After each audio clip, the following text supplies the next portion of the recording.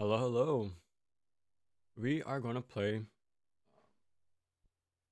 Ninja Dog. So let's see how that goes. Hey, what's up, future hopes? Welcome, welcome. Okay, here we go. Again, we're on original hardware. 1 second.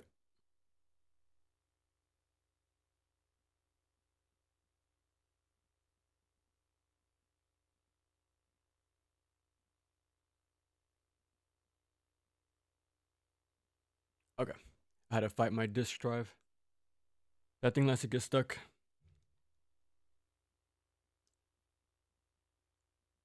Okay.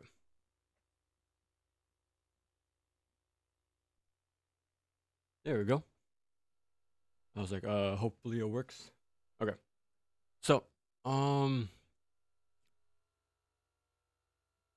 okay, so here we go. I got this stuff ready for us. So to unlock Ninja Dog, you must die 3 times in the first chapter.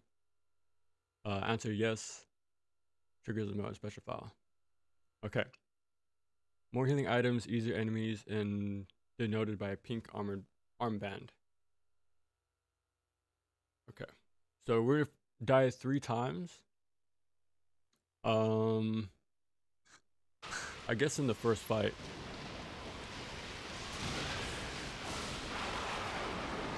So yeah, more items, easier combat, take less damage, enemies are weaker.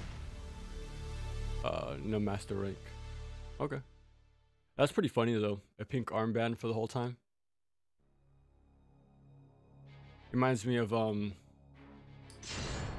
uh that one thing going around with that's probably hard. Probably normal. Should be fine. We actually get a different costume, I think, as well on Ninja Dog. I don't think we ever leave the trainee outfit, so okay. But yeah, having that pink ribbon sort of reminds me of the chicken helmet in MGS5, I want to say. The load times are actually pretty quick. This is on original hardware, and that was pretty damn fast.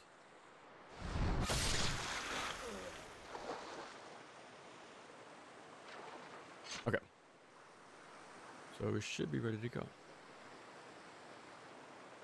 This is original Xbox chat, like early 2000s Xbox. Okay, so we're just gonna die 3 times. And then go from there.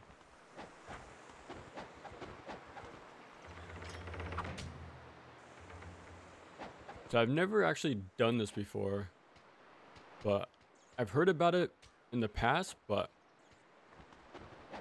I actually want to see for myself how much it changes the game. Either way, it's gonna be our last playthrough for a long time.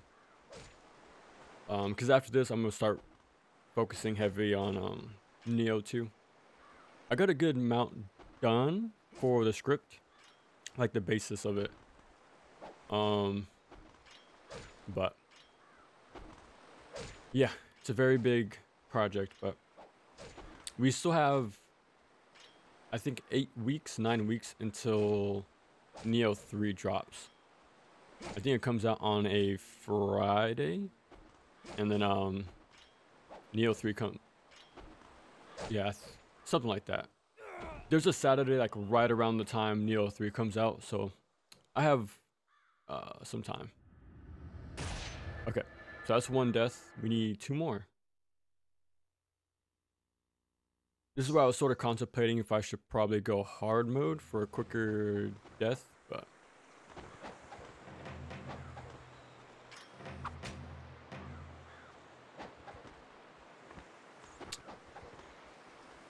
well, if I don't keep falling off. Okay.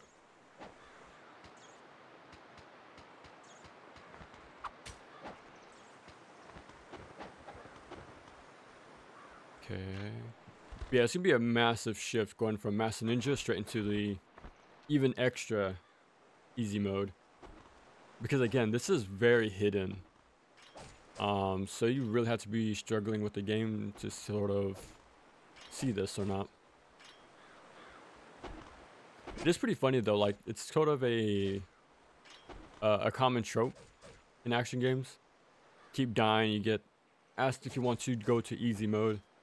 I know God of War 1 has it, DMC for sure 1 has it.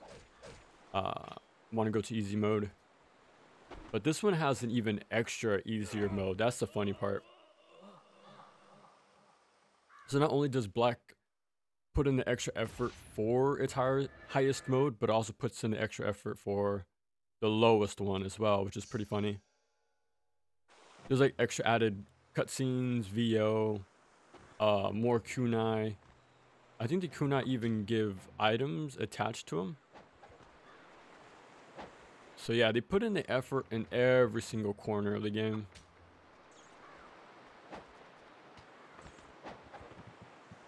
Yeah, this is a nice way to round off our little 5K special.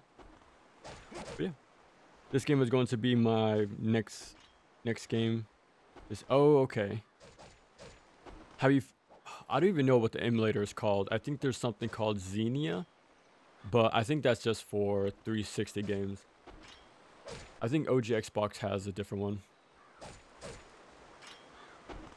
Okay, so this should be the third and final death to unlock Ninja Dog. Hopefully, anyways. Like, I've never actually tested this out before.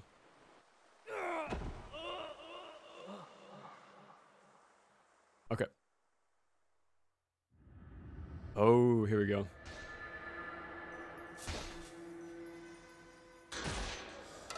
Understood.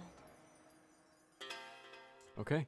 We should get a unique cutscene. Master Ryu, or should I say, young ninja Ryu Hayabusa. It seems I have greatly overestimated you. Oh well, we have no choice but to proceed. I will support you in every way that I can. Don't be overconfident. Just do what I say, and perform your duties as competently as you can. You must complete your task without fail.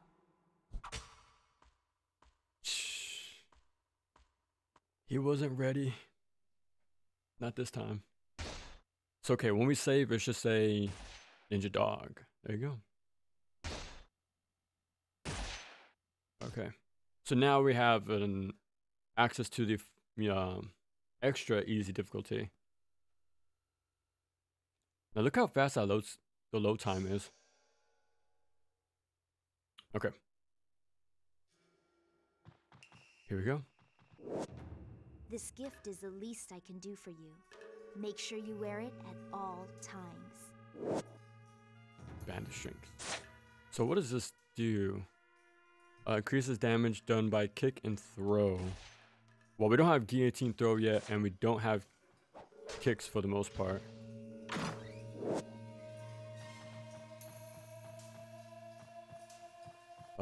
Can I go back and pick up the items?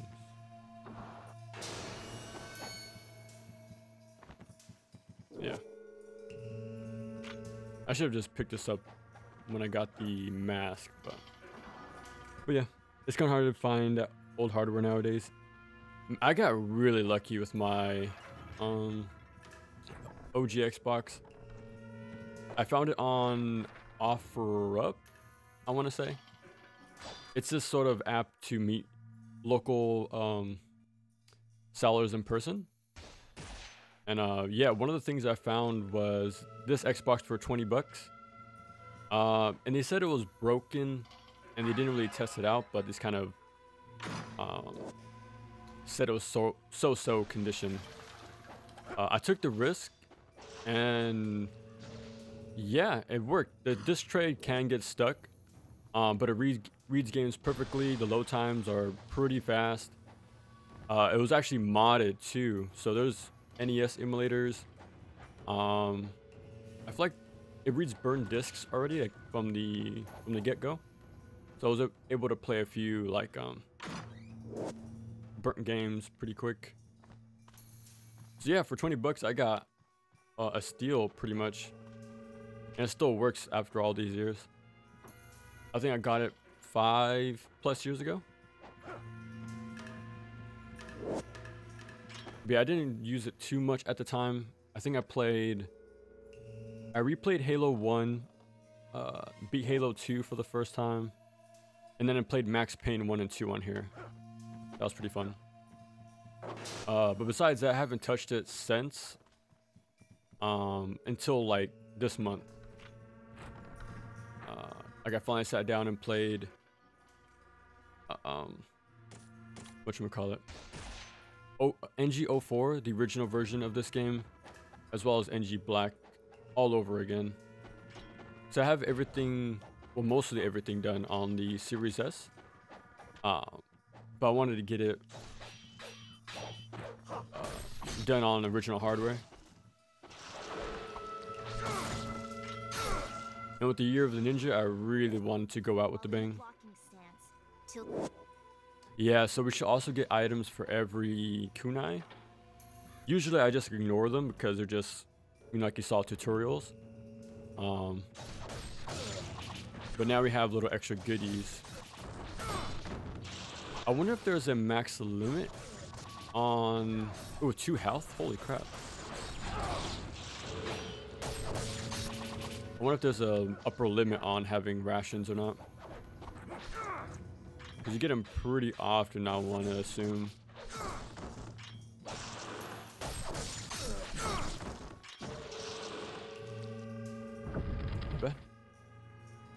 Do you want to find original hardware or no? Or you're pretty fine with just emulators for now?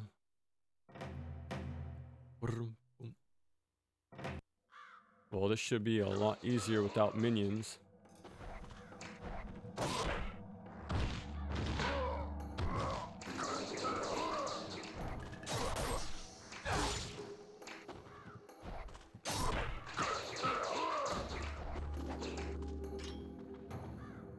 I don't have other weapons, no? No.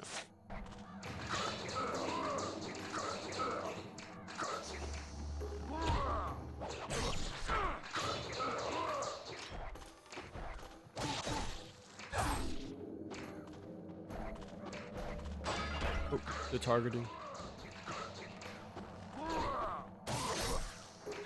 Nice. I should be able to pick that up still, even though I broke it. Alright, first mission done. Like the description says, we can no longer unlock Master Ninja rank, so... Ninja Dog. I wonder if that's going to be fixed for the whole playthrough. Like usually, I think Greater Ninja is the second highest rank. But maybe they lock us to Ninja Dog the entire time.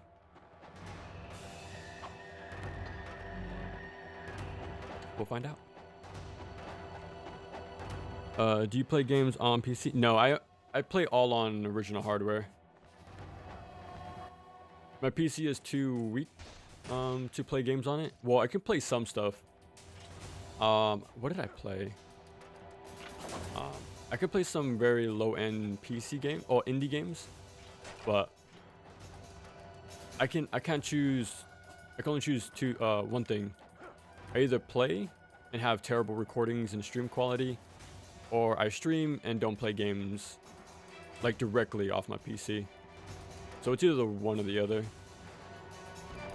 But like for me, I have all the consoles that I need and modded pretty much, so I can play a good amount of games I need to.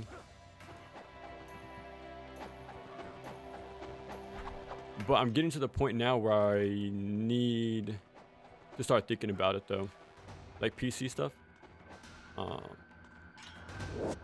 this give me anything?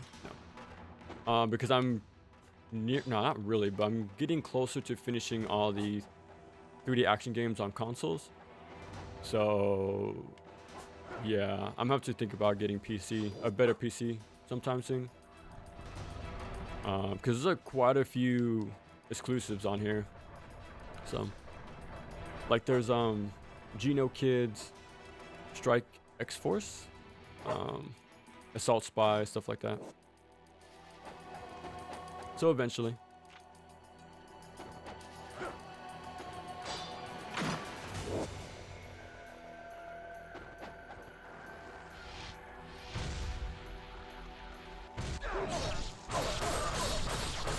Get some easy money. Wow. The third guy wasn't even hit that much, but I guess they really do have little health in this version. Wellness difficulty. Yeah, he's already dead.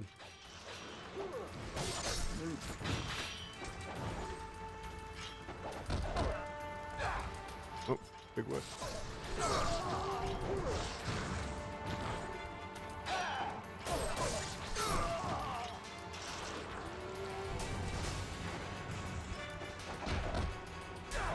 Yeah, simple XYY seems to instant kill already.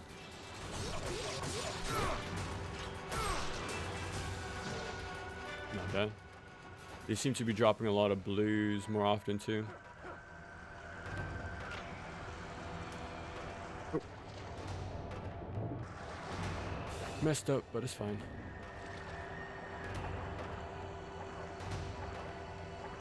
There we go.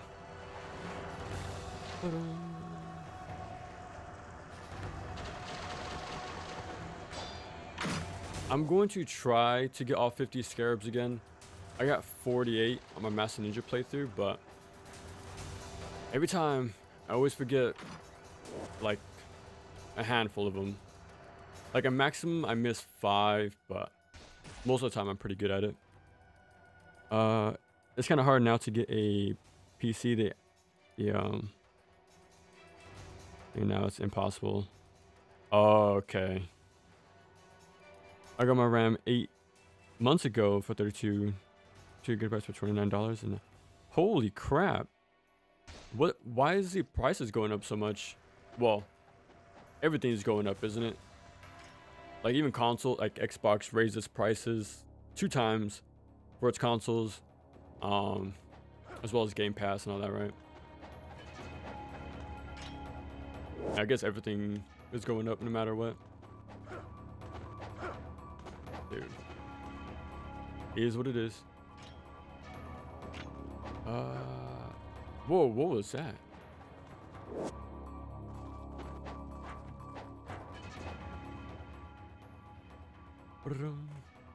Now, if game prices weren't so big either, for these more older consoles, that would probably be worth going for the original stuff, but yeah. You're gonna get price out pretty often, sadly. Like you have to really like the game to put in the effort to get like the physical versions and stuff. Okay. Oh, I have. Okay, never mind. I thought it was 5,000 for Inferno for a second. But we're fine. Wait, does Murmasa tell me anything for Player Ninja Dog? No, okay.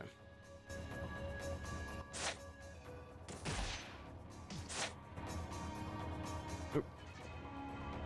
Grab all the items. Okay.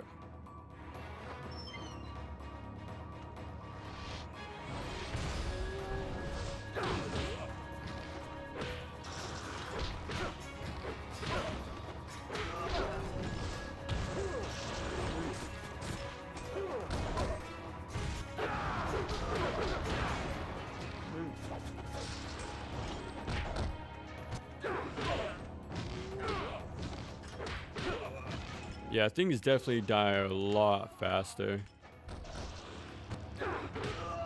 Now, I want to see the difference with boss health, though. I think that would be the big obvious change. Okay.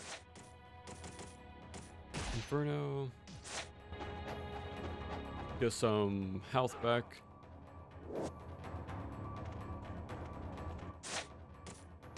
There we go. I always forget which one is which, but I think it might be this one. Nope. Wrong both times.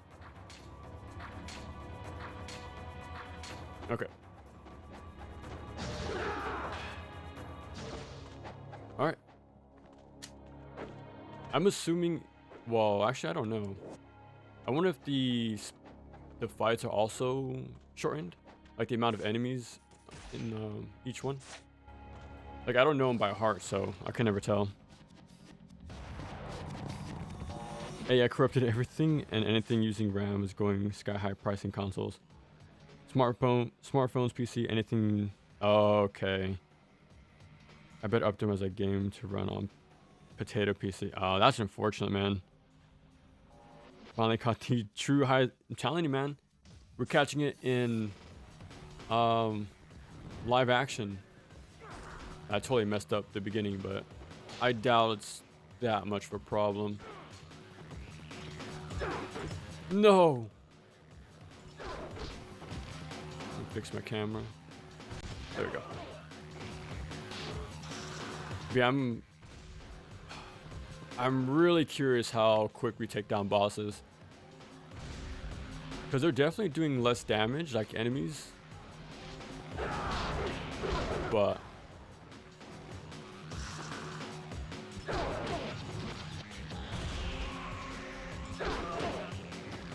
turn this on. Oh, wow. I feel like that's lower than usual.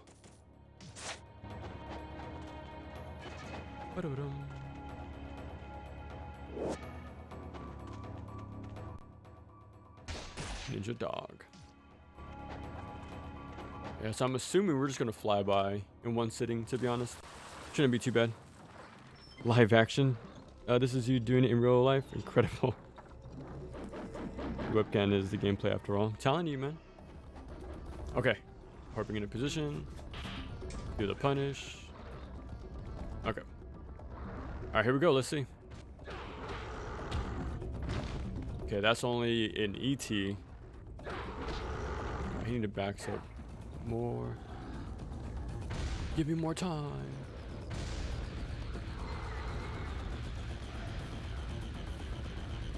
There we go. That's like what? Almost a fifth for a single UT?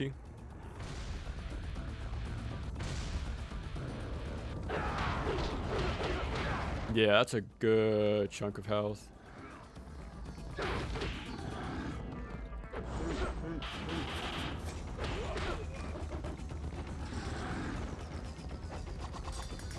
Oh wow, blue. They're definitely more generous with the blues and reds, I feel like.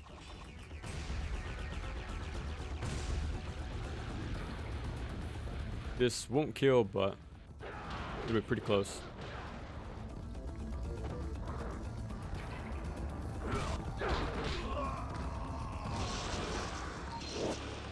Counter.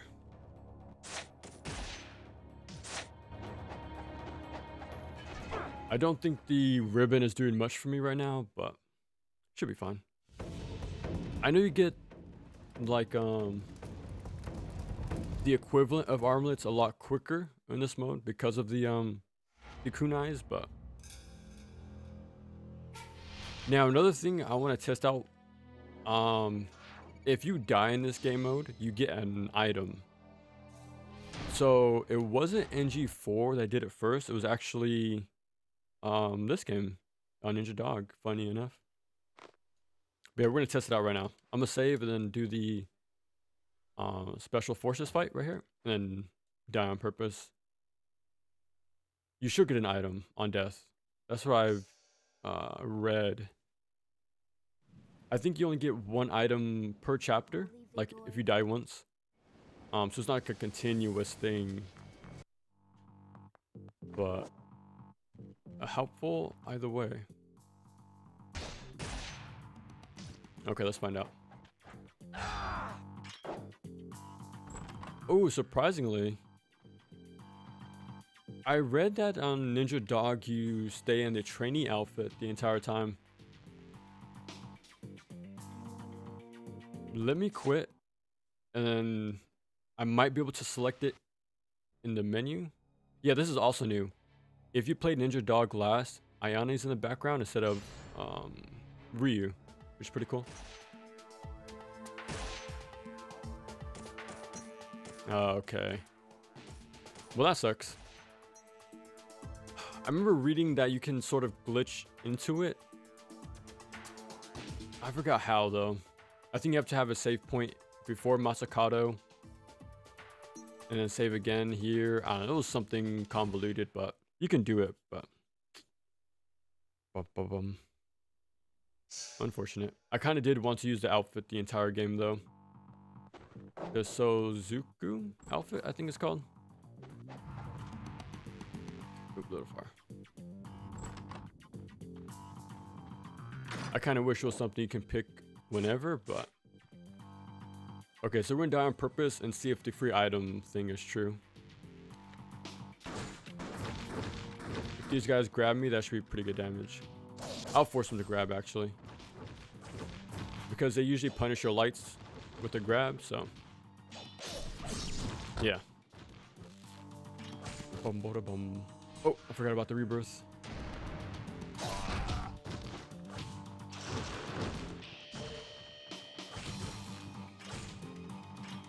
Grab. Maybe if I block.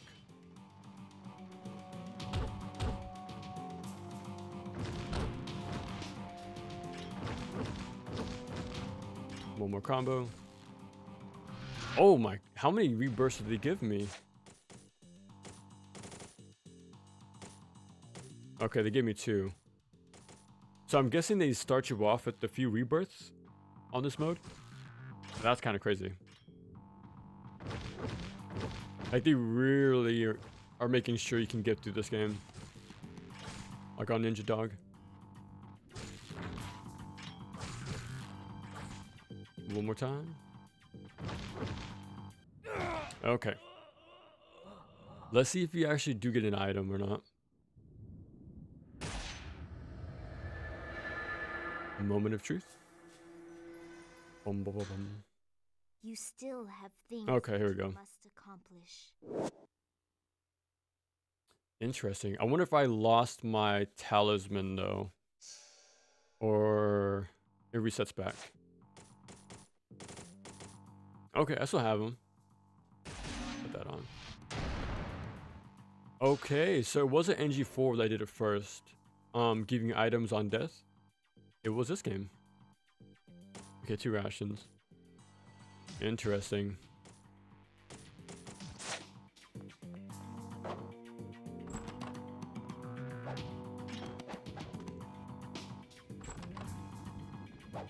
Oop.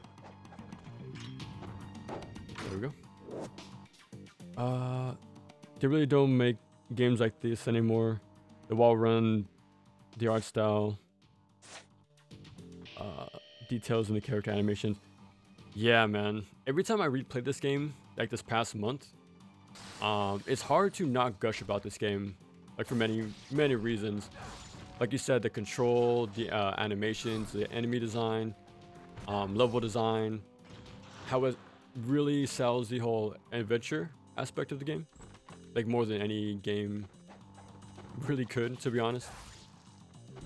And the amount of content it has, actually making a good higher difficulty, even a lower one apparently, because this has a lot of effort put into it.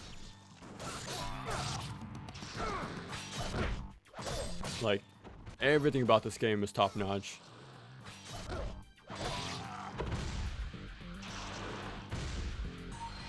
Oh, yeah, I want to say there's less enemies per fight.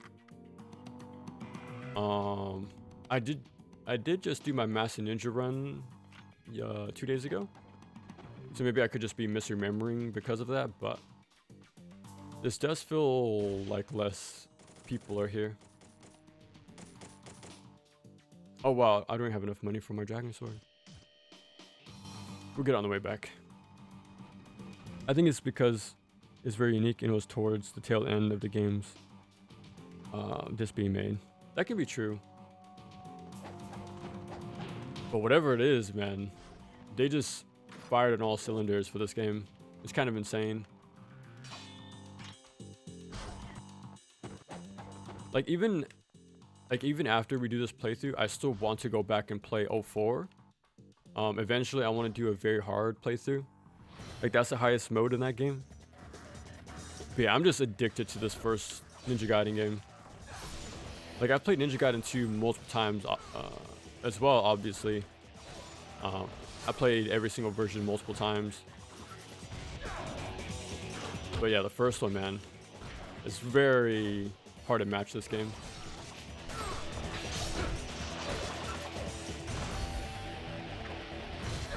I need the extra money.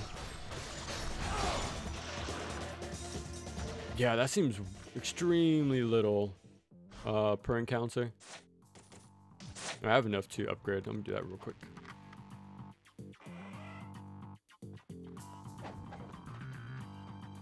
But yeah, I have to fight my addiction of playing this game and start focusing on Neo. So you might see a few streams of that from time to time, but I'm gonna focus on the script part first, like getting the major outline done first. All on time though, all on time. We have 2 months, maybe 2 months and 1 week, but we should be able to get it done before 3. Okay. Also the area in which Japanese games were not very respected. Games like it in the West, those still locked down on. Okay, that's always found that so weird. Like I remember watching gaming media at the time, but I've never got that impression. I never seen like any sort of like ill will to Japanese games. I was young, so maybe I didn't pick up on it, but I don't know. Even back then, like when I will see very different games, I actually wouldn't be turned off from them. Like I still remember seeing like Disgaea for the first time, or Tales of Grace's F, Resonance of Fate, like very different games at the time, right? This was like what, early 2010. Like seeing those games for the first time, I wasn't like turned off from them or anything. I thought they were pretty cool looking. And at that time, I was still playing my Western games. Like I was playing a lot of like Crisis or Infamous, stuff like that. Like the popular Western games. But I don't know. I always found it sad to hear that there was such a negative stigma around Japanese games, but yeah. But once I did start playing non-Western games, I quickly found out how they were not as good as Japanese games, to be honest. Like they're far from these games.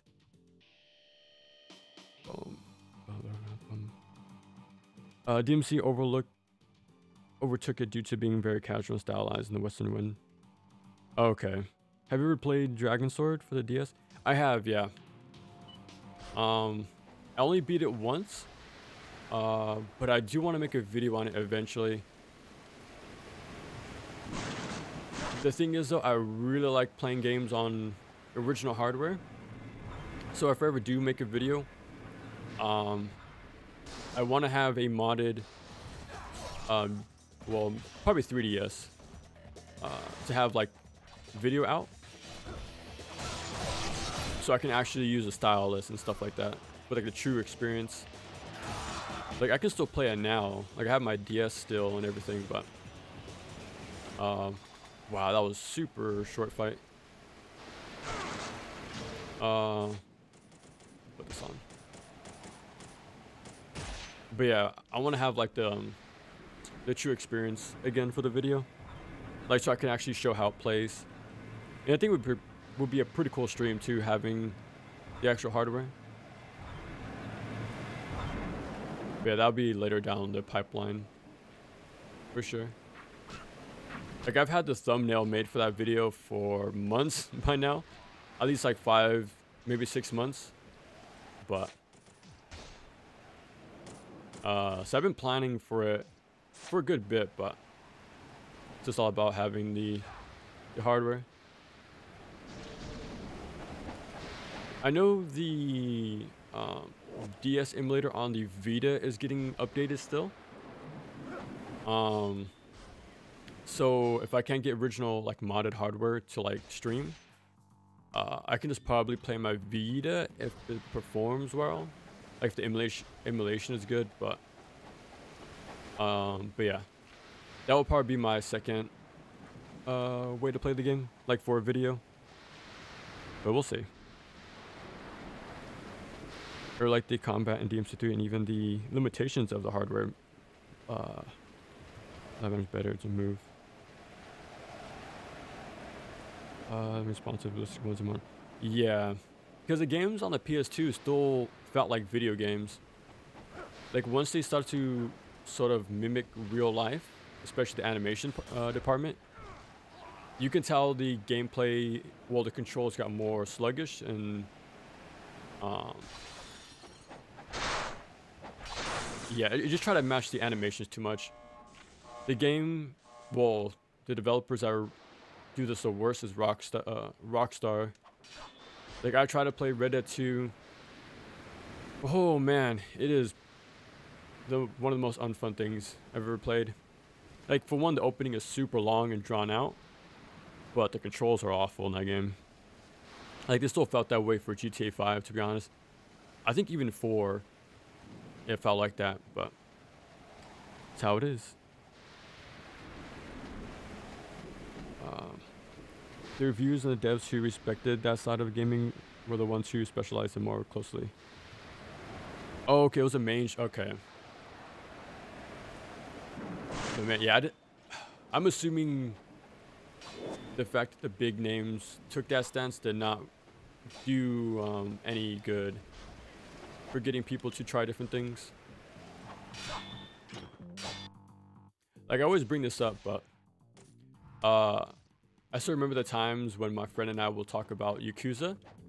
Like this was when like 5 was barely being announced, and like we were wonder if like will it even be localized or will it just be locked away like from the West in general. But like it is cool to finally have these franchises get some recognition for once. Like now they're releasing day and day all over the world, which is kind of insane. Like they become that big over time. But so yeah, they eventually got there, which is good. But like these more niche series, it just took extra time.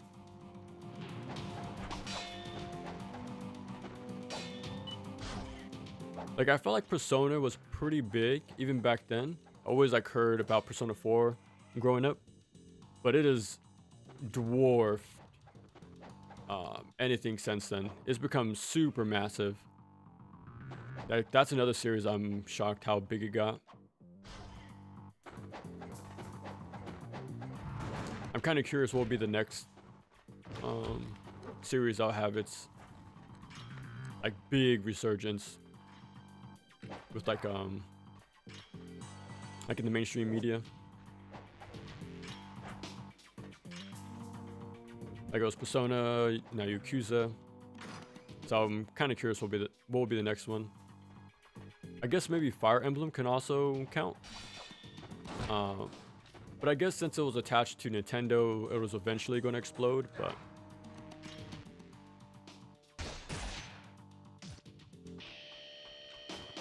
always like that little rift there. Okay. Boom, boom, boom, boom.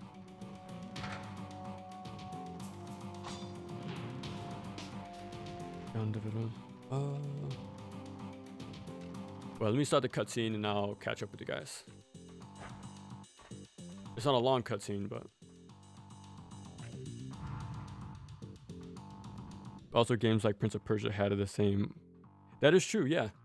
It also had a very similar touches as the first Ninja Gaiden, I'll say. The adventure aspect, the sort of unique look to it, the using acrobatics in combat, the adventure aspects. I think I already said that, but that's a really good game, the first one.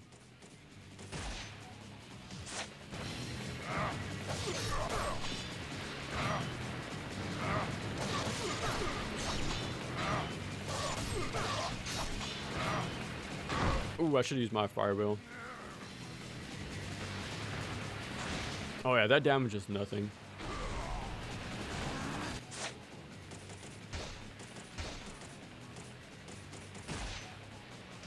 Chain iframes. Mess up his aim. Okay.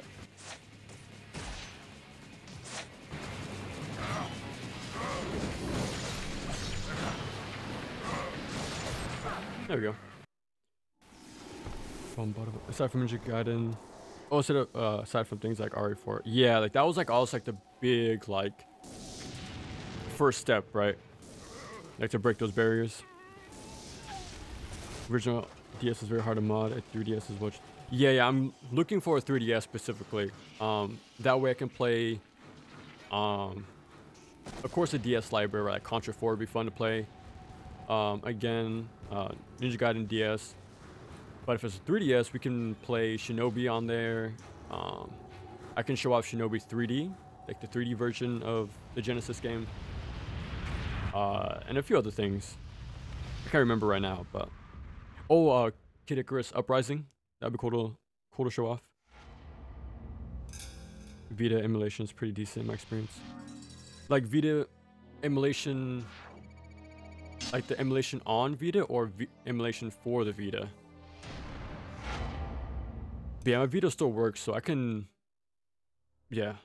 So if the DS emulation on the Vita gets more well developed, that'll be my go-to route. So I try to look up pre-made or pre-modded 3DSs, and they've also shot up in price, so it'll be a long time until then. So I pick one up. I think the attempts to mimic animations in real life was due to establishing get close, and that's a problem, right? Video games shouldn't be real life simulators. I know they have their appeal, but video games should be video games. Like they're an interactive medium, so you should get a little wacky with it. Like it would be very strange if this game decides to go the more realistic route, but I want to say it's more like the Western side of video games that go for that sort of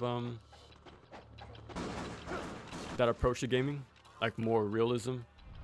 Like it was really bummy to see Naughty Dog go that way. Well, even Sucker Punch as well. Like both of them would make, you know, those very colorful action platformers. But yeah, at least like Ghost of Tsushima kept like the colors at the very least. But yeah, it still has that modern, whatchamacallit, PlayStation feel to it, you know, being over realistic. Well, even the newer God of Wars, same problem. Well, I see as a problem. I think they're far less interesting compared to the stuff on PS2 and PS3, because they went the more like cinematic, realistic like route with those games. You can't really say it was a bad decision because it seemed like they exploded in popularity, but I wonder if that was because of the more like the shift it took, or it's because gaming was already bigger at that time, like compared to how it was on the PS2, but who knows. And it kind of sucks people can't really experience the PS2 games anymore, like not as easily anyways. Like, I don't even think they're ported on the PS4. I know 3 was, so you can at least play that on backwards compatibility, but besides that, When in doubt, yeah, check this out. look to the color blue for the path. So even this game was using, I bring this up multiple times, but this game would use colors to give you hints of where to go. Like right there, there's blue there. It's, if you look out for it, it's littered all over the place. So I'm wondering, I think it's just the color yellow is not a good choice. I think if the what's the word? What's what I'm looking for? Yeah, instead of games using yellow, how we see it now, if they use blue, I think it'll be more natural looking, in my opinion. I feel like it'll probably be more easier to sort of believe it, because yellow is a very harsh color. Like, it really stands out, and for the wrong reasons instead of more helpful, sort of subtle guide. But yeah, yellow is very strong color. A little too strong, probably.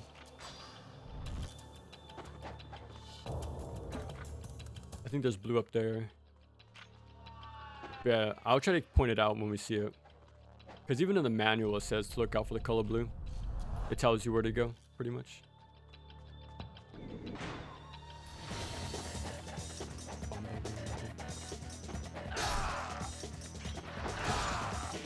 I got really lucky with those. Double decap.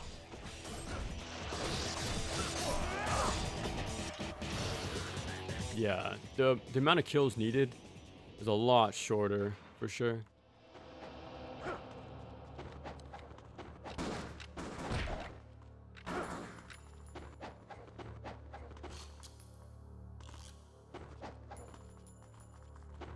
There we go.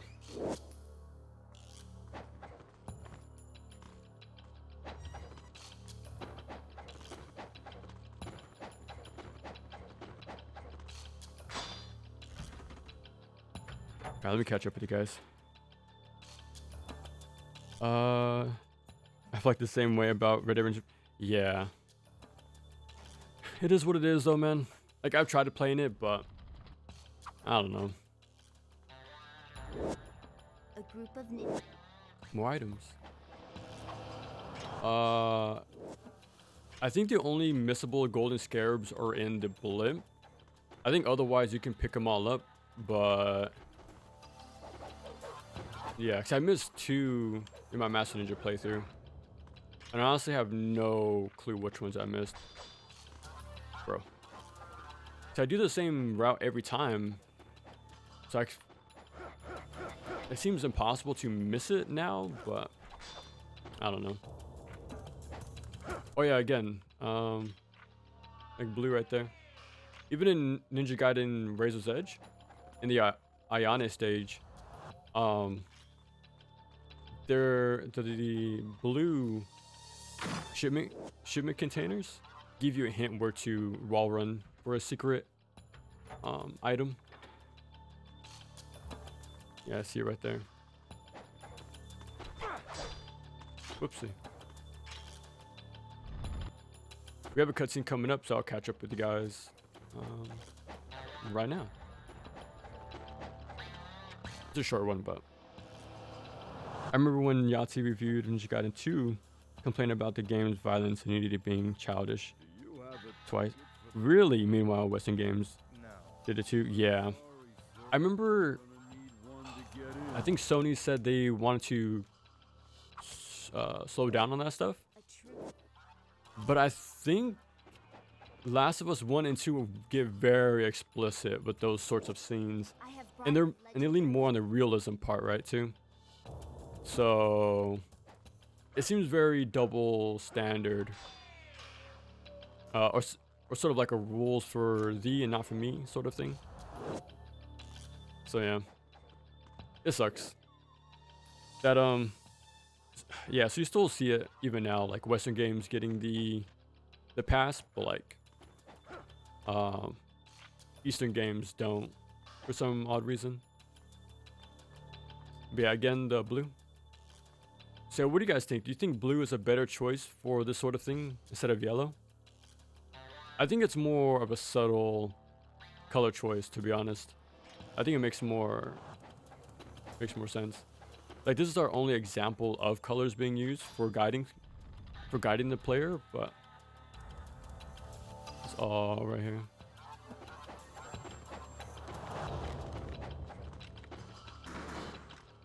Like, I'm trying to think what other games did before, like, the past 5 years using a lot of yellow, but boom.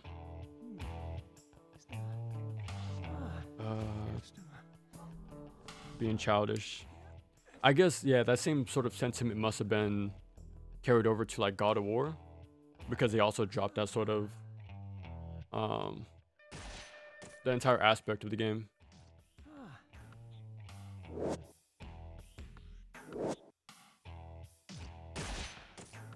There shouldn't be much for me to pick up. Oh, here we go. Definitely need my better punish. Okay, we have a long cutscene coming up, so I'll catch up right now.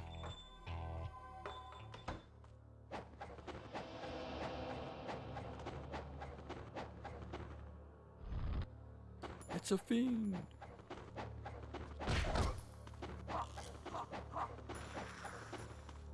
Okay. I could never get into it, but I was kind of over Rockstar Games at that point. Yeah, same here. Fantastic game, but I really need mods to fix the movement. I'm sure it has its appeal, like, I don't know. It's really hard for me to see it. So I remember spending like 30 minutes on horseback, and I was very out of it, to put it lightly. The same feeling I had playing that game was the same feeling I had playing God of War Ragnarok, and Ghost of Tsushima. Ragnarok and Tsushima have these, what's the word I'm looking for? I'm Rachel. Just super long, unskippable cutscenes. So Like a lot of dull moments, and the same thing You don't see them much. was true for Red Dead 2. It's hard to believe they were I remember liking the first game a lot, but human. I don't remember if it was that bad with its downtime, or my tolerance has sort of changed for that sort of stuff. Platinum games know the realistic animations will break the action combat. Greater fiend named Oku. They use their custom engine to make the combat as responsive as possible. Oh, in your own game. Oh, nice. Yeah, video games should try to be video games, man. It'll be more fun that way. Stories, missions are amazing. Oh, one of the most worst design, overly restrictive open world gameplay and story missions are complete. Open world gameplay. Okay. The OG Xbox is still, yeah, man. This game is super timeless. You can say that with a lot of OG Xbox games, right? Like I bought DOA 2 Ultimate and 3 along with 4 on the Series S. But yeah, the visuals look pretty amazing still for DOA. Both on the Vita and okay. Game design ultimately. Yeah, that's the thing that's always true. Like, it's always comes down to execution. I always say that. But I'm still waiting for a good example of realistic graphics having the feel of an actual game. Like, that's what I'm waiting for. I haven't played much of Returnal, but I feel like that's the game that I'm looking for. Like, I want one good example where they do realism and good gameplay well. Usually it's one or the other. Good gameplay or high fidelity, like realism. You can't get both, it seems. We were most divisive and open.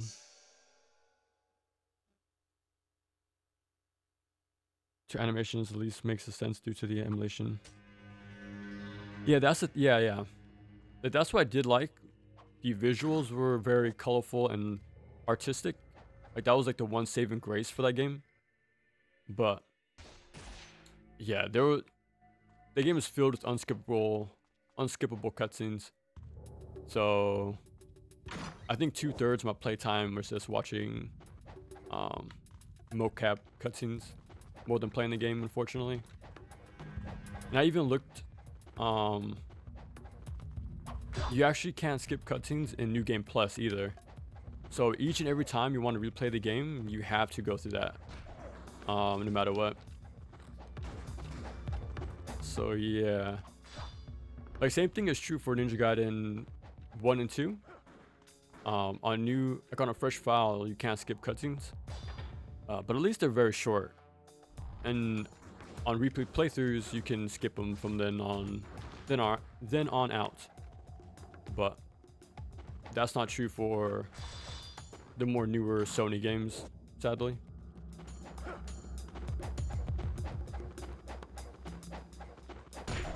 Moat Road.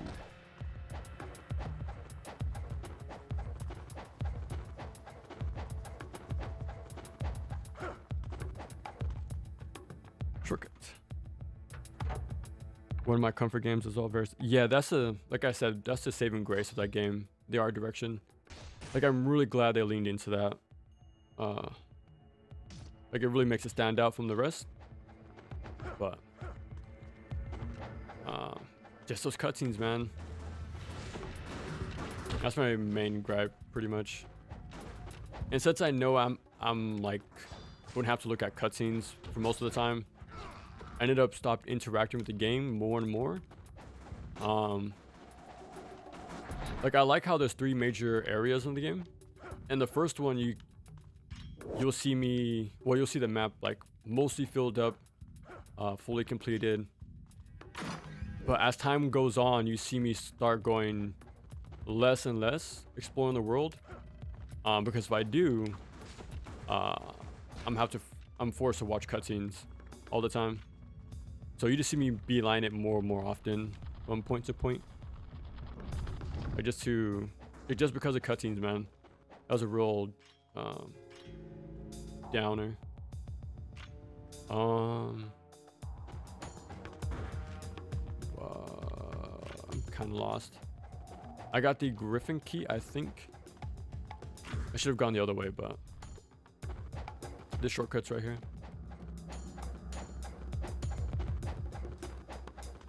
Really weird. Sigma removed this little shortcut, but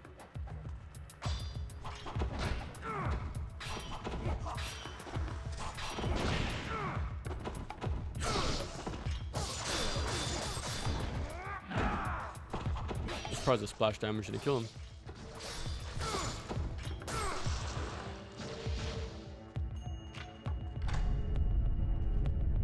There we go. Just me went the route due to they wanted to make something like Kurosawa. Yeah, they definitely got that feeling in some parts. Like I was really hyped in the initial like teaser or like the combat teaser, but it's everything else that's blocking you from experiencing the actual gameplay. Like I would like to have like an interactable Kurosawa movie, you know, but an actual game. Like if it's a game, I want to be interacting with mechanics in the world on my own terms. If I'm going to be locked down into cutscenes the entire time, I'll just watch a Kurosawa film. Like that would be a way better experience than the Ghost of Tsushima story. Like at least I know what I'm getting into. But if I want to play a game, I want something interactable, pretty much.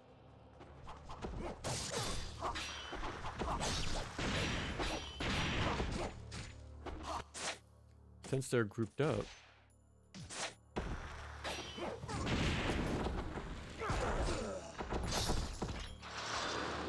Okay.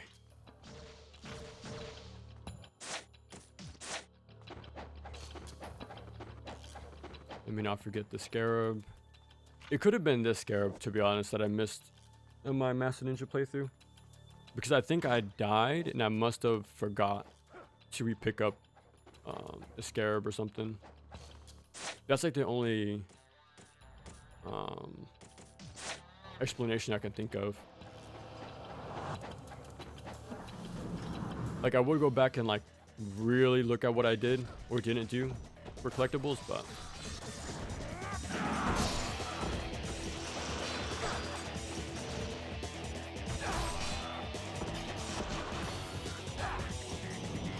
yeah, super short in comparison.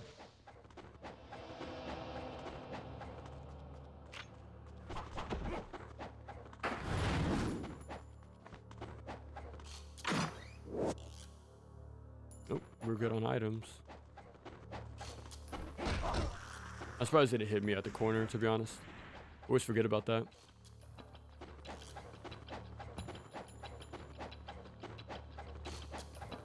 Okay, killed the three guys, and we have a short little cutscene. So I'll catch up with you guys. Okay, that should be good. Yellow's not a good choice, but in that case, blue was using away. Yeah, that's the thing they need to aim for. Something more subtle. If it's too... Yellow's just too, like, bold, to be honest. Like, I know it's meant to draw the eye of the player, but... Hey, it needs to be done more... with more grace, pretty much. I feel like yellow's too... just too much. Too on the nose, pretty much. I think that's what it is. It's too obvious.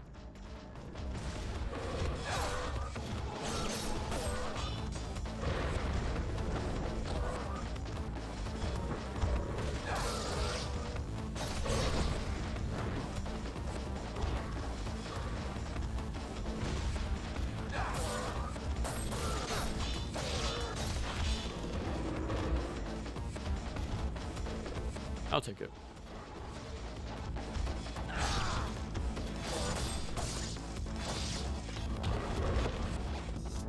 I'm kind of surprised they're not dying earlier, but...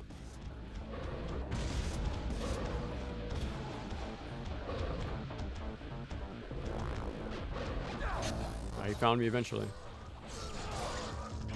Hey, I'm surprised I didn't kill him. The UT. Yellow could work in, if implemented correctly. Example, Valve uses yellow lighting. Yeah, that's another good example, yeah. If it's like a single light bulb like hovering above it. My strength I just played a game that did that. I can't remember which one. curse in my blood. Are you It'd be like in Dark Souls in Blighttown, you'll see candles by like ladders, right?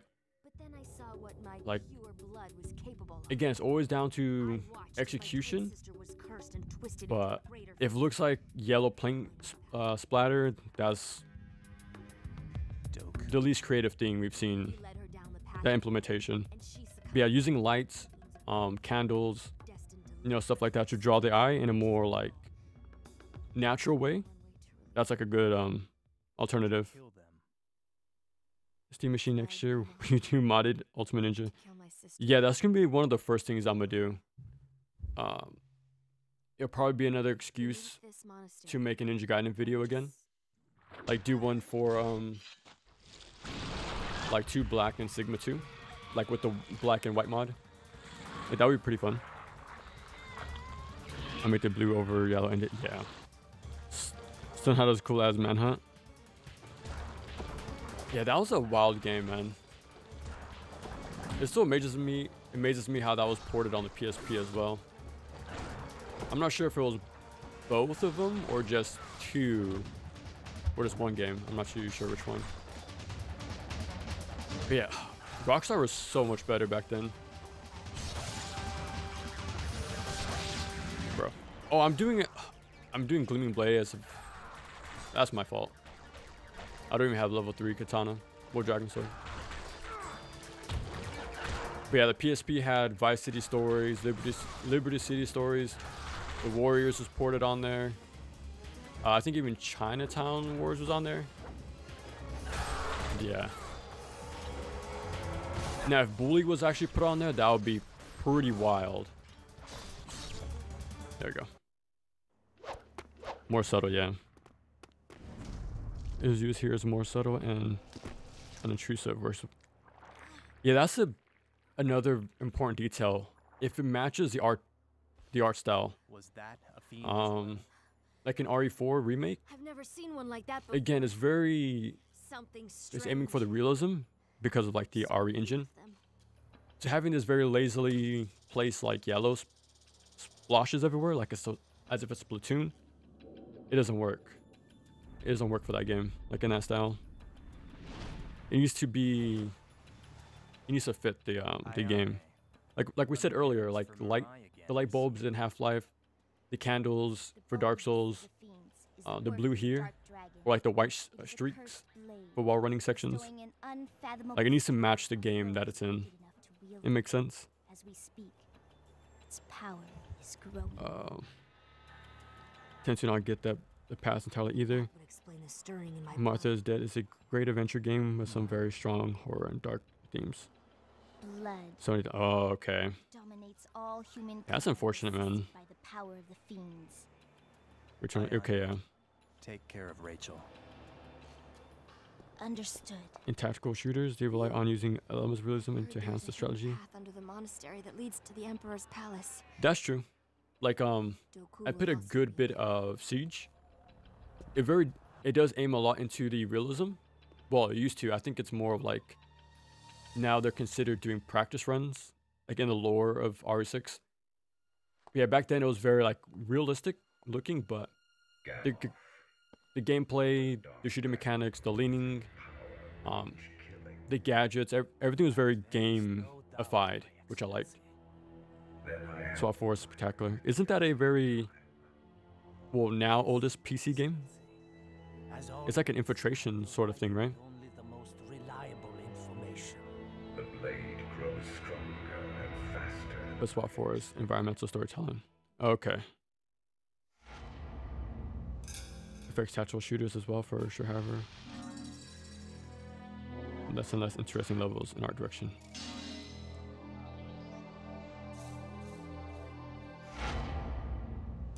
Realism in the gameplay can work here, but a lot of modern examples in this game. Yeah, that's why I always say, I'm a broken record, but I always say execution is the main difference for anything.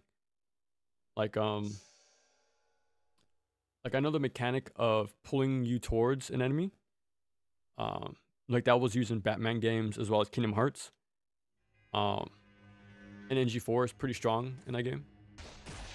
But if it's designed with that in mind, having this sort of immediate connection with the enemies, it can work. I think it works perfectly in the Arkham games, especially. Because there's enemies that'll stop your mashing with the shields, or there's enemies that are electrified. So you have to know who's on the field, but also know who to manage, prioritize. Like the beat 'em up, or like, you know, any good action game, fundamentals are all there.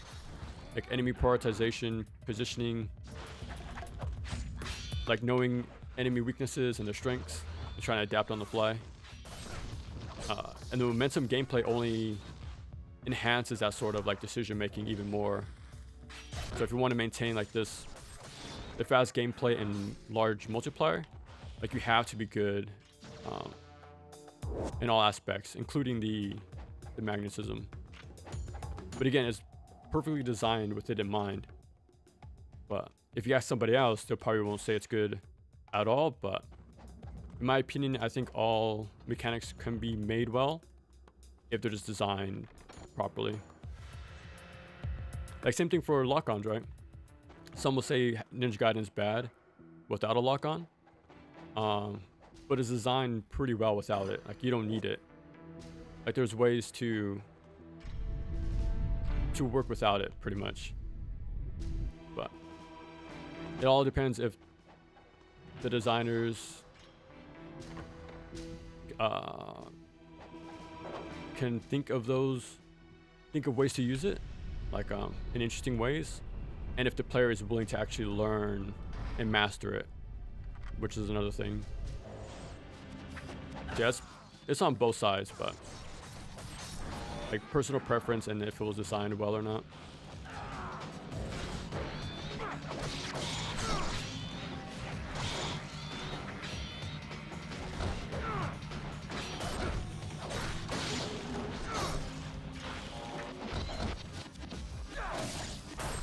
ultimate technique.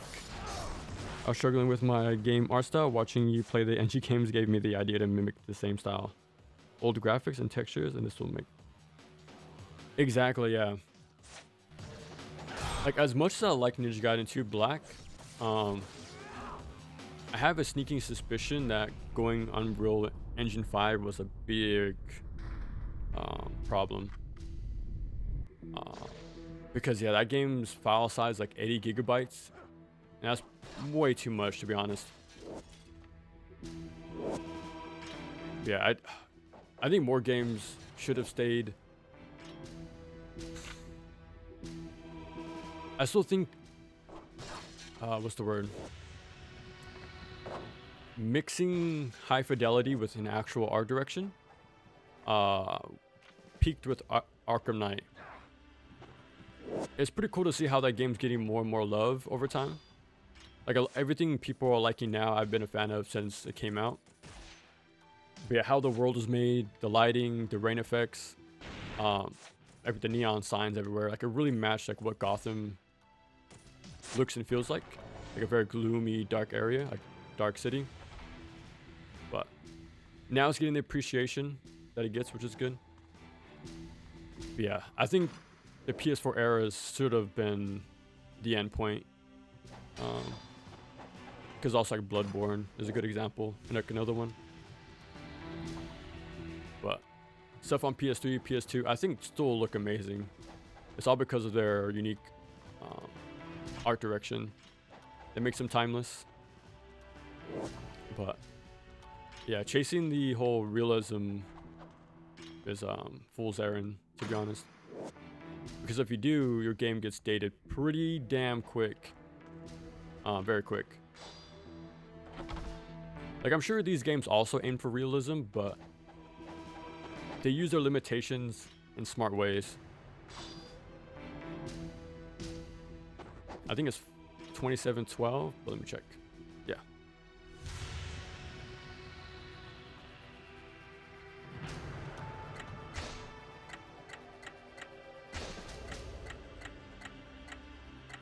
Oh no. One more time.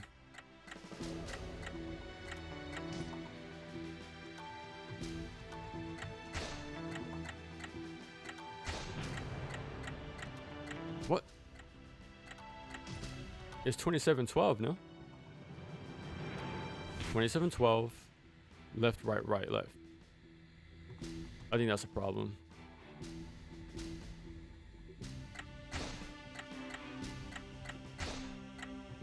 Yeah, I kept going left, right, left.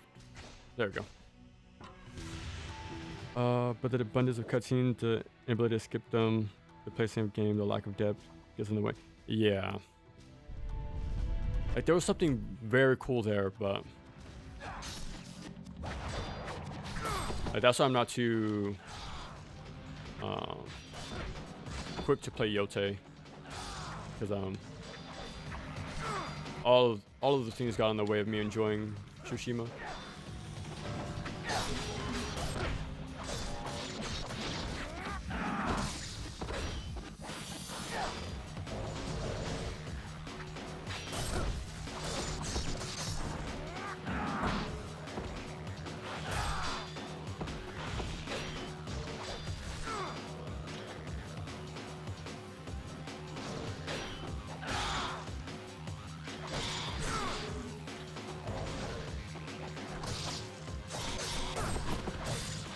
I kind of wish I redid the monks in my video. Doing Rin Run is pretty good. Like, this attack is pretty good. Even Lunar X into Y is really good. Doing forward Y is really good as well. I think I went a little too overcomplicated it with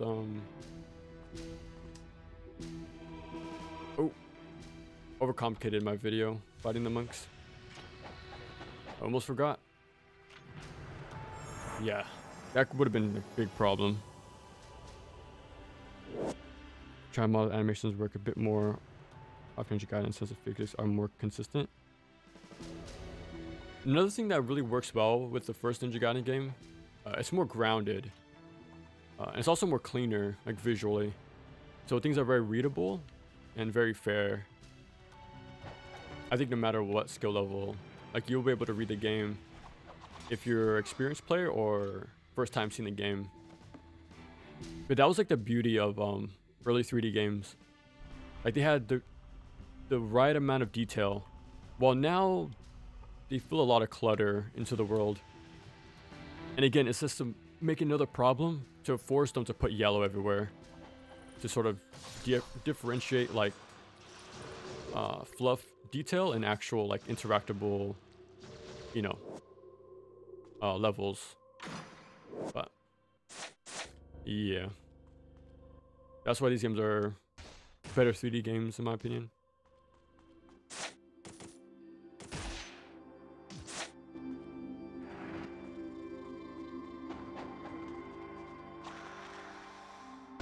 Oh. Off we go. There was almost a time when I put this part into the video and put Crash Bandicoot music on it.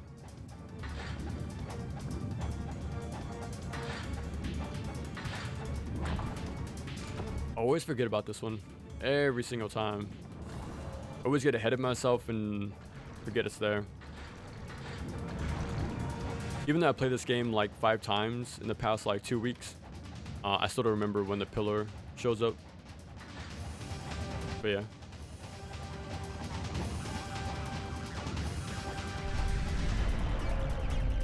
I'll catch up right now.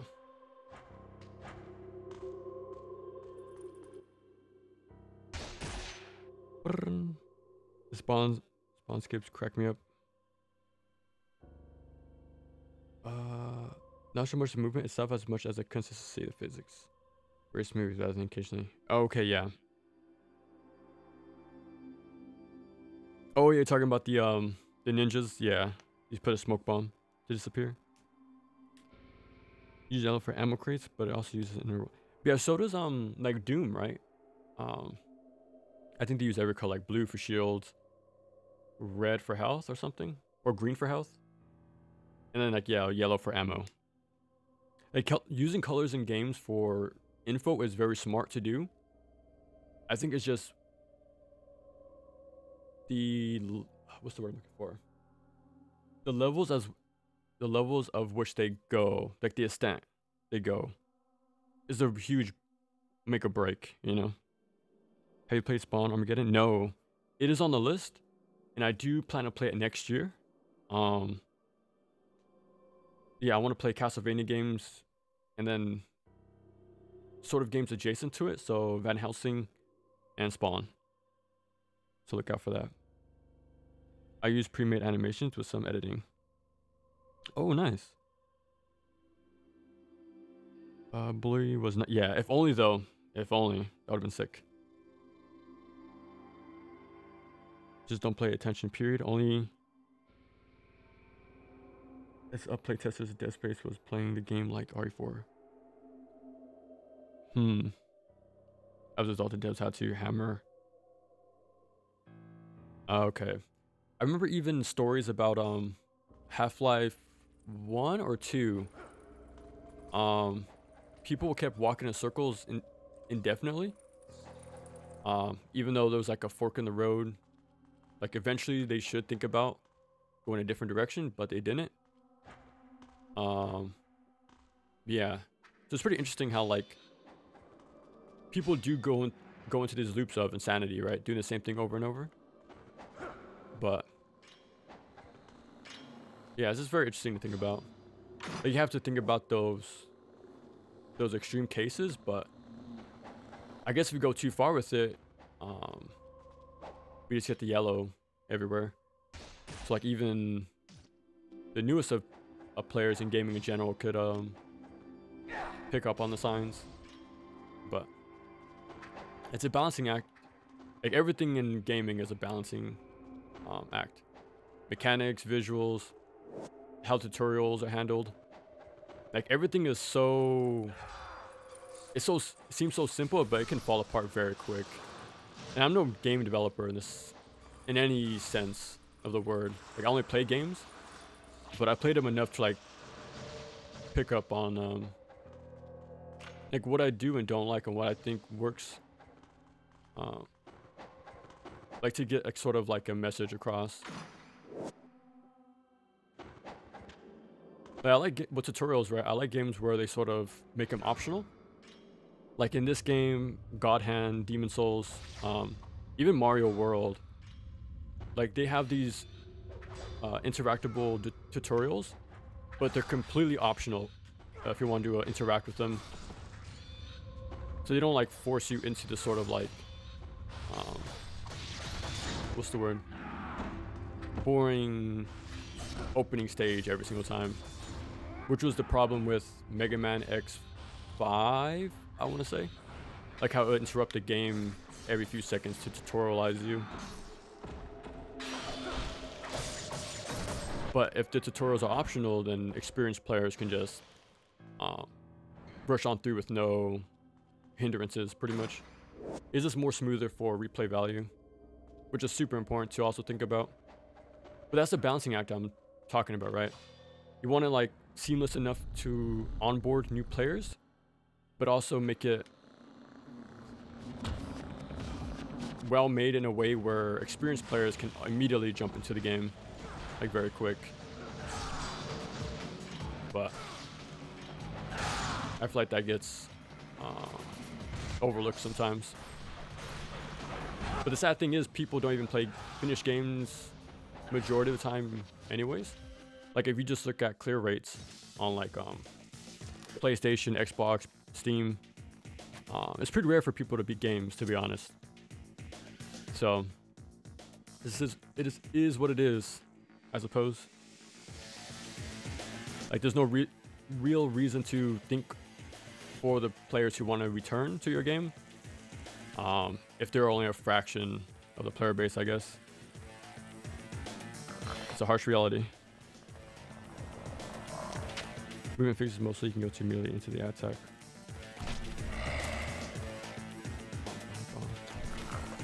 Very evident to the first hour literally repeats that you have to do that. Oh, okay.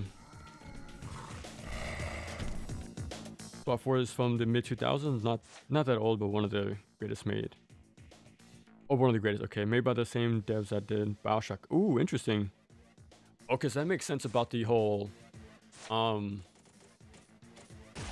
environmental storytelling, because BioShock did that really well too. Potency, there we go.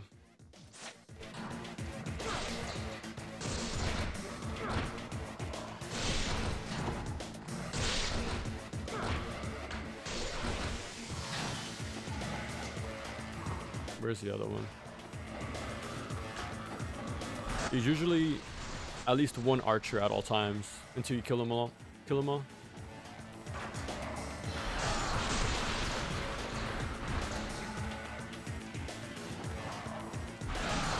Yeah, all this sort of stuff I'm already like, I mentioned a few times, but when I covered all, if not most, action games I can come across, I plan to make a video talking about everything from like tutorials, level design, enemy designs, progression,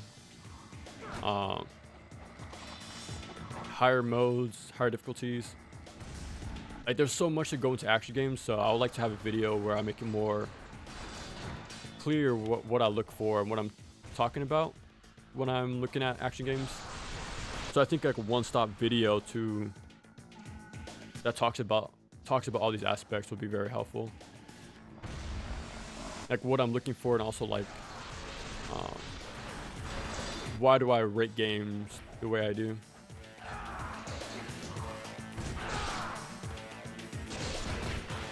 Might be the last one.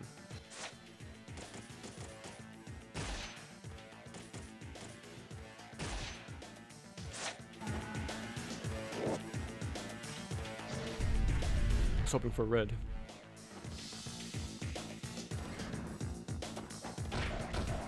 But that's gonna be like a late game sort of video. It'll be a long time before we like cover most games. I think we have 40 maybe. But yeah, I was actually looking at that today. I was editing my tier list, like adding more games to it, using more better pictures for certain games. But yeah, we pretty much covered a lot of them, especially like the heavy hitters. It's so weird to think about, because I've held off from looking at them for so long, especially when I was newer to the YouTube stuff. Like I want to do the games justice, and I felt like jumping into them straight away would have been neither helpful for the overall like cataloging of those games, or for me. So I just kept it more slower pace with more unknown games to start with. But now I feel like we're at a point where we can do those larger games. Because yeah, last year we did what? God Hand, I think, to finish off the year of 2024. All year this year was Ninja Gaiden Trilogy, NG4 as well, and then Neo 2. So yeah, we're covering the big titles, man, and they seem to have been well received. Like I had Godfather Dictator comments on my Ninja Gaiden Black video, and he gave it props, and that was like very like what's the word, relieving to read, to be honest. Like these are my favorite games, so like I want to like really show them in the best light and give info that's like sort of evergreen,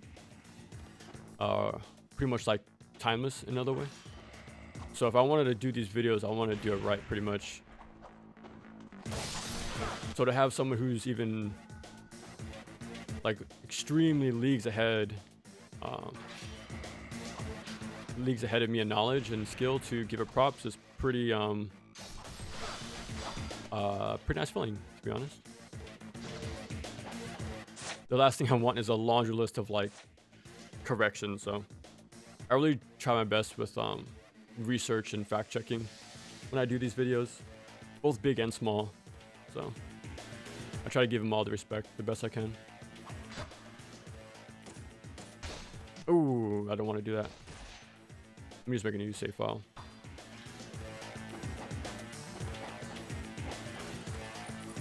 Alright, let me catch up with you guys. Sorry, I'm trying to cut some of the ideas and finish. Okay. That seems like that's a common story for a lot of projects, no matter how big or small. Scope creep. Because I have an idea in my head as well. I think we all do. Of the fantasy game we want to make, right? But yeah, my imaginary project has also gotten more. It's all like on paper in my head, nothing tangible, but it's also grown in what's the word? I guess scope. I'll try to find a different word, but gonna do some ninja things. Well, thanks for stopping by, Gorix. Probably missed your message, but thanks for stopping by. The drink tends to work better than platinum design. Different movement styles. I think Darksiders 2 was the main game that taught me the problem of lock-on. Lock-on exists mostly for single enemies and bosses. You have to use it always. Yeah, it's a mix of like designing it well and as well as players being willing to learn, right? So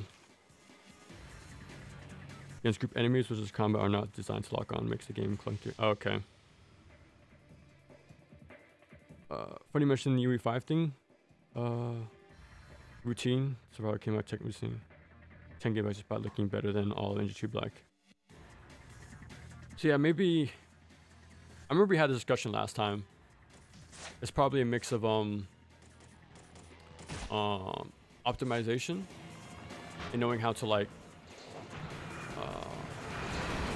what's the word I'm looking for? Condense your files. But yeah, I'm assuming Ninja Gaiden 2 Black has a lot of like 4K textures and videos, so I'm sure that's not helping maintain like a reasonable file size, to be honest. Ooh, I jumped a little too early.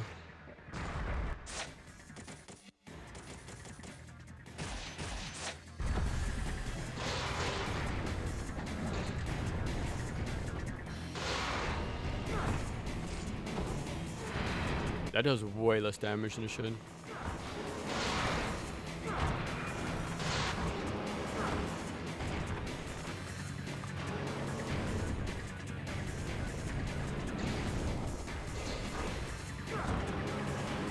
Ooh.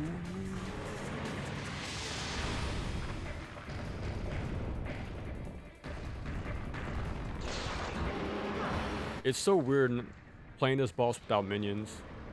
Well, that's most bosses at this point. I think it was a smart design. Well, they smartly implemented minions into these boss fights. Optimizer bones, relevant specs. Oh, okay. 13-year dev cycle paid off. Dude. That's amazing, man.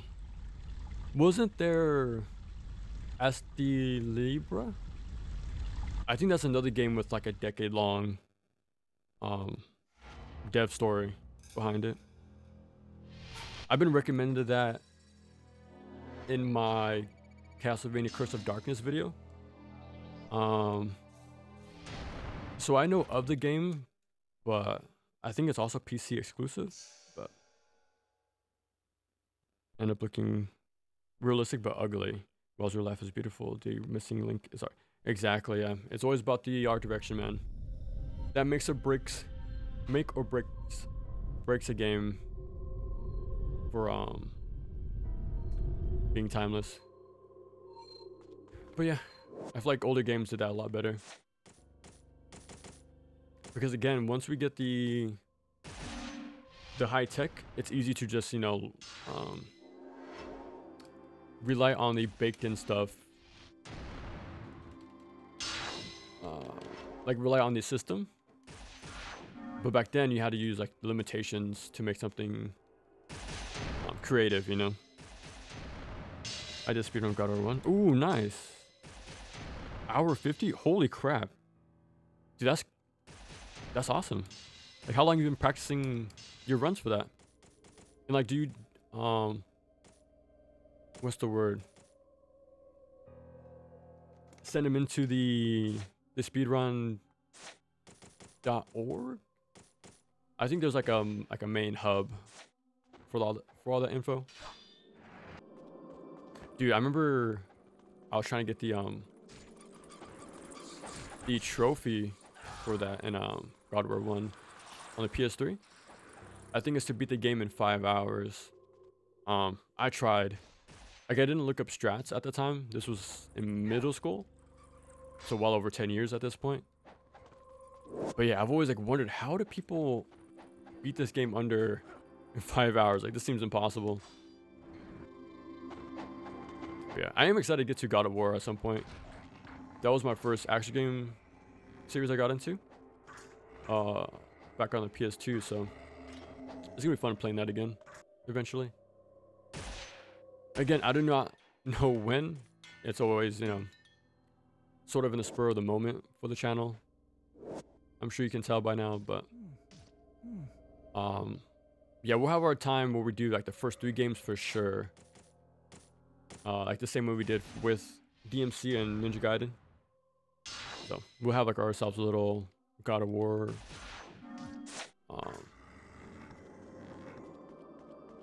theme. I was holding out for the rumored God of War collection. This was a thing for like over a year now, but yeah, it never came out. Even on the anniversary, I was hoping for something will drop, but yeah, there's nothing, unfortunately.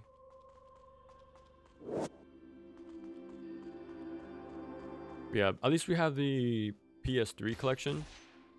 I know that's like unavailable to most players, which sucks, but I still have my working PS3 to play those games.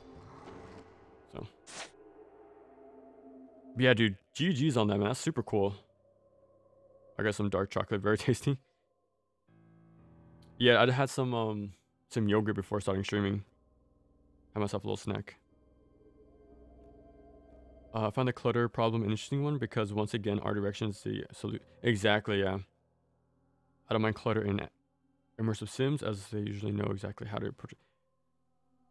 And in your games, like I never played like Thief or Riddick or immersive sims, right? But use, well, in my opinion, from like as a bystander, I think they use lighting very well to sort of discern like what's interactable and what's not. But I think, yeah, I think those games use lighting extremely well.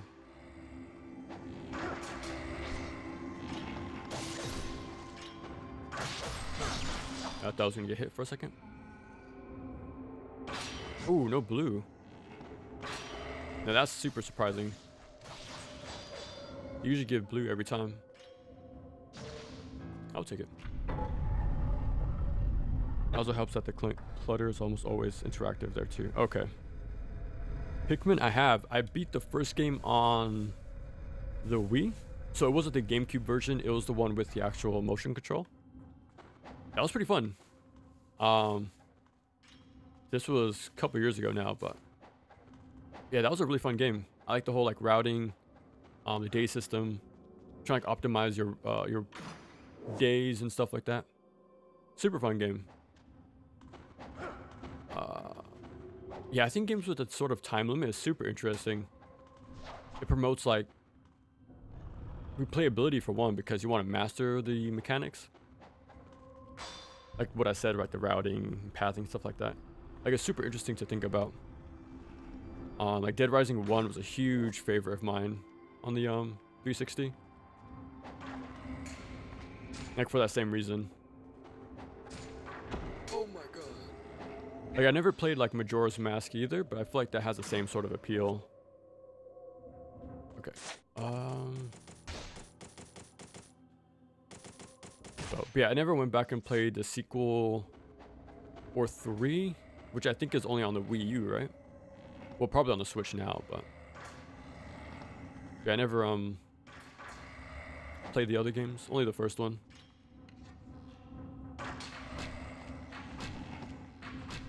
3 shots, wow.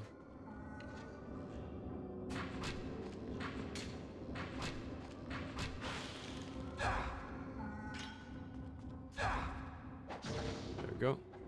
I'll just shoot the other guy. Yeah, since they have less health, I can just snipe him this time. Oh, he's not even here. Yeah, I kept messing up this skip last time, so I'll just save the embarrassment.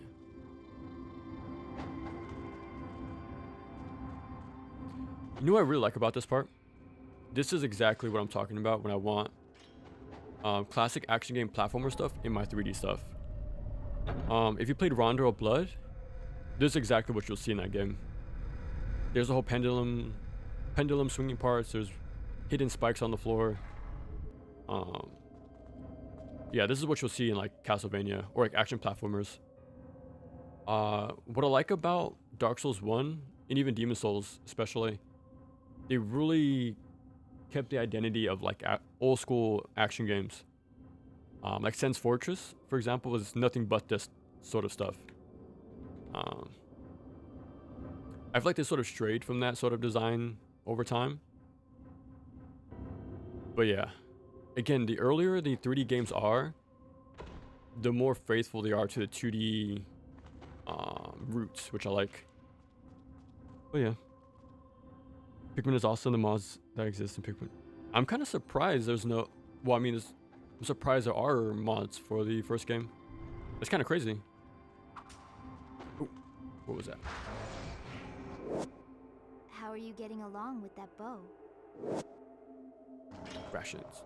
I think in Sigma they removed the VO, which sucks. Or maybe the PS3 did and the Master Collection added it back. I'm not too sure. For some reason YouTube refuses to tell me when you're live and how I've missed 5 bazillion. Well, you're here now, man. Welcome, welcome. I know I'm being slow to respawn.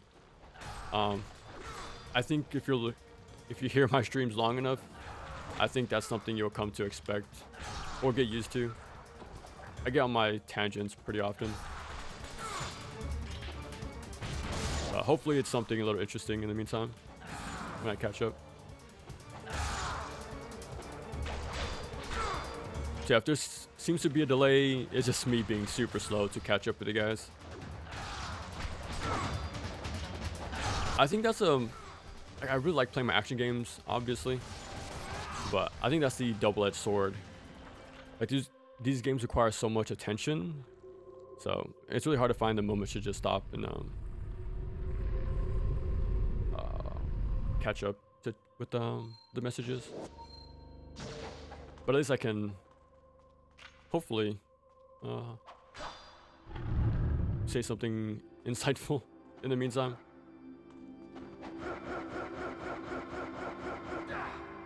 Okay, perfect time. Well, actually, let me save. I don't want to jinx anything, so I don't want to say something yet. Okay, since we all are on original hardware, I do have this sort of paranoia that it could freeze anytime or, you know, kaput, but Doom does Half-Life. They have lambda symbols for resistance catches. Yeah, yellow ammo creates a factory. Okay, there you go. So one is graffiti, resistance, and it's for the resources. See, okay, that's smart. And again, it leads into the it makes sense in the world of the game and also with the art style, right? Has a neat system, not deep or complex or anything, but yeah, that was my takeaway with that game. It was very neat. But yeah, the enemy design was pretty okay. That's pretty lightly, but level design was very formulaic. Yeah, I really like the ideas of that game, but I think they were done better in Aria of Sorrow. And then Neo 2 took everything Curse of Darkness did and Dawn of Dreams and put it in one game. Legend of Mana and Altered Beast PS2 follow. But neat. Hey, what's up, Jeff? Welcome, welcome. But yeah, Altered Beast, I know there's an action game, no? On the PS2? I just remember seeing the transformation cutscenes. Very detailed. I mean, very gruesome. If that's the right game you mentioned. But yeah, I think that alone is makes it worth playing, to be honest. Like, it's so creepy to look at, but so well made.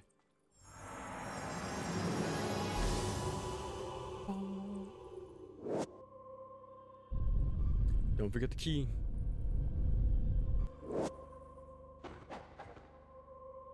Okay.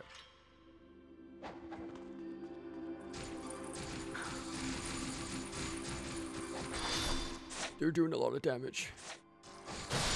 I was hoping I can just kind of walk through here. But they still do damage no matter what difficulty, it seems.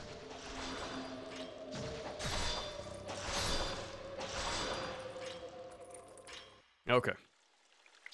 People will hype games like mad, but when they not play them, yeah. On Steam, only about 50% of people playing Cyberpunk have the achievement to get the point. Yeah. That's just how it is, man. Like, I was a big trophy hunter back in the day. Like 2013, 2014. And yeah, that really opened my eyes on that sort of thing. Like, games aren't really completed. Or finished. You know, like not even seen to the end. It makes sense though, right? This is a hobby for free time. So it makes sense people don't actually get to the end because other things come up. So it makes sense. But that's why I also say like longer games should be shorter. Like games in general should be shorter, to be honest. Like I want to play RPGs, but they're just way too long. Like I would rather if there were like 10, 15 hours.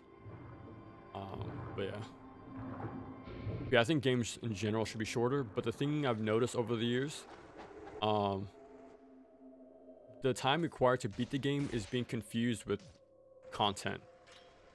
When all actuality is just fluff. I haven't played the games personally, so I'll take what I say with a grain of salt. But the newer Assassin's Creed seems to be the perfect culprit of this, like the RPG ones, the action RPG, like Valhalla, Odyssey, stuff like that. Because I remember seeing like a sort of graphic comparing like the runtime from the original stuff and like the newer ones, and yeah, they ballooned so much over time. Tons of these people dropped in less than 1/5 of the way. Yeah, I was gonna bring that up too. I remember when Baldur's Gate 3, that one game of the year, and someone brought that up too. Like majority of people who are saying it's game of the year maybe only got through the first act, and you go off that. This is how it goes, man. The modern big outlet game awards things is all popularity. It's all based on popularity, not actual merit. Like, I'm sure Baldur's Gate 3 is very good, but it was definitely the recency bias at the time. Like, Neo 2 lost best action game of the year to Hades, and that's because Hades was popular. So there you go. Clutter in games, a huge problem with it is DLSS and modern anti-aliasing techniques. Blurry and more. Oh, okay, so that, yeah. So that doesn't help, like, for, you know, cleaner visuals. Especially character action games will be very helpful. That's why I also want to do it.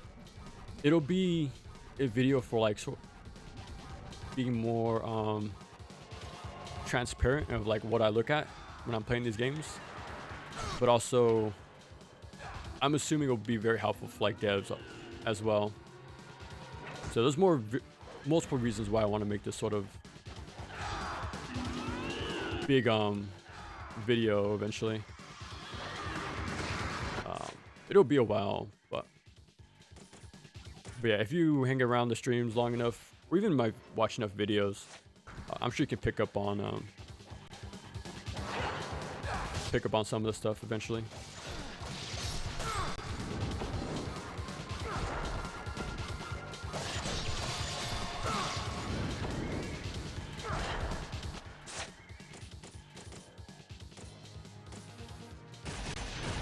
That should be enough. No, I messed up the combo. Yeah, I should knock her down.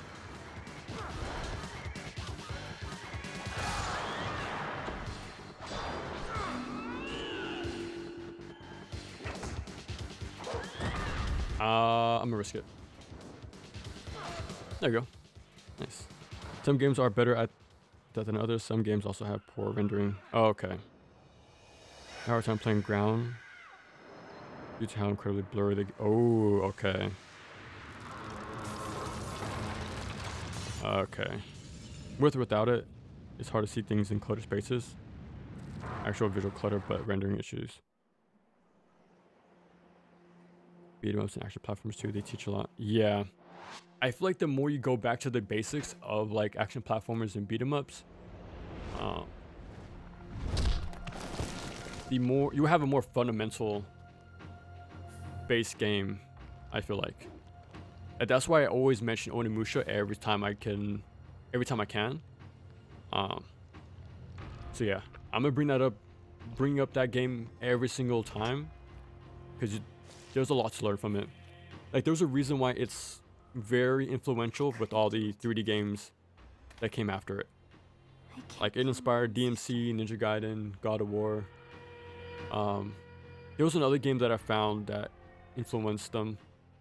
I think it was a Spartan game or something. Yeah, Onimusha is very important to the action game genre. So yeah, definitely check that out if you haven't. I'm going to make another video on the first game, Genma.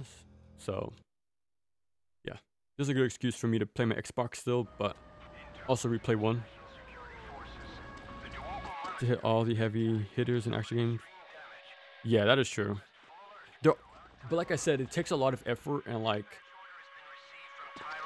the last thing I want to do is spread misinformation. So I really put in the time and effort to play it not just once but multiple times. But also since my videos are becoming more like a guide, I'm trying to find strategies that are both So, the great effective but easy to do for all skill levels. Yes. And not only that, but are effective from Even after becoming easy to the highest difficulty. there are only 3 of them. I put in so much effort to do that with And another who all the Ninja Gaiden games. And yeah, that's why I want to stream the games too. be around me. You should go now. Like I've done it for a full playthrough for God Hand, Sekiro, Maximo, DMC 1, 3, and 4, and of course Ninja Gaiden games. So you can have like a sort of companion playthrough to see what I'm doing. And if I really like the game, I'll do it on higher modes as well to show that I'm still using the same tactics that I'm talking about. I shall use you to make But yeah. them stronger. It will be you, But yeah, I try to do the Cassid as much effort as I can with the big names. that shall serve awakened But yeah, Alma. have some decent videos, but Such a fine don't specimen, Master take the say too full because it can become more wrong at times. But that's how it is with any form. Yeah, I feel like the biggest misconception with game design, there's no right way to do anything. Like you can be recommended a path, but I said this last time, but the more games you play, the more you realize there's no one way to do something. And every game has their own sort of, what's the word? Their own goal. Like they're all aiming for different like aspects. One could be movement, exploration, combat, like progression, atmosphere. Like there could be anything, right? There's also story, right? But I'm not a big fan of it. But I'm pretty sure that's like I don't mind story, but it's when it's at the cost of gameplay is which really drives me crazy. Like MGS2, right, has emphasis on story, but gameplay is also very like hand in hand with it. So again, it's all about execution at the end of the day. That's the beauty of video games, to be honest. Like there's multiple interpretations of the same idea, and that's what really upsets me when the discourse around Ninja Gaiden is so close-minded, to be honest. It's very restrictive and narrow. Yeah. I said this multiple times, but I don't interact with any sort of online discourse because there's no real point. Like the most I would do is like the videos, but yeah, it seems like a fruitless endeavor to sort of like online discussions. Doesn't seem to go anywhere. So I just kind of leave it there. But yeah, I feel like if you play more games, you'll go to the realization that there's no bad mechanic. It's all just execution. Every single time. That's a big difference.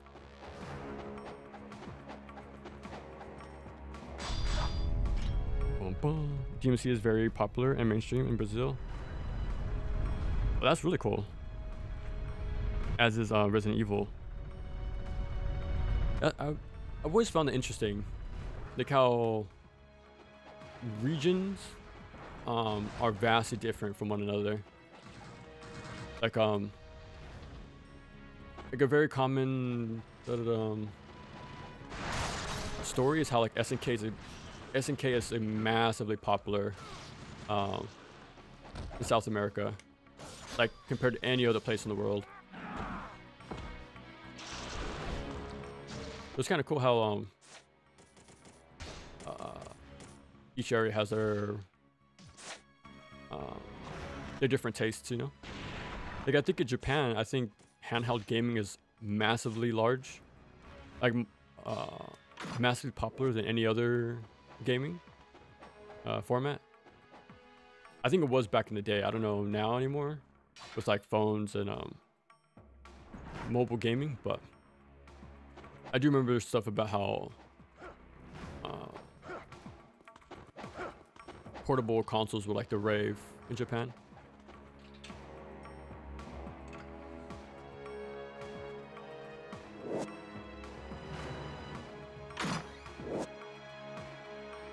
Can't carry anymore. I beat the Legend of Korra like 40 times, played Metal like holy crap. The fact you even played Korra that much is pretty awesome. I'm assuming you liked Legend of Korra. Again, it really bums me out. The people are very critical and harsh with anything that's new, or what's the word? It's all about keeping expectations in check pretty much every time. Like for a while, people were hating on Transformers Devastation. Like they grouped Turtles, Manhattan, Korra, and Devastation all in one category and called them all bad. Devastation is objectively good. I know the gear is sort of give or take, but it's like a really good game. Korra I did like. I know it's a budget game, but going into that in mind, I think you can appreciate it a lot more. Like, you know what, even though it's a very small title, they put in the effort to actually make a pretty good package game. Like, I think it was only $15 on release, which is amazing. Like, imagine if Platinum made a game today for $15. It probably won't happen, but like, yeah, imagine if they made like a very like what, a 5-hour Nickelodeon game, like TMNT. I did a game for Rise of the TMNT series. Like, that would be amazing, to be honest. It's a short game, super replayable. It'll have a unique art direction, I'm sure. Platinum can make a good action combat system no matter what. Like, majority of the time they can. So, but yeah, it's all about managing expectations at times. But yeah, gaming is very interesting. UK, US, America, and the countries people making games look at 4.9%. Oh, okay.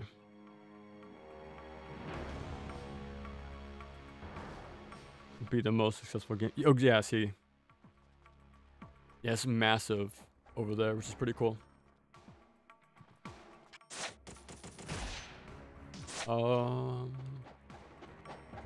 Yeah. Oh no, I need to go back up again. Strongbow. Go back up. Break the seal and then oh my, I forgot. Always forget about this rocket launcher dude in the window.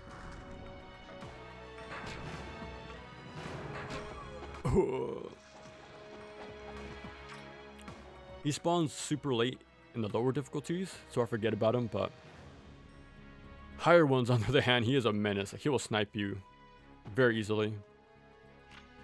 So it's kind of hard to miss him or forget about him. Let me through.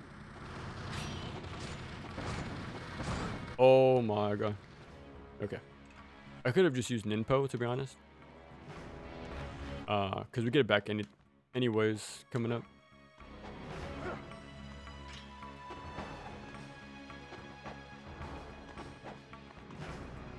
Oh, don't need to do that.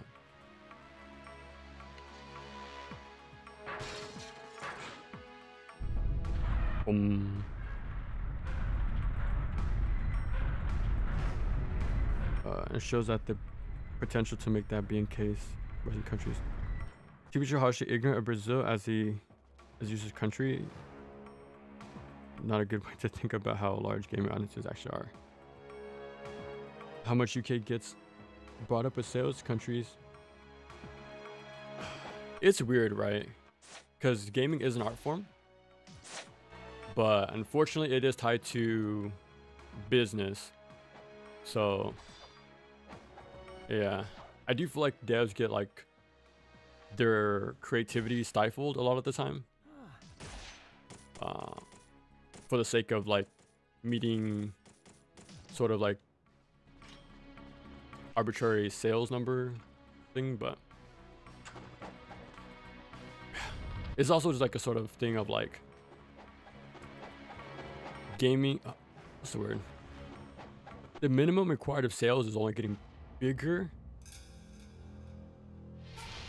Because like a game selling 1 million copies was like very successful probably 10 years ago, but now that's not enough. Like you see this happen time and time again with Square Enix titles. Every time they say, yeah, it didn't meet our expectations, They said this with Tomb Raider, Final Fantasy, of course. I think, wasn't Hitman tied to them at some point? Or am I misremembering? Yeah. Yeah, it's gotten to a point where like these budgets are so big they have to like make the money back in some way. And at the cost to do that, you kind of have to shave off any sort of risky design and make something pretty overly familiar and what's the word? Not challenging. Not just difficulty, but like challenging and like testing the waters of mechanics and being different, but at least that's what indies are for.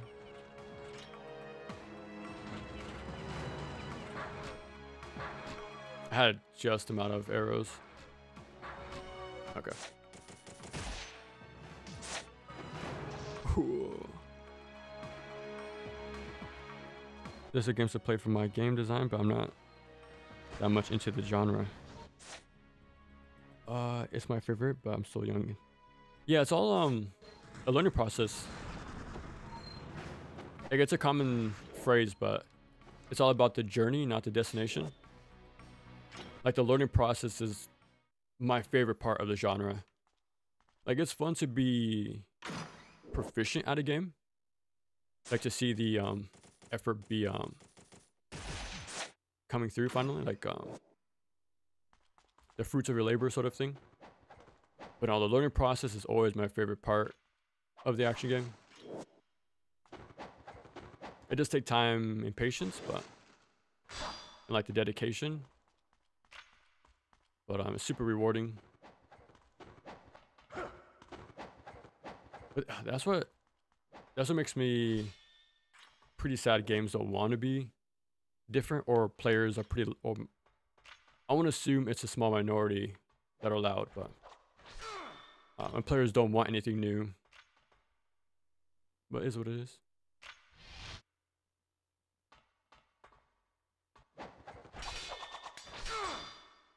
Too late.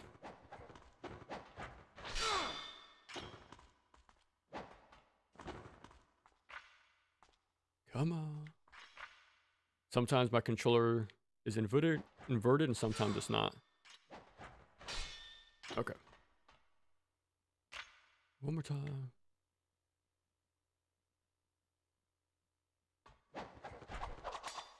There we go. You gotta delay your light attack in the air just slightly. You want to get enough forward movement with your regular jump, and then delaying the light attack will get you even more forward movement. And then yeah, when I do the shurikens in the air, if it touches perfectly with the platform, typically that means I did the setup right. If it's above or below the platform, I usually whiff. But yeah.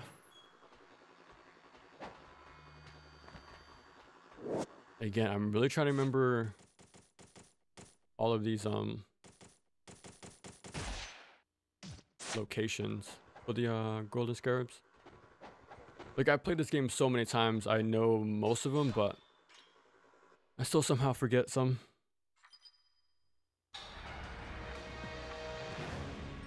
In terms of sales, since our Western do impact sales a lot. to show how easy popular things can be. Exactly, yeah. It's all about knowing your audience, right? Like if you have to be a businessman about it, just cater to your audience. That's really it. Doesn't matter where they are, where they're from. Just know what your customer wants. Give them what they want. Make a fun game, and you're good. Sounds easier said than done, but again, if you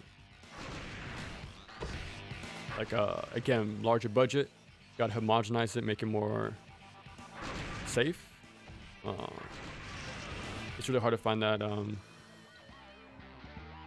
What's the word? The right audience, pretty much. What's the phrase? If everybody is for nobody, sort of thing. Like that's the approach I have with my videos. Like I know they're very, very informative and very info heavy. So I came into it accepting the niche of a niche, but for those who need it, it'll be very helpful and helpful to me as well. Just making them over time.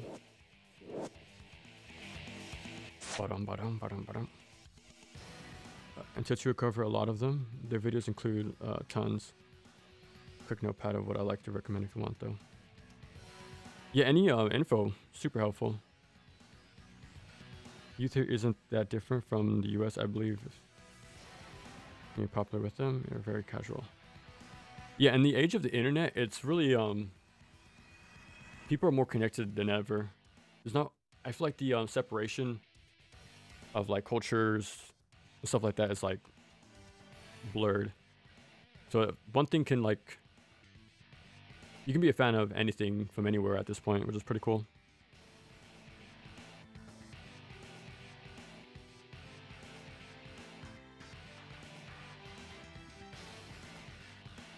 God of War 3, there's a really huge 1 hour gameplay on this video. Being Ascension, it would be great to on emulator so you can turn off the motion blur. We need the pure experience. You know how we do over here. We have to. Really well, even when not certain glitter effects, and well, consistent understand. Exactly. Consistent rules with like with info, like giving it visually. Again, like the blue in this game, right?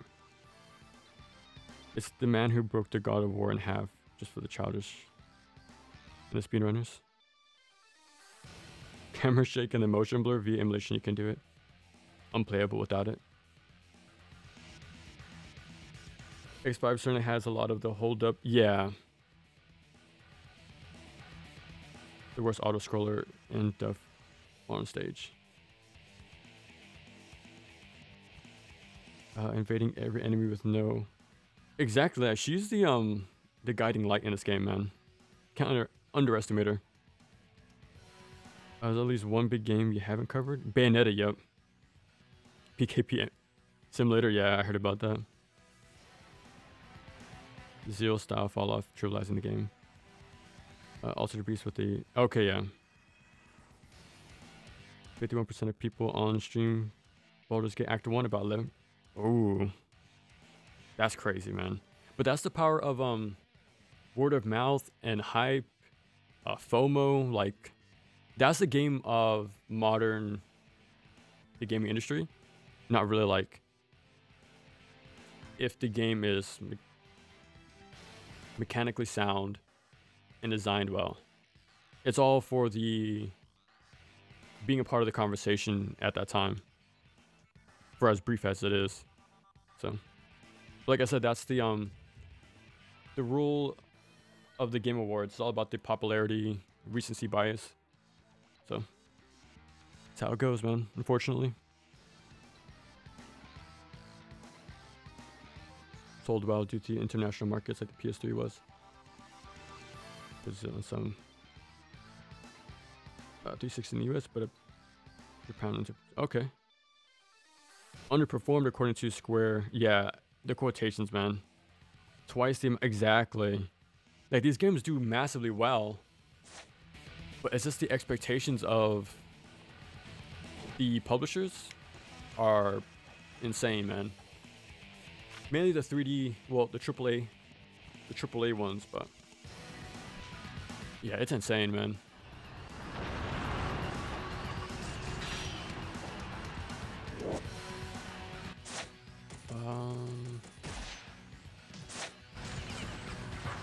Come here. Oh my god.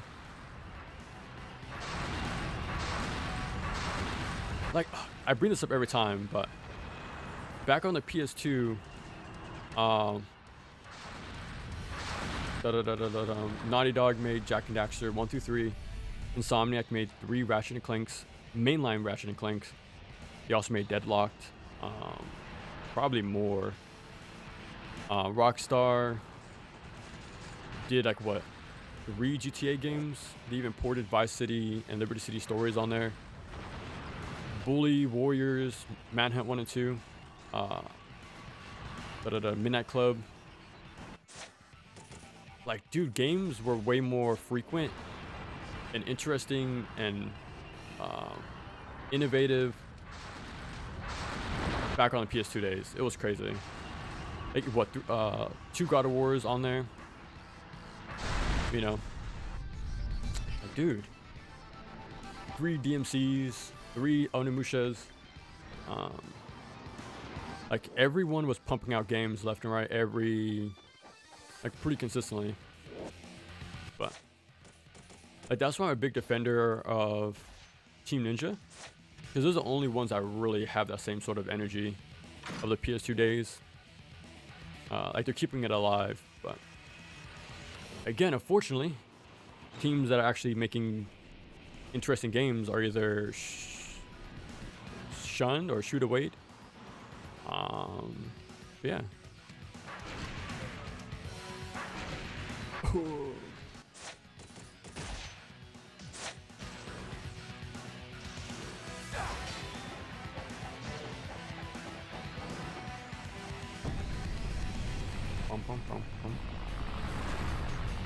Was made in 2.5 years with a low budget, sold 2 million.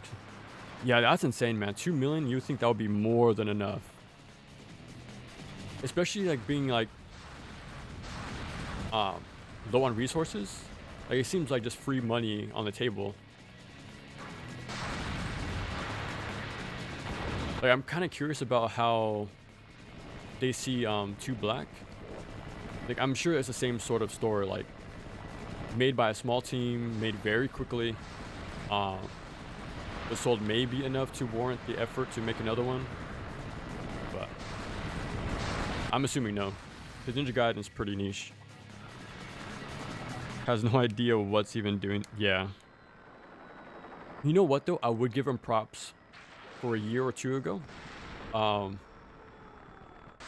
They did Neo Tui, Valkyrie Elysium. They did like a handful of like AA games, like 2 or 3 years ago, but no one bought them. Like, they're niche, and I think niches should be, what's the word? Like, have their fill as well. Like, we shouldn't just focus on the big titles like Final Fantasy. Like, we need like everything. Like, we need every game in every space. But again, if it's not selling gangbusters, they don't want to deal with it, unfortunately.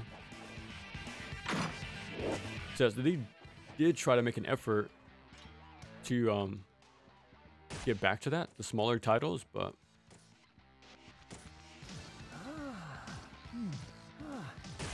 okay, we're on track. I didn't grab this scarab. Yeah, we should have 25 by now, I think.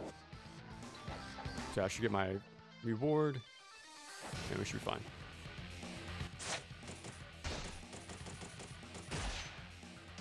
Ooh.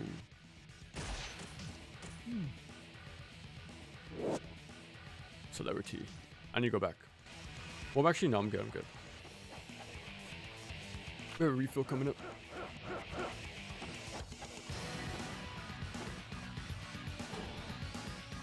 Whip chop.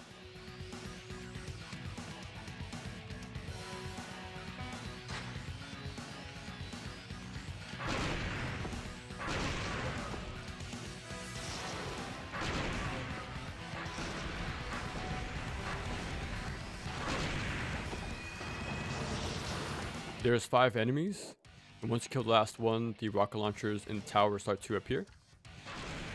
But if you kill the 4th one, get your refill, kill the last one, and quickly start shooting the dishes. You could get a few more dishes early after the 3rd kill, but that's if you're quick enough, like before the next spawns. No one asked for the Final Fantasy to be action or with stuff like Lawbreakers. No one wants to be play ugly characters, but they make them anyways. They'll do some completely different reason. That was it released at the worst time, right? It was like right after Overwatch. I remember videos at the time, like it was a good game, but it was just like a matter of like when it released is the unfortunate part. Like the industry was like taken over by Overwatch, so Lawbreakers got swept under the rug, sort of deal. But I heard it was actually a really good movement shooter, like an actual.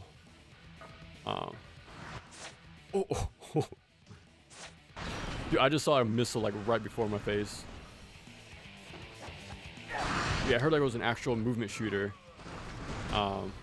Which is actually very different from Overwatch, but it was seen as a hero shooter, so it was pretty much like, oh, yeah, if you're the second one to come out, even though you were working on the same title at the same time, yeah, it seemed like an unfortunate story of like release time more than anything. Like not because of bad quality, it's just what was out at the moment.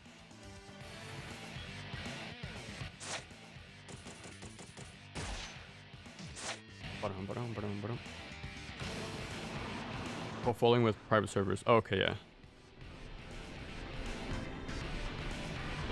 Oh yeah, Bombshell. I forgot about that. Also, what was a Gearbox game? Oh, because that was another game that got swept up into the Overwatch sort of like being called Overwatch likes. Battleborn, that's what it was. Battleborn, Bombshell, Lawbreakers, like all these like different shooters were coming out. But Overwatch came out first and was a big deal at the time. That's a boomer shooter, not sure what. Phantom Fury. I think I remember hearing about that game. No! I tried to do on-landing Inferno. I think they all died.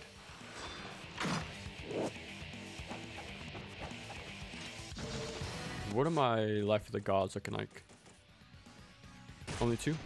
Okay. Hyena also failed. Oh, yeah. Didn't Ninja Theory make a team-based shooter as well recently? I think it's called Blood something. I don't remember the name exactly, but I think that came like 4 years ago.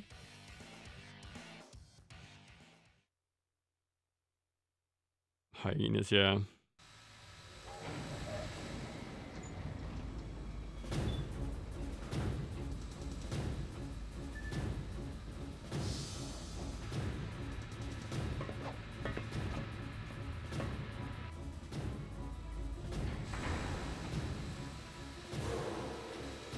Actually failed due to character designs was probably recent Prince of Persia. Was that the 2008 reboot or the initial trailer of the remake? But besides that, the Concord is the one that comes to mind when it comes to character designs, like putting people off.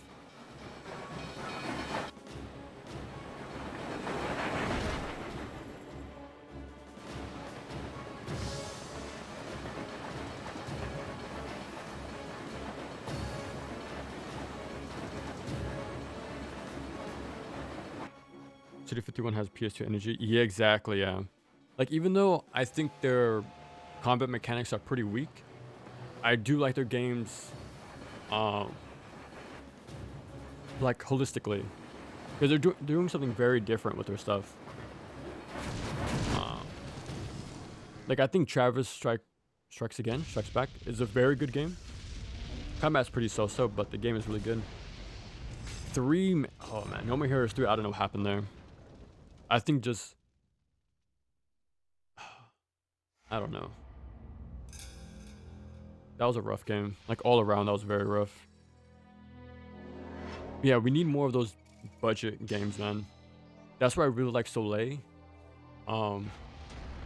And now I like Reply Studios, the people who did Solstice. I hope they keep making games, man. We need more of those sort of teams in the industry. Like we need more games in general in the action game genre.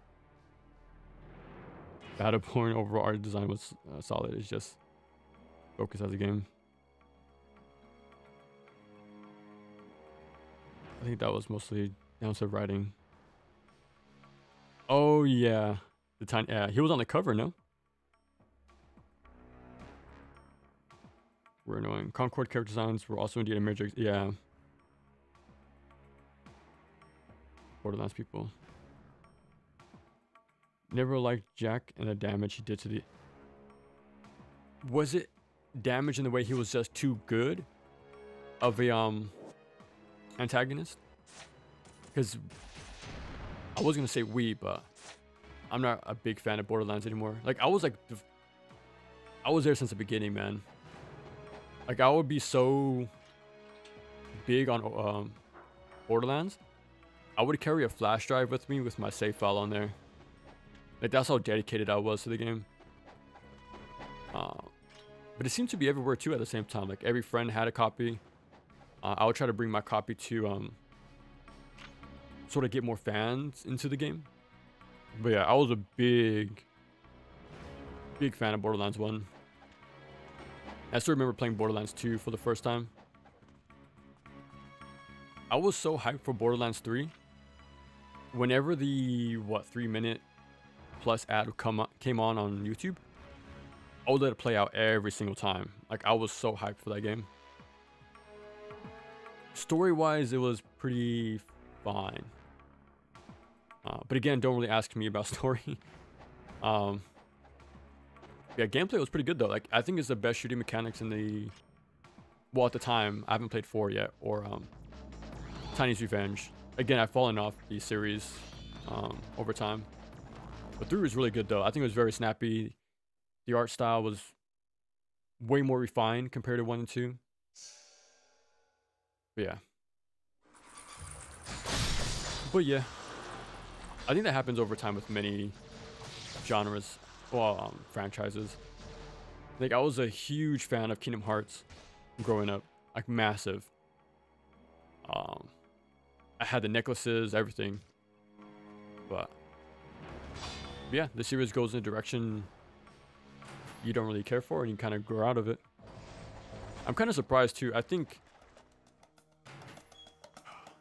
I feel like there could have been multiple moments where it could have been like a diehard fan for multiple different series. I don't know. It kind of changes over time. Like what I'm really into for a period of time.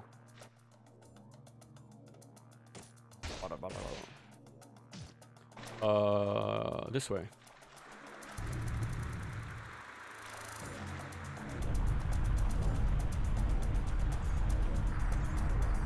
There's only good one in 1. Okay. Never liked Jack and damaged in the series. She's writing due to only handsome work due to him being an interesting character, nothing else. Hateable and pose the real threat. Yeah, that's true. You modded Borderlands with you when you get a Steam machine. Make it truly amazing. Man, I put so much time into Borderlands as is, like a base game, like with the DLC and everything. Like I was such a big fan of Borderlands. I platinumed the games 1, 2, and pre-sequel on the PS3, and did it again for the PS4 collection, and then a Platinum 3. Like was a big fan of Borderlands, like massively. But I've owned Tiny Tina's Revenge. I think that's what it's called. I have a physical copy, so I cared that much. But yeah, I got it pre-owned, and I think it's still in the wrapper. So yeah, like before, I'd be very like day one, like as soon as it drops, like I would be on it playing. But like that's how it was with Borderlands 3. But I don't know. Like I actually really enjoyed the third game. Story, I'm so. I liked the gameplay, so I was happy with what I got. So it wasn't like I felt like cheated or like the game was ruined or the franchise was ruined. I guess I kind of just got to the my end with the game, I guess, like with the franchise. Like that was kind of like my like I felt good with what I played. Kind of called it there, I suppose. But yeah, I remember watching multiple videos talking about Borderlands 3 story, how it could have been fixed or different.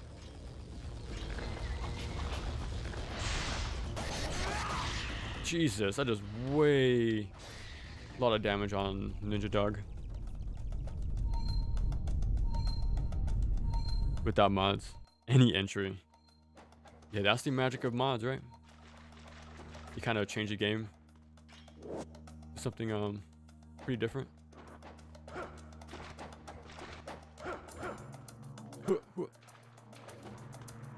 Every time I look that way. Okay, again, I feel like I'm on track collecting every scarab, but he only takes one.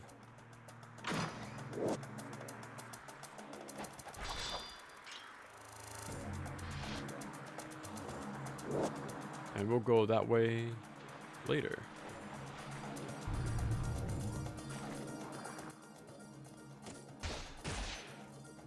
I view Platinum as the company that wants to be Capcom making DMC, and Grasshopper as the guys who want to be Platinum. Okay. It's a miracle Grasshopper ever made anything good at all. You have the ambition, which I like. Like I think that's the I think in every video I talk about them. Like it always comes down to like, you know, I don't like the gameplay mechanics much at all. But I like how they're making a video game, pretty much. I think that's usually my my same takeaways every single time. I think I said that with No More Heroes 3. I said that with Lollipop Chainsaw. But yeah.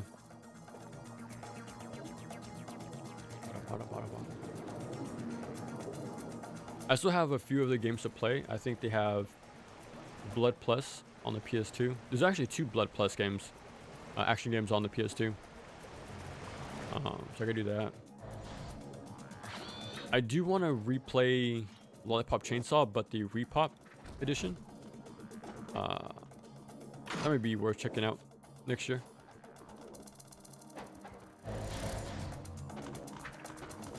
Let me out.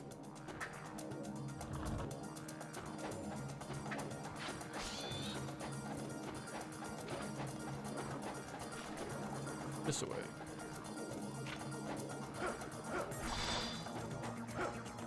Go left, actually.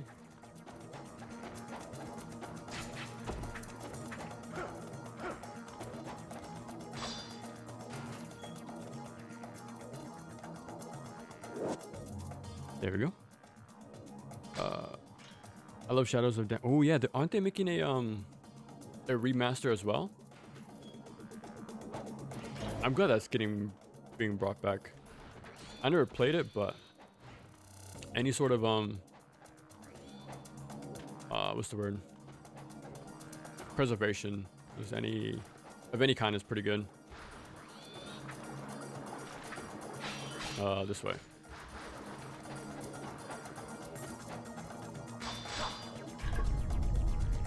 It's a miracle Grasshopper made anything good at all. Oh yeah, Roman's Dead Man, yeah. Might be cool. Grasshopper's first self-published game. Only 50 bucks. It's crazy you have to say only 50 bucks. I think back then that would have been $30 game in comparison to like, you know, what's the standard. But oh man. Like I'm still in the mindset of like $60 for a game. But yeah. We're getting phased out though. Like yeah. I'm definitely from a different time it seems like. Oh, 1 second.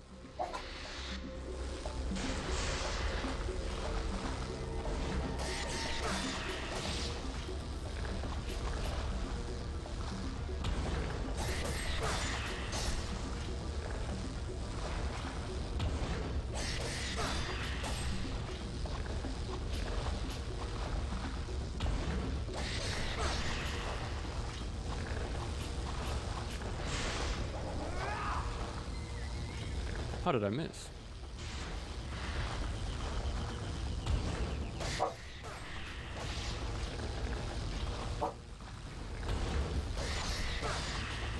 I'm gonna try it, but I might mess up.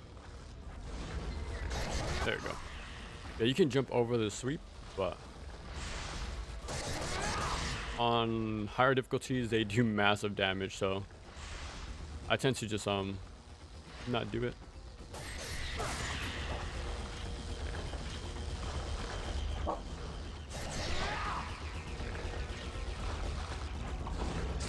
Oh no.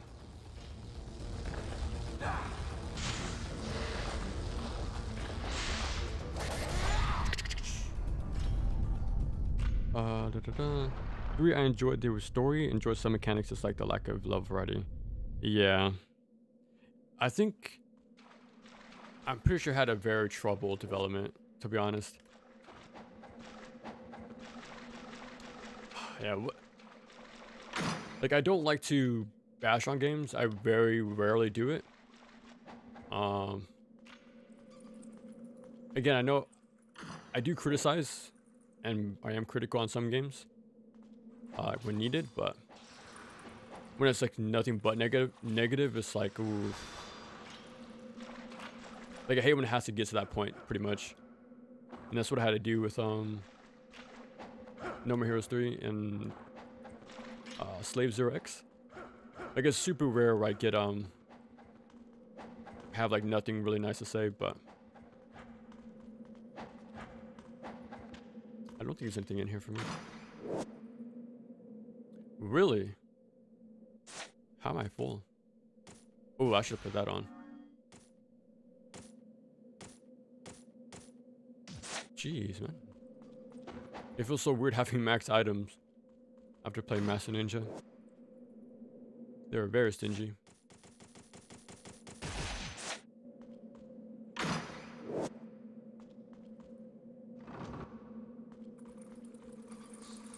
Okay. I'm just trying to have a mental note, but I think I collected every scarab here. I think.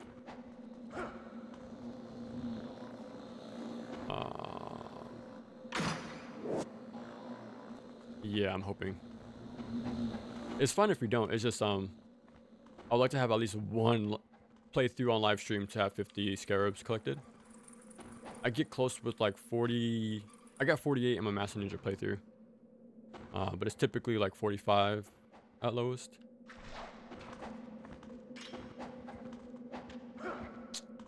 I need to go back.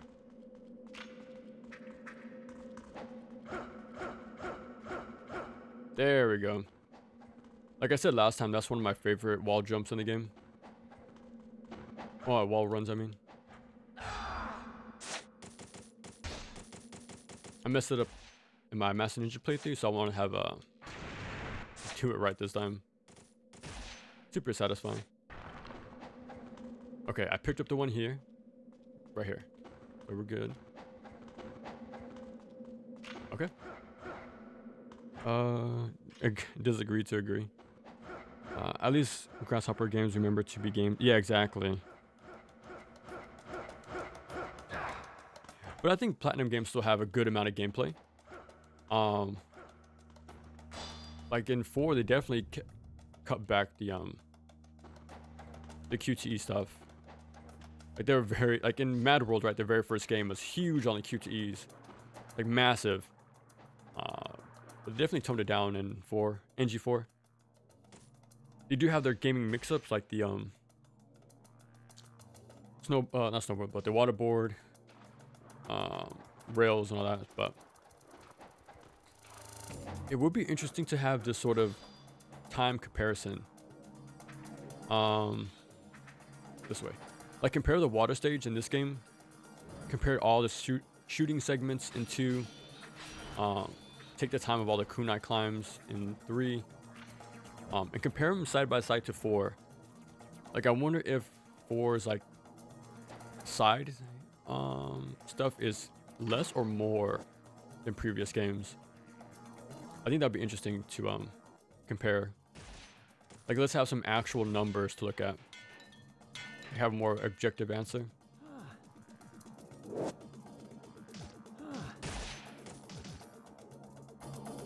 Okay, there's one more scarab in front of me.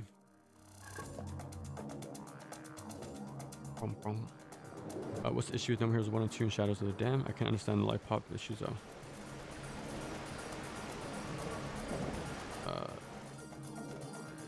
Best game ever made. I think number 2 is one of their greatest games. One of the games I like less. Oh, okay.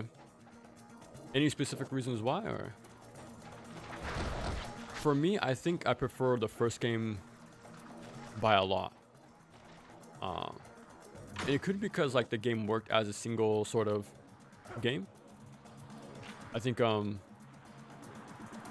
probably making it a series was like it lost the novelty, but I don't know. Like I really like the first game because the first impression was pretty good. Even now, I still really like the game. While 2, I'm so on. Yeah, over time, I think with each game, I like them less and less. Gameplay wise, like I still like them for the attitude, the art direction, stuff like that. But gameplay wise, I like them like them less and less.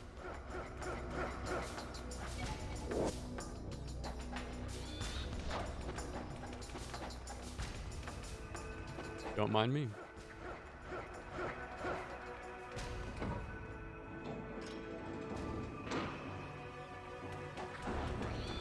Yeah, one day we'll get to No More Heroes 1 and 2.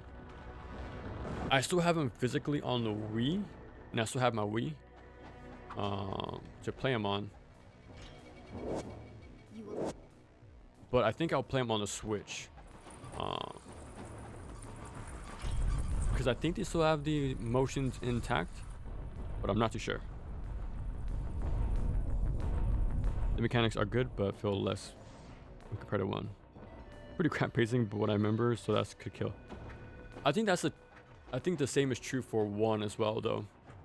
Like we have these amazing boss fights, but they're always broken up by the odd job simulator part of the game.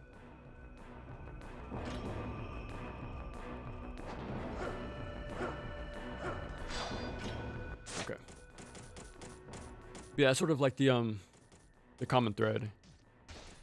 Like action games have that sort of downtime sometimes. Oh, I have no ammo. Oopsie. I swear I went to pick up arrows from the body at the bottom, but yeah, weirdly enough, when I played No More Heroes 1 and 2 for the first time, I bought the Wii from my friend, and he already had a save file completed for both games. Which means when I played, it was on NG Plus, and I didn't know. And I also had money, so I didn't have to do a single odd job in either game. Maybe 1 or 2, but so when I played it the first time, it was just straight ahead, just boss rush, which I really liked. So when I replay the games, it's gonna be very strange experiencing it as intended, pretty much, which is to have high highs, but broken up by a lot of lows. Because I heard the grinding is pretty rough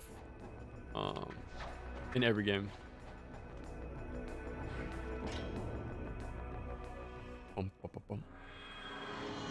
Our leagues above the rest. Okay. Yeah, 1 is probably my favorite of the series. And Travis, I do like. More so like the meta conversations or themes. How it references other Grasshopper games. Like even Mondo makes a appearance in that game. Progressing that all the way. So goddamn bad, like how they get made. Yeah, I want to say it was just some sort of like just issues during development, but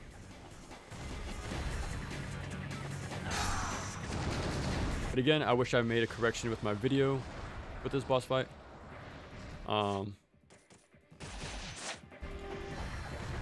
There's like a safe spot for this boss. It doesn't require money. Because I told you guys to buy a level 3 lunar, but you can just have the dragon sword.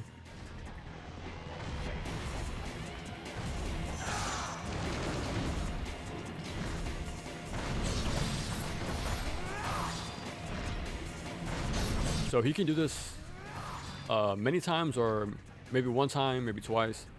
Just depends, but yeah, that's the loop you can do. This is mostly a safe spot in this corner right here. Yeah, that forces him to move to the other side, which we can. Bait out the stomp.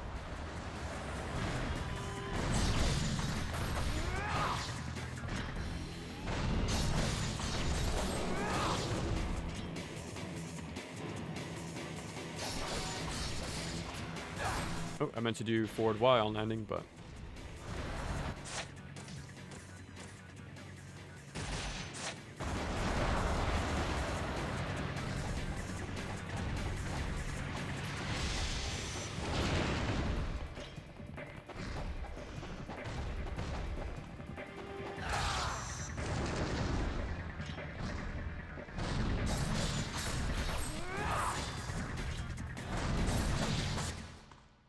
yeah, the hitbox behind him is very small, if not like non-existent. It was pretty safe back there. Kilo 7, yeah, I really want to get to that eventually, but just haven't, sadly. The story has loads of depth, and the core gameplay can be pretty fun when you discover the hidden mechanics. Oh, for Killer 7, okay. Okay, I've never played the game, and I've seen very little gameplay. Do you play as multiple different people throughout the game, or is the shooting mechanics the only part of the game? So I actually don't know. I've only seen like this part of the game we have a revolver, but that's it. 2 and Killer 7, the main success story. Yeah. Without 2, I'd argue. Okay, with or without the mechanic, the hidden tech is pretty fun. Okay, but just visually, it's like super like an artistic feat. Okay, let me try to get some easy money real quick.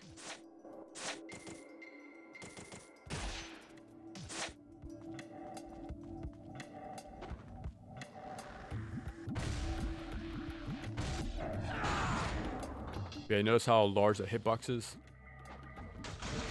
It goes above you pretty damn high, and it goes below you pretty damn low. So yeah, this thing is a beast. It's UT. And I think they... Well, let me check actually. I have about 13,000. You missed. One more time.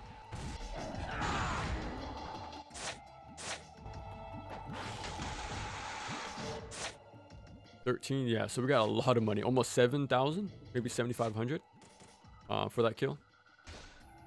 So yeah, if you take the time to kill him really quick, especially with the UT, We got some easy money.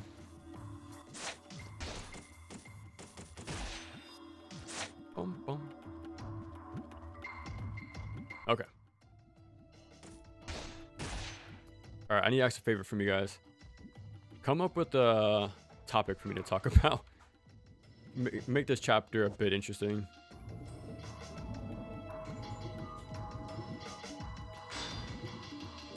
Or one second.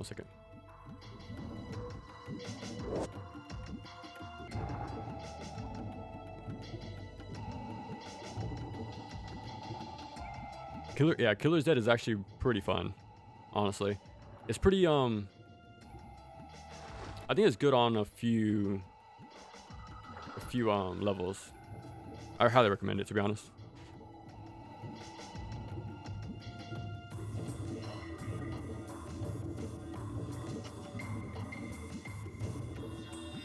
Yeah, I think it's stuck on the PS3 and 360, so yeah, that's the sad part.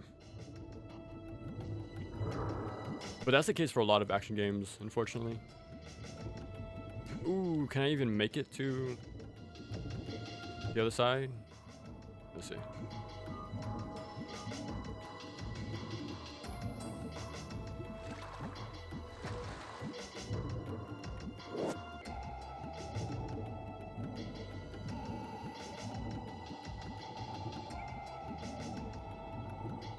Borderlands 3 has by far the best gameplay of the original games, but requires modding. Oh, yeah. That is true. It has a few of those moments, but man, the gameplay makes it worth it.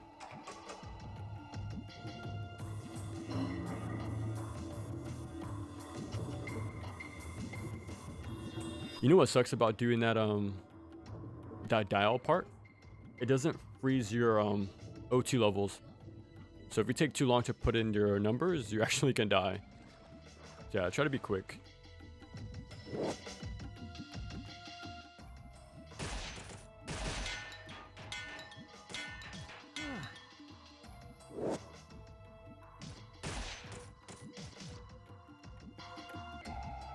Tons of Borderlands 1 and 2, but 3 had no brick. Oh, yeah, Krieg analog. Dialogue, I'm assuming. At least, the DLC added it, no? For Krieg? Who's your guys' main, actually, in Borderlands? I've always liked the gadget sort of character. So I played Roland in 1. I played Wilhelm in 2. 3, I played Moe's. Pre-sequel, who did I play?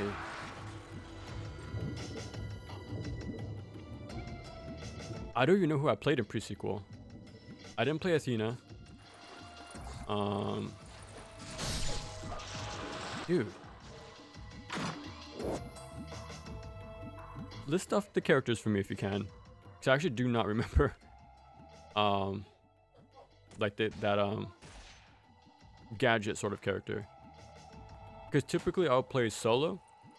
So I liked having that the minions to make it interesting.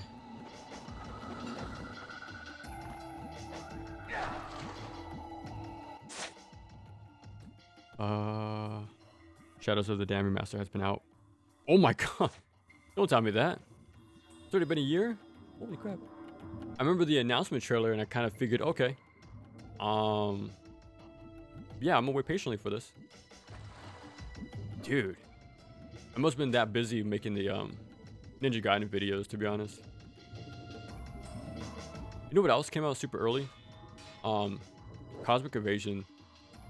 I was so confident it was coming out next year.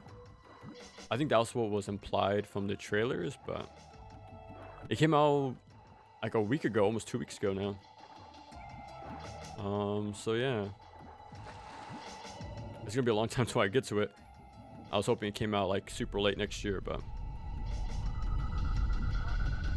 I have a hot take about action games. I prefer Killer's Dead over. Really? Now, okay, I need to hear that. I think that's a good discussion. Like, you know me, I don't get too crazy hearing like different opinions. I just find it very fascinating. Okay, I'm wondering if it's like more of the story, the art direction? Is it the mechanics? Because it can be anything, right? Like, the preferences are super varied, so we can like enjoy one thing, or like what we put value in is way different from other people, right? Boom, boom. Yeah, I highly recommend Killer is Dead though. I think it's a really fun game. And I actually think Mondo is a good pro tag. Like, he's silent, but he's very he's a little clever. Like, his humor is what's the word? Subtle, which I like about him. Didn't review well to begin with. Too much gaming now is just re-releasing. Yeah, that is true, unfortunately, but again, at least we're still getting these sort of what's what I'm looking for?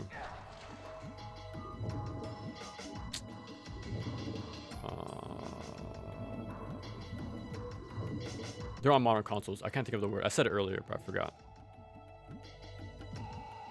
Falls to pieces when you get to DMD. Yes, that is very true. That is very true. If I would have to, like, if I would have to put a lot of weight into the hardest mode only, a lot of action games would be pretty bad. I think there's a select few that do it right, but most don't. That's another thing I was gonna cover in my big ol' behemoth of an action game discussion video. Yeah, harder modes, dude, they can be done very well or very badly, very quickly. Usually they just come out pretty bland. But in all honesty, I wouldn't recommend doing higher modes unless you want it, unless you're going to put in the effort to make them different. Otherwise, just keep things focused and make a single difficulty, and base your game, balance it around that. But if you're going to do more difficulties, don't take the easy way and inflate numbers. That's like the worst thing to do.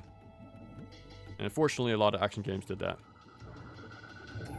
which does include DMC3, unfortunately. Even Ninja Gaiden 2 leans into that too much. Like, no new enemy spawns, it's just the same enemy but more. And yeah, like no new interesting compositions or spawns.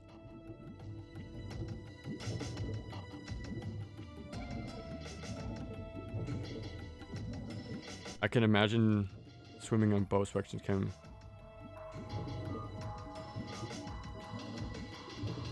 I can't imagine them being close. Oh, okay. You never know, man. I'm kind of interested to see the hard facts on that. Like the for sure numbers. I think it'll surprise us, to be honest. I think this might be longer than all the rail sections in the game. Like, of course, if you're new to this section, you might be confused and take more time, but yeah. But I think it's still pretty short overall. I think it's like 5 minutes in total, maybe 7.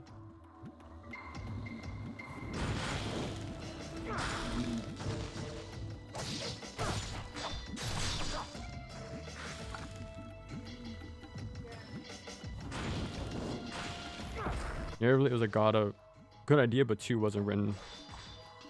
Oh, okay. I still think about the parking lot fight. Yeah, it was done like that on purpose, no? Like having this endless fight to sort of like sell the narrative reason of endless killing. It wasn't that the point? Because it sure felt like it. It's the only thing I really remember from that game. Besides Shinobu, obviously. I kind of wish she got her own game. She's a real cool character. Music is peak, but I don't like as much as 1. Yeah, I can see that, yeah. Like, the music was really good. I think that's one of the for sure things it does better than the first game.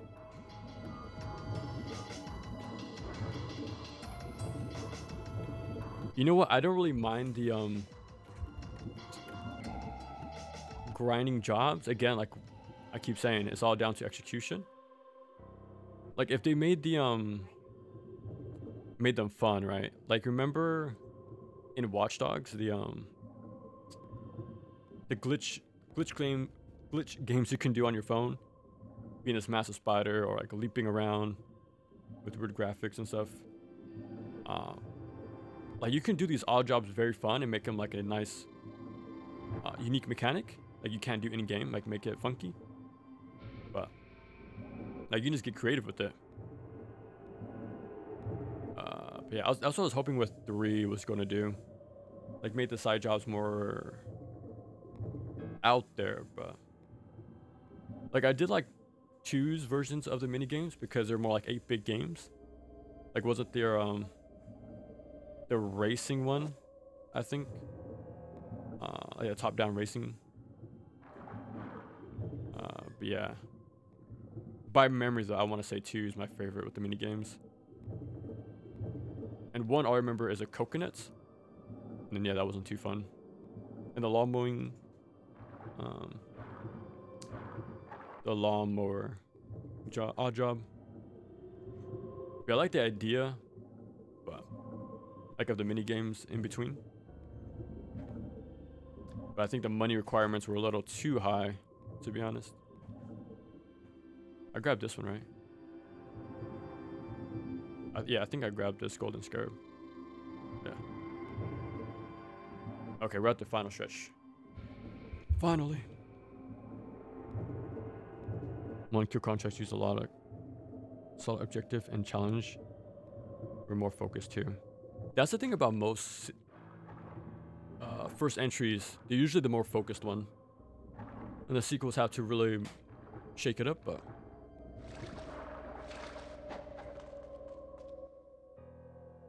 We're done. Okay, here we go. 2:29. So 11 minutes. 12 minutes. That's how long it took. Yeah, I think that's way longer than any rail grinding, surfing, and glider sections combined. Yeah, I think the fastest I've done it was like 7 or 8 minutes, but only part, but there's exploration in various areas too. Yeah, I think you're right, Jack, about the Switch messing up the No More Heroes 3 and Bayonetta 3. Pizza as a monitor instead of an actual monitor. Pizza as a monitor instead of an actual monitor. Oh. Must I take your life yet again? Okay, I was thinking about how like a screen shape, like a triangle. Like imagine a game and like in that format. But they got me thinking, I think 4x3 is the best way to play games, to be honest. Like I was playing this on my CRT to unlock Master Ninja. So to get more use out of my CRT, I plugged it into there. And yeah, I think 4x3 is the best gaming experience. Like at times I wonder if playing on CRTs are a placebo, like with their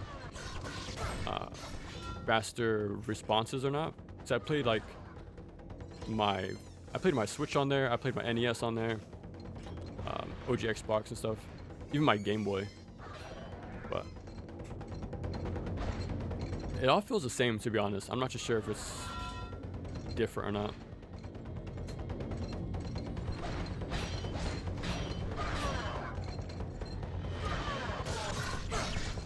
But yeah, I feel like if we're using a pizza as a real screen, I think the grease will only make the visuals harder to look at. And if you try to go touch the screen to clean it, now you're gonna have gamer grime hands on your controller.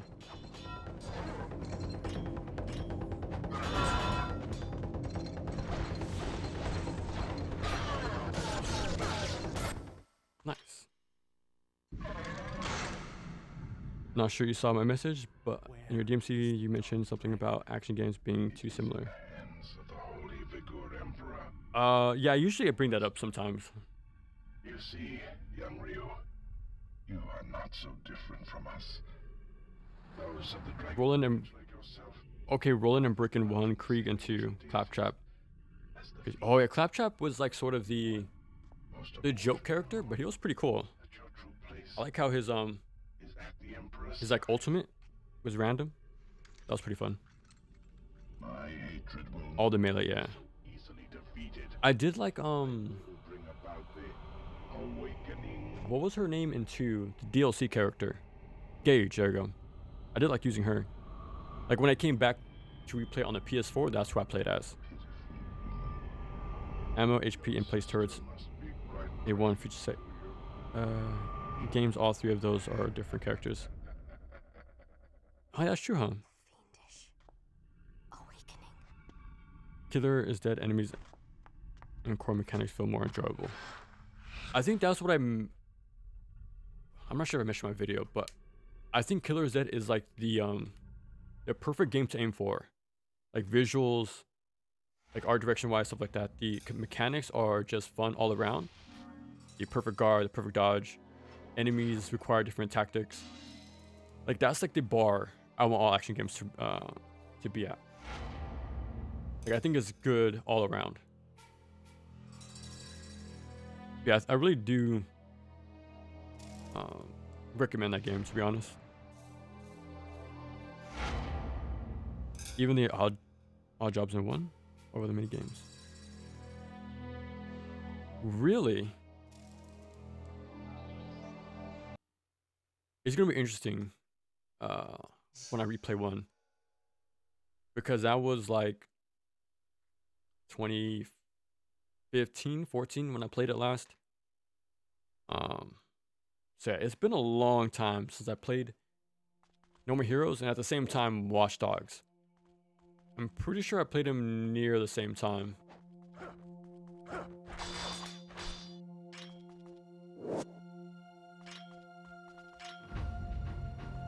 Oh, dude.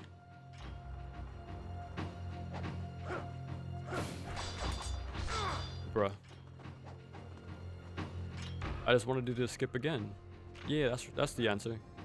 Yeah, that's why I did that. I thought I had this on, but oopsie.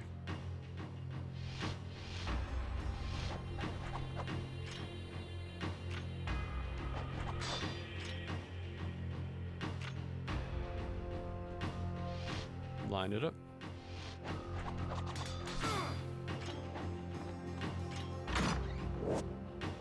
Yeah, luckily there aren't exploding bats in here anymore, so we're free to pick that up. There we go. Requirements and lack of Kyo contracts as a counterbalance for me. Okay. I do like their modernity a lot as part of the downtime. 4-3 as the best way to play is honestly unhinged. What? Okay, what's the counter argument? I know I like to play my older stuff, right? Like my what I say? What year did this come out? 05? Like games were still being made with CRTs in mind, I feel like. A little bit. Once we got to PS3, the HD era was pretty much began. But these games and before, CRT is like the way to go. Like 4x3, I mean. Like that's why in all my thumbnails for my playthroughs, I use a square. I don't know, man. I think it's very clean and very like compact. I don't know, man. Something about it. I think it's the way to play games. That's crazy. When you say unhinged, that makes me think it's like so far out there, like unheard of. So that's like weird. That's like weird to hear 4-3 is insane. We won't use that for a while. I think it's more unhinged that I'm using a Duke controller right now. Like I'm using this beast of modern engineering. I think this is unhinged. But playing on CRT, I think that's pretty cool. Well, right, guys? Well, right? It actually wasn't too bad. Picking up the Duke controller. Now, it's unhinged for me to say I might prefer playing with this controller. I've got to pick up the Warhammer. Over, most controllers, to be honest. I think this is a really good form factor.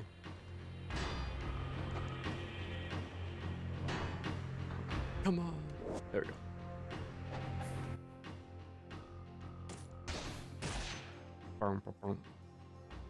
Cruelty Squad, one of my favorite games. Immersive Sims has a joke about how 4:3 is an aspect ratio descended from the gods.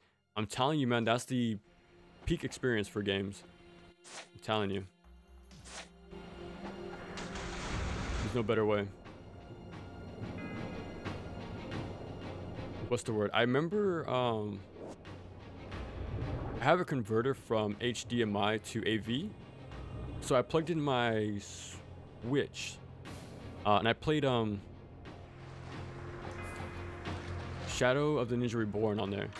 So it squished it down to a 4:3 aspect. And it was still fun, like really fun. I even plugged in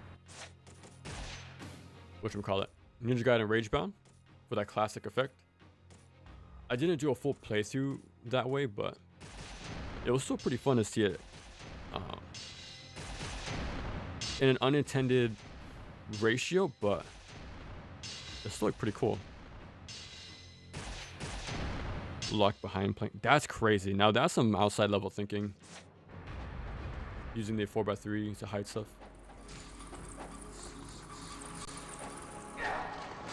I'm gonna use this clip for later, but whenever I make my Metroid Other M video, like listen to this music.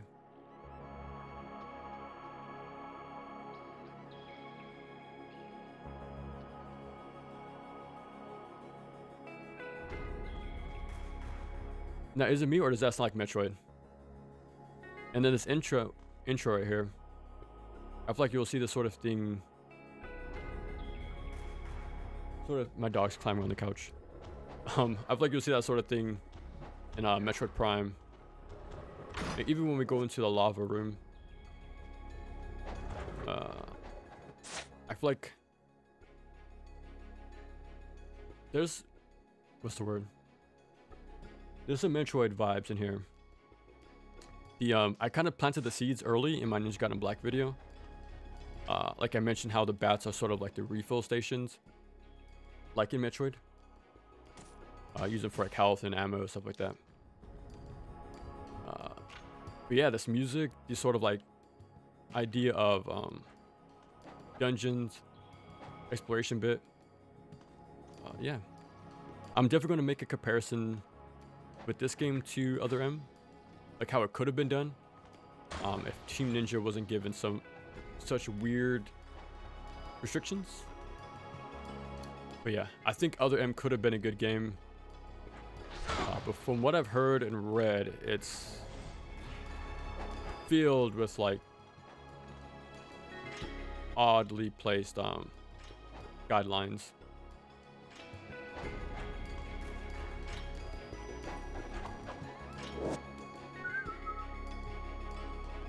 And it'll generate, oh, there you go. 60, 44, 80 as a reference to Terry A. Davis saying, that was Ocean of God. Are definitely better with 4:3, however. I think it's mostly due to the amount of games I play. Okay, that makes sense. That's crazy talk, man. Nah, you guys are crazy. Yeah, so I'm on the other side of the coin then, right? Like the games I play like they're pretty like they're designed for the 4:3 aspect.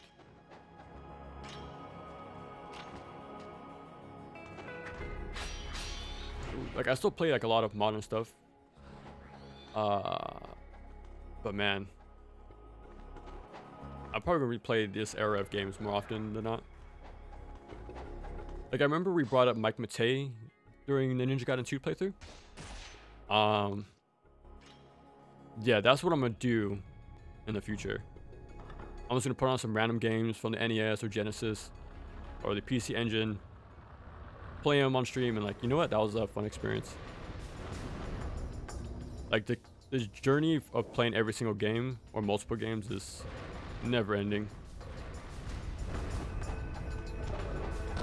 Like, it kind of sucks. I did a lot of my backlog stuff years ago, like before YouTube. Like playing all the Crash games or playing Resident Evils. Like playing all these like major franchises. Like I've already done them. But there's still more stuff to play. Just sort of have the archiving my first time experience with the game. Or seeing the skill evolve over time.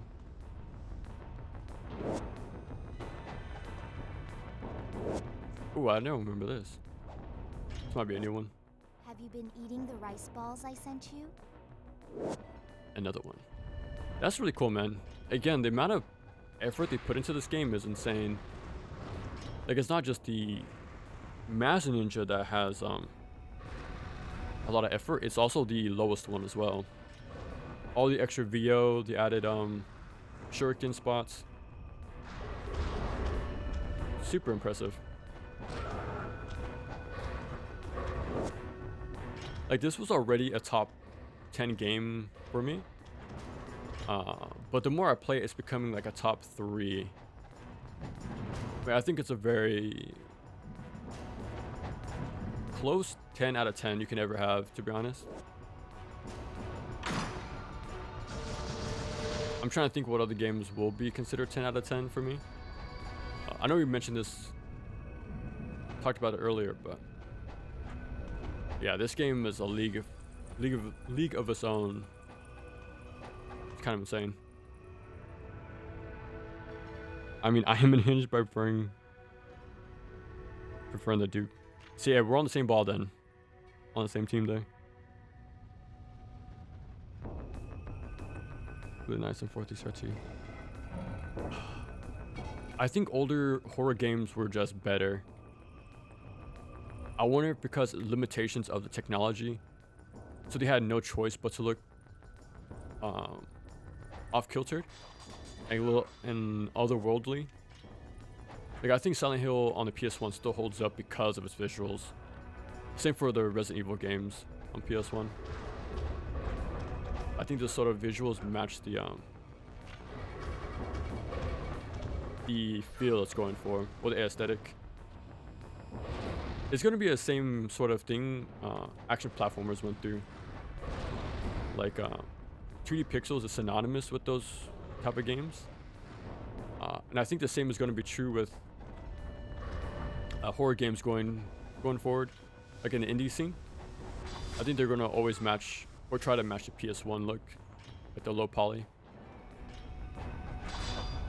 Like a game I want to play, and I might even make a video on, is one called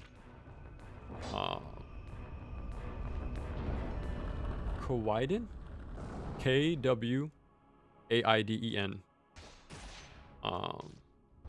It's sort of like an Onimusha-like. So it's like this very compact sort of singular setting, but you unlock it more slowly over time. It's Japanese mythos inspired, like all the yokai and stuff. It's even titled, well, categorized as an action game. So I'm gonna use that like in my video. Like, it might be different, but technically it's an action game. So I want to play that. Again, I might play after playing Silent Hill F. So I'll play Slaughter Head, Silent Hill F right after, and then Gaiden. That is very mature. I'm telling you, man. What games would you say are too similar? I don't know, actually. Like, as of right now, I can't really think of something, to be honest. Surprisingly, usually have always something at the top of my head for something. Like, look at that. like using your jump, shifting your hitbox. Like, to be honest, I think Sekiro is the only like game in recent time that came close to having the same feeling as Ninja Gaiden 1. Again, having that sort of hub world, it connects to different like major areas or sort of dungeons, whether it be the mountains or the monk area. Things reconnect over time with shortcuts or different verticality, you know. How the world changes over time with new spawns as the story progresses. The adventure aspect as well. Yeah, and the amount of movement and stuff like that. The different sort of bosses. Like, I think if you like Ninja Gaiden 1, like what it was going for, like adventure and combat at the same time, I highly recommend you play Sekiro.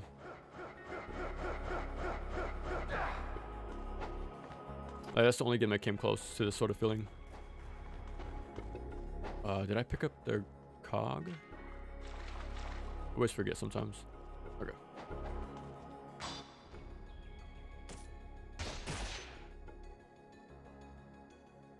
It's mostly overly similar design philosophy and not too little experimentation. Okay. Have you played the original 04? Yeah, I have actually. If you check my live stream tab, I did a full playthrough 2 or 3 weeks ago. For the first time too.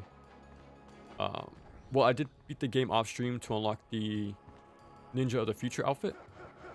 But yeah, we did a full playthrough of the first version. And yeah, I tried my best to show a lot of the unique boss strats in that game. Because there's a few more like loops you can do and exploits of their AI.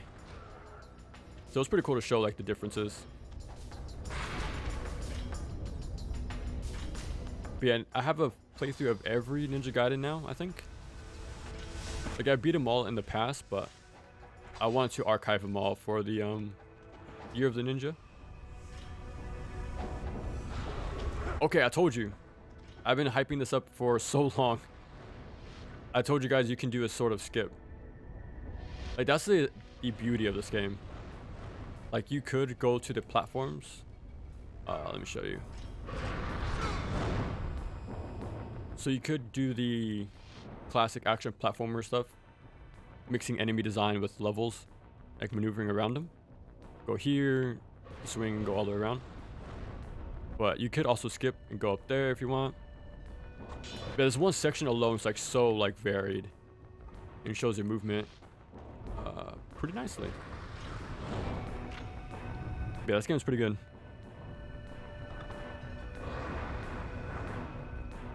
I know what would be the most insane game to play on. Those really hard Doom maps for Doom 1 and 2 would be pretty glorious on 4.3. For the most part, yeah, but more than classified hard games, PC are great too. For the skip. Dude, yeah, this game's amazing, man. Every time I come back to it, there's always one more thing I can show off.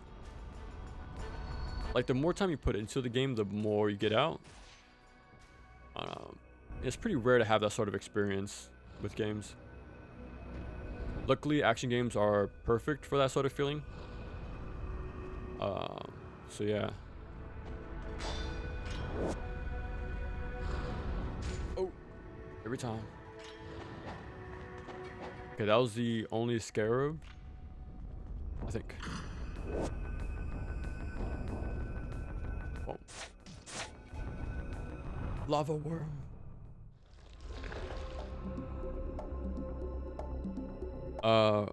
Is worth playing if you already played Black and Sigma. Yeah, we did a playthrough of it on the original hardware too. Like, right now we're playing on the actual Xbox console, like the first one. Yeah, we did the same thing for 04 as well. I'm trying to get the most out of this console while I can, because it's getting up there in age, so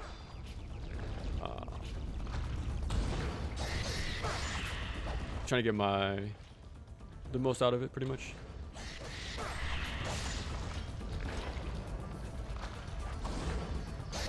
There we go.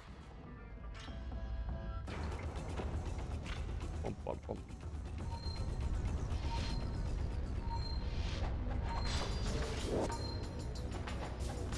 I always feel like there's a scarab in this room, but there's not. Unless I'm wrong, but...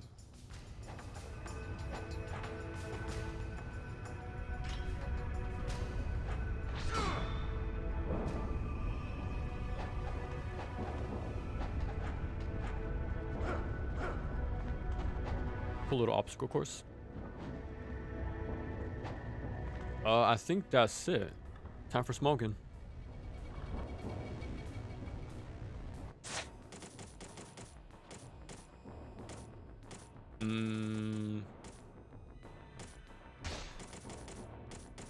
The Dobby. Celerity. Okay. We're good. But yeah, so you could go all the way there and go around. We could just do this. Oh my god. What? Out of all the times I've played this game, I've never failed out a single time. That's funny. There's a first for everything, right? Like, I got to skip this time for the wall, but then I messed up this skip, like the easiest one ever. But it's fine.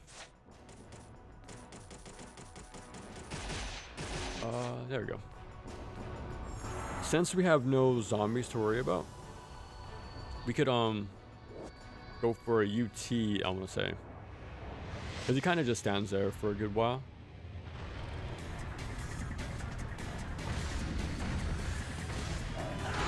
You can do a better punish with like the lunar forward Y, like forward Y, then on landing forward Y again. But that's a very good damaging opener.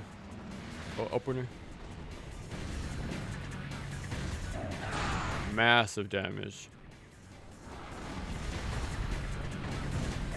GG. Oh, never mind.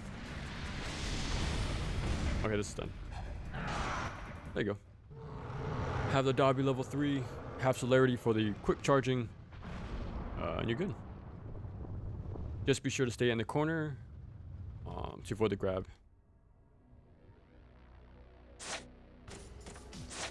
That was a waste of a menu.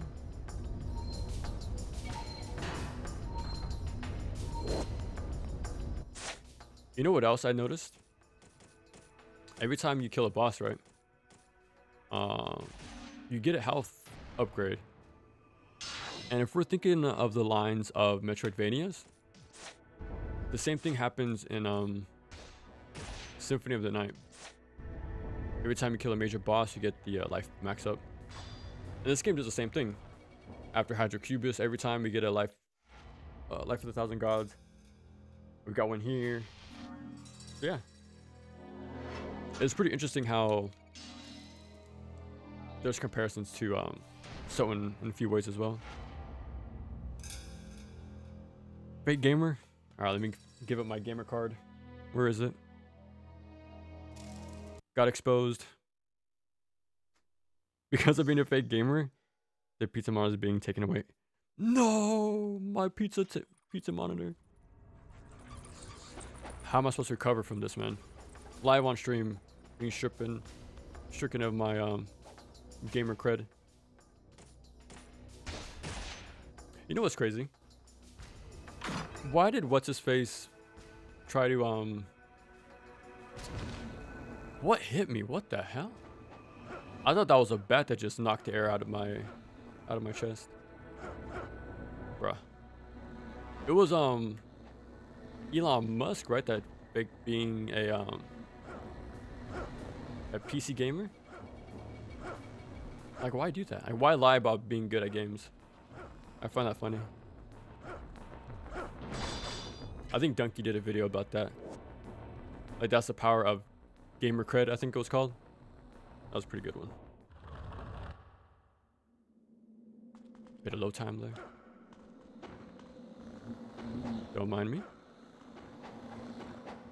But gamer cred is real, man. I'm telling you. It's powerful.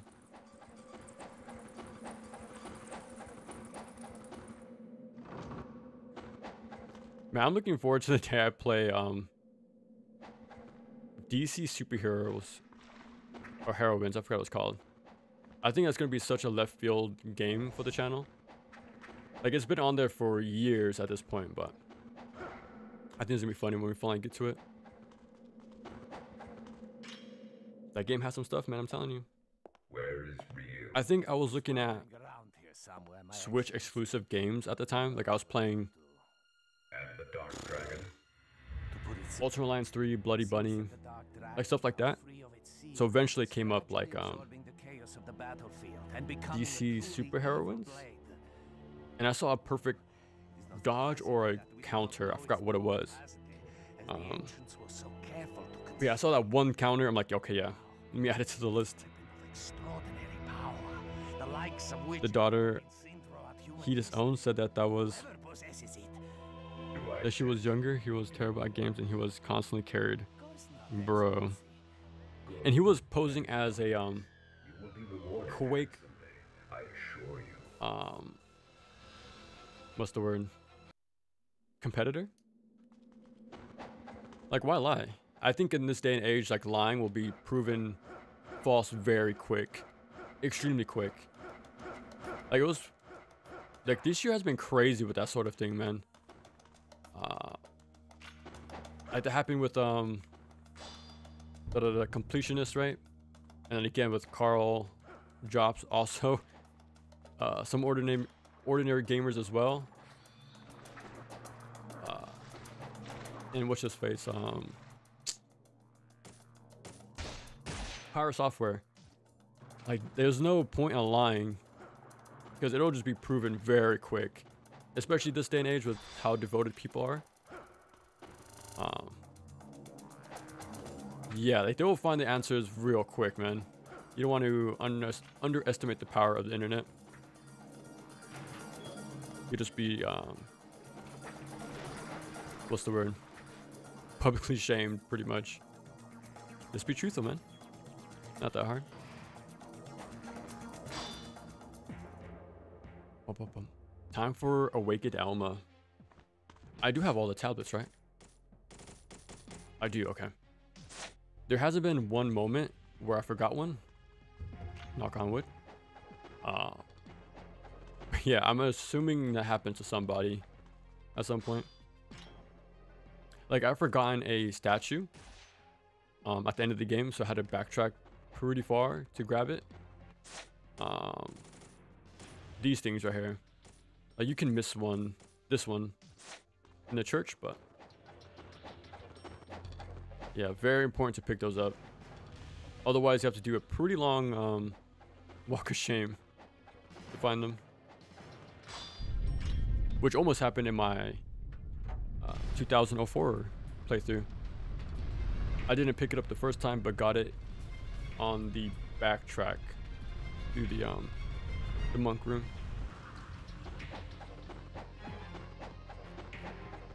Ignore these guys. They do give us a talisman, but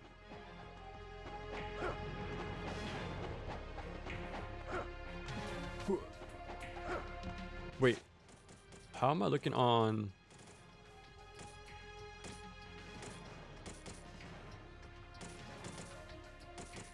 Where are my upgrades for my Ninpo? I don't have a single one. That would be helpful for the upcoming fight, but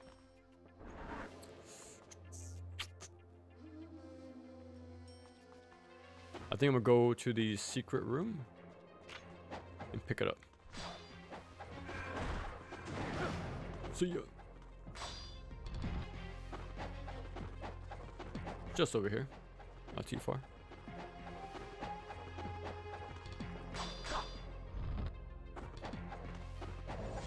Wait, let me double check. Okay, looks like I grabbed this one. Okay. Those things always creep me out, man. They just scurry along.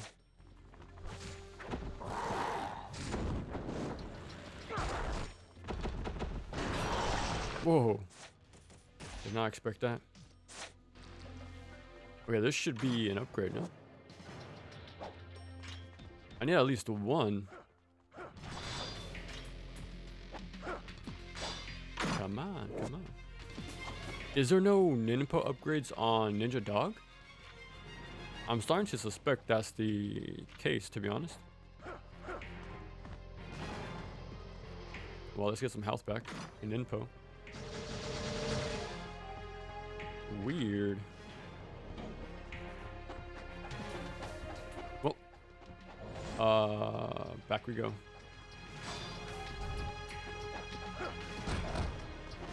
Nope.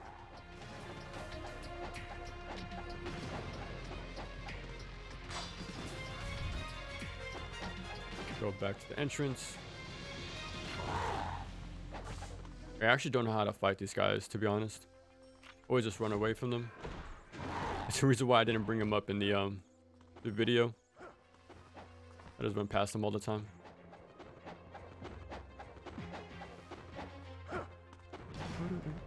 Go over here to go through less doors.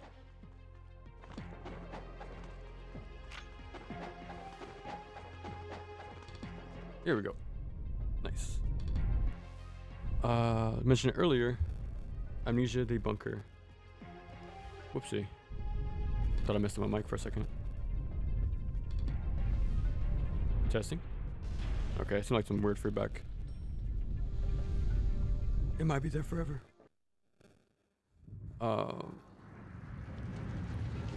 While graphics being the same with classic survival horror combined.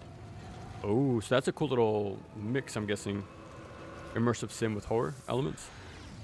Have you ever played Call of Cthulhu? Speaking of like these first person horror games and OG Xbox. Have you played that game? There's a few Call of Cthulhu games, but that's like the earliest ones that I know of.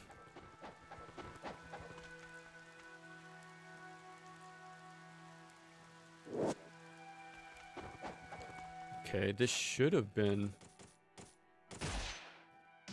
the Ninpo upgrade, but okay, finally. Well, what do I use it on? I actually don't know. There should have been one after Hydra Cubus 2. I probably just walked past it, to be honest.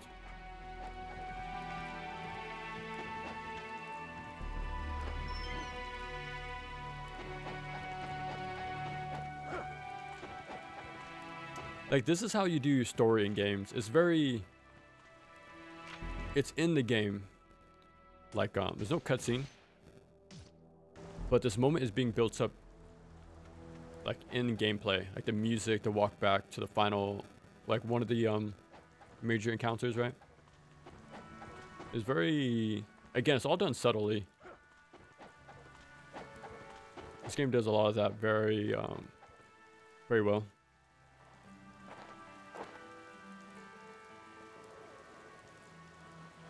I shared during the Yaiba stream, DMC 3, Ninja Gaiden, maybe Demon Souls. For the player's defense. It's hard to say because it really depends on... Because like DMC has jump cancels, right? And iframes on jumps. Ninja Gaiden has guard buffering. It just really depends what you want to go for. It's hard to recommend anything.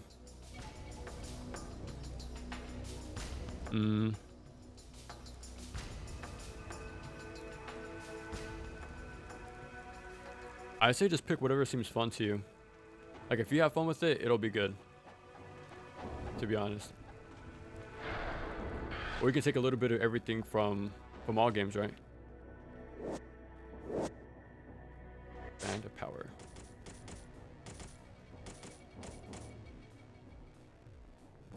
increases attack power. Okay.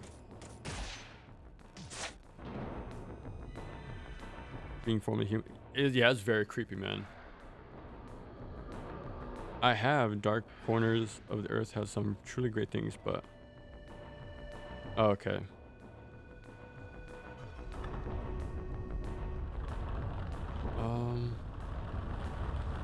Early investigations followed by the stealth. Yeah, I've only seen a small video, but yeah. Like I mentioned before, but I'm still a huge fan of Super Best Friends Play. And yeah, them doing that video was pretty iconic at the time.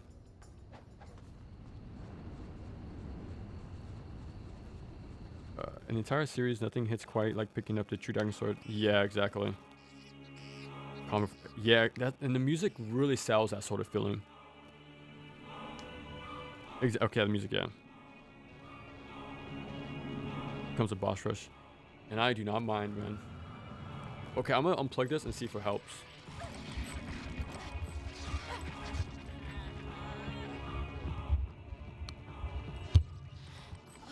Hello, hello. I think it's gone. Like that weird static feedback. Oh my. With your own flesh and blood to sacrifice, receive now your awakening.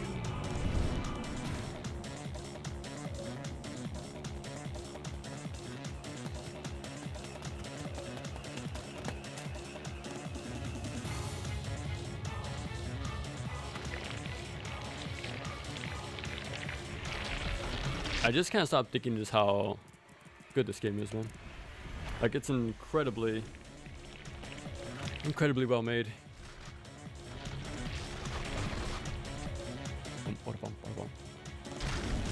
I kind of wish we had more of these pre-rendered cutscenes. Because just like in the NES games, the Tecmo Theater was a massive like selling point of the game. So like the series has always had this sort of cinematic edge to the series. So much it was a selling point of every game. And I think this is a very well done.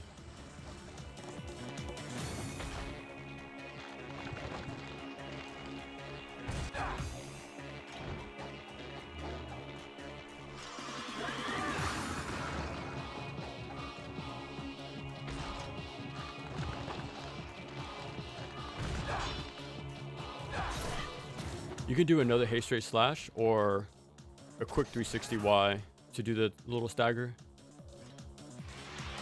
But that's a strat right there to knock her down. And Inazuma does a very consistent job. The only problem is the knockdown is probably going to be very far away from you. So you can't really do much punish-wise. But that's why I just do a flying swallow and mash X, well, light attacks. And hopefully get a few attacks as she recovers. She does have a very high chance to dodge stuff, but if you can get a few hits in, that's pretty good. And again, if you come in with a lot of key refilling items, you should just get free knockdowns every time. I like to do it during the pink fireball attack. Because it's a very tough projectile to dodge, to be honest. Oh. It's even faster in Gaiden Black. In 04, I think it was very slow. Like way more telegraphed, and the travel distance was a lot slower. But here it's very fast. To be honest, I can just spam my Inazuma, but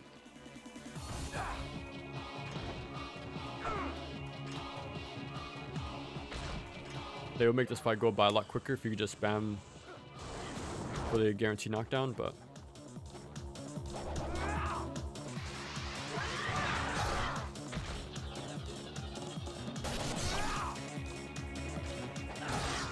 alright, lucky there. Nice. Actually, let me put my phone on charger real quick. That's what I'm using to talk to you guys. So 1 second.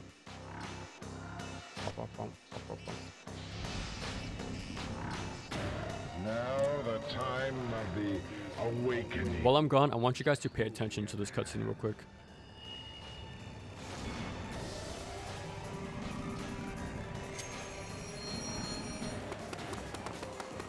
Please. I want to be nice about it.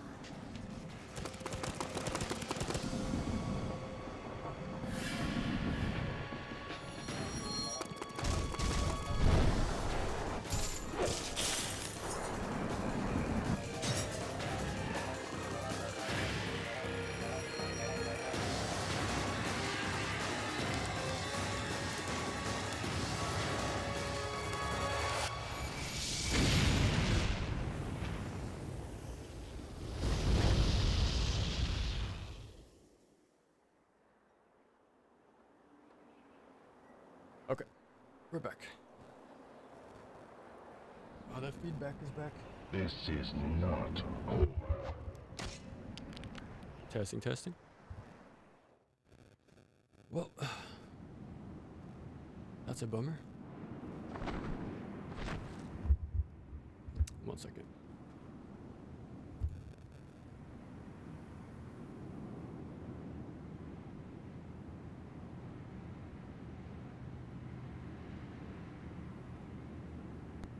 Maybe? Oh, I made it worse. No. Hello, hello? Yes, I'm not sure how long it's gonna be there. But we're almost at the end of the game, so... We are at the end of the game, but... that sucks. But yeah. I might have knocked a cord or something. My bad. The broken boss. No, we got it down pretty consistently. There's a method to the madness, which I like. Okay. Bum, bum, bum. Da-da-da. In the entire series, I think... Okay, yeah. I think Death by Degrees has by far the most CGI I've ever seen. Dude, the clip I used in my video, the zombie section, very graphic. Like, it was kind of insane how well it was made. Yeah, the CG in that game was pretty good.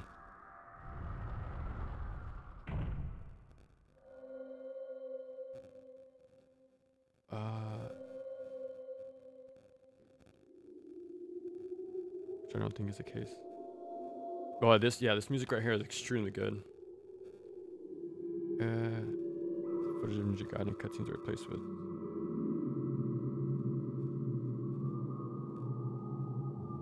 What are YTPs? Watch it be something super simple. But yeah, I mentioned to pay attention to that cutscene. Because the last time I played this game, I got a comment mentioning how this game, what did they say? It would have seemed like this game was sexist with how often Rachel's sort of like being a jobber throughout the whole game. And it got me thinking about this section of the game. Because if you notice, it wasn't Ryu who saved her, it was actually her sister. So with her last bit of humanity, she sort of broke out of the sort of like fiend state and made the ultimate sacrifice to save her sister by giving up her own life. So it wasn't like left up to a guy to make, to save Rachel. It's more like a showcase of like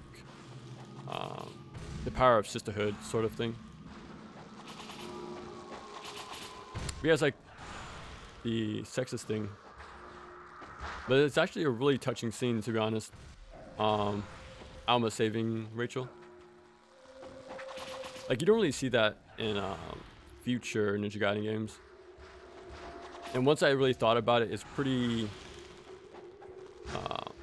like when they said the story isn't that good in this game, I think it has its moments, to be honest. Like, not only are the cutscenes very good at selling the impact of certain things, like raiding of the village and Kureha dying from Doku, stuff like that. There's some cool cool character moments from everybody.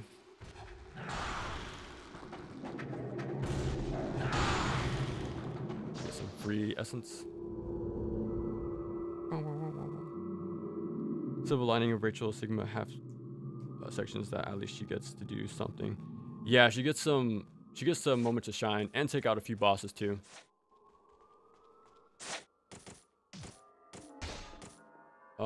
What do I need here? I need a heal, that's the one.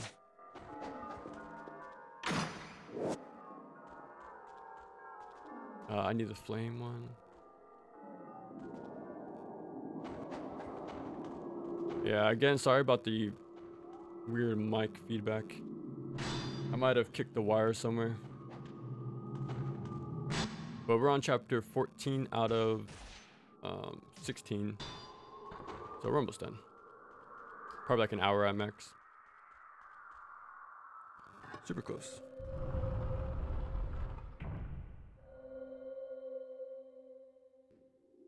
Or an old YouTube tradition of parodying source footage via. Oh, okay, okay.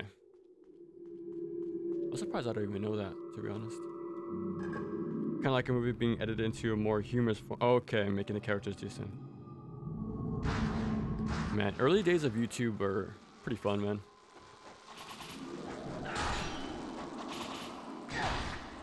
I remember the first thing I really looked up on YouTube was Kingdom Hearts 2 secret endings. Because my friend, I was a big fan of him. So was my friend. But I remember he was telling me about this sort of things. I think they were only exclusive to Final Mix, which we didn't have at the time in the States. So I remember he'll show me these and it'll blow my mind. Like the Riku one, and Chain of Memories, I want to say. And then seeing the Keyblade Graveyard scene at the end of 2, the secret ending. And yeah, having to wait for that, like what, almost a decade?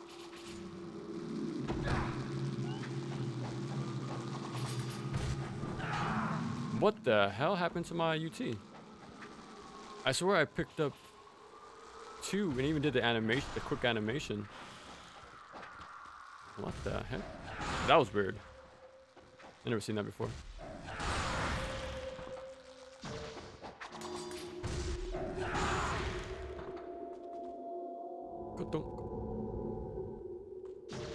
I think one more room.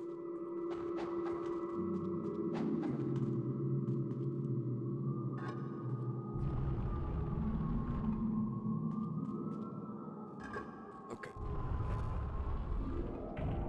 Wow. Was one of the more common early YouTube history type. Oh, okay.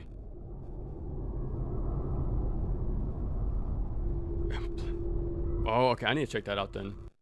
I'm guessing it sort of gives it a horror theme, a horror spin to it. I actually seen one recently with Friends. I think it was Ross. They made it more into like a psychopath sort of deal, set up like a funny joke. Chapter 14.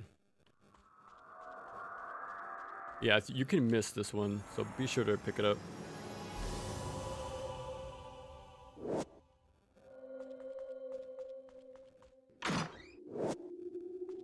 Okay.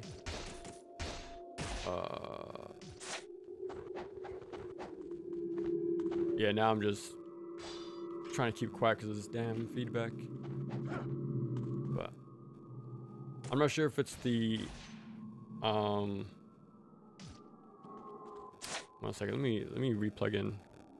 Because sometimes I hear it without me talking, so maybe it's something else. 1 second.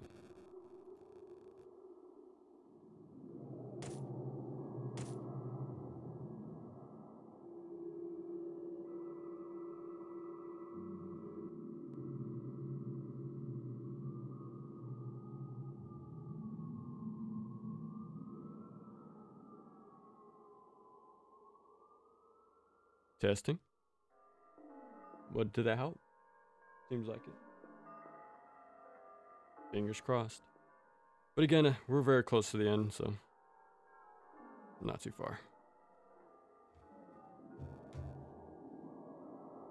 So close to the end. Wow, wow, wow, wow. I don't understand these sexism stuff. If that's all it takes, then Godhand would be walking controversy. Yeah. I wonder if Capcom even wants to touch that game with a 10-foot pole. Because for me, I don't mind. I think it's just funny. Because everybody gets the same amount of treatment no matter who you are. Like, that's the funny part. But yeah. I think it's tastefully done in Ninja Gaiden 1. Godhand, everybody is getting messed up, no matter who you are. That's what makes it great. Everyone's equally messed with, pretty much. Okay. It seems like it's sort of fixed, but I'm not too sure, to be honest. We'll just rock with it for the next few chapters. Not too far away. Where are we? Here we go. This way. Okay. Yeah, I unplugged and replugged my converter, my AV cables to HDMI little converter box. Like, maybe that's what it was, but I'm not too sure, to be honest. It's overblown for Ninja Gaiden in particular because Western games were certainly worse than about it than Ninja Gaiden. Yeah, I actually don't have an example for Western games, to be honest. Nothing really comes to mind. But it's also not something that really sticks out to me. I'm pretty sure there's a few, but 47. I think we have them all. There's 2 coming up in the maze, and the final one is at the core. So I think we got all 50, which I'm happy about.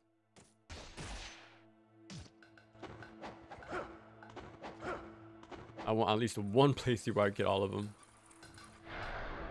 So that'll be nice.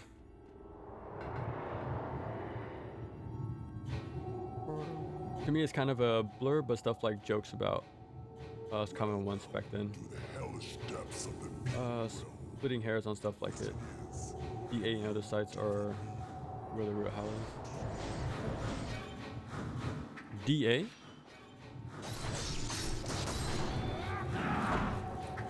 Oh, I should just use Inazuma, to be honest.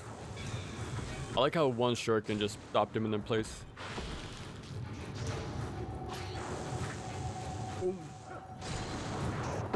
I want to upgrade my Inazuma, but we're not going to use it anytime, like anymore. Like, it's good against Alma or Awakened Alma. But now we're just going to be using Inferno for the rest of the game. So I think I'm going to upgrade that instead.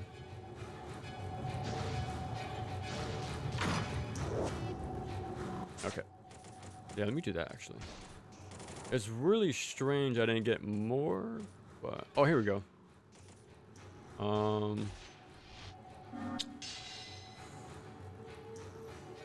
Inazuma is already doing big damage, so I don't think I'll upgrade.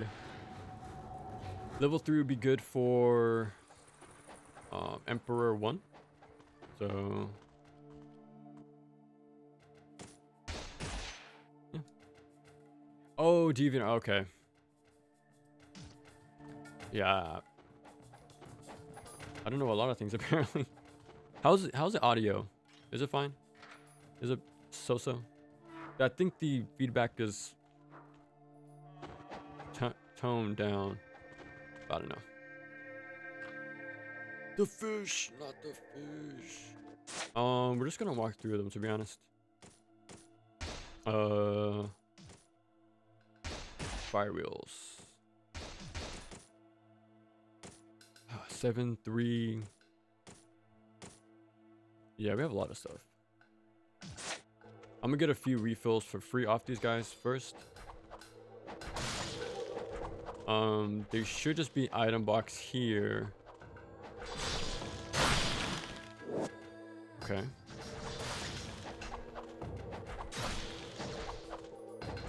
One second.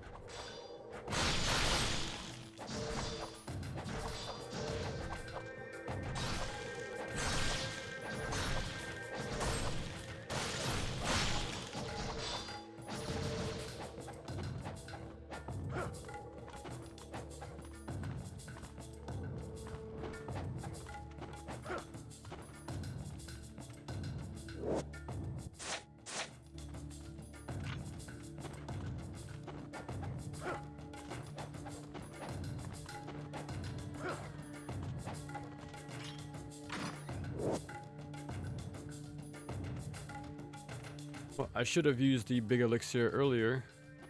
I was about to get a free one, but it's fine. I'm really trying not to miss the scarabs. I know there's 2 coming up, so we should be fine though.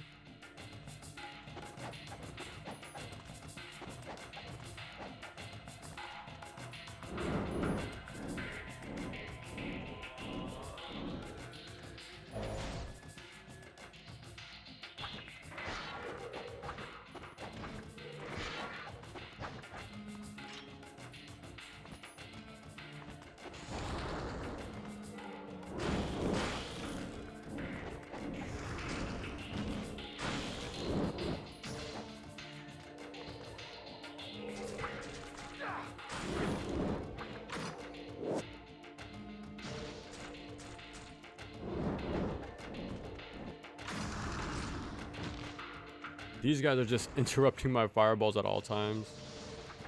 Okay, let me just run out of here. Let's hope the crap fiend doesn't snipe me from afar.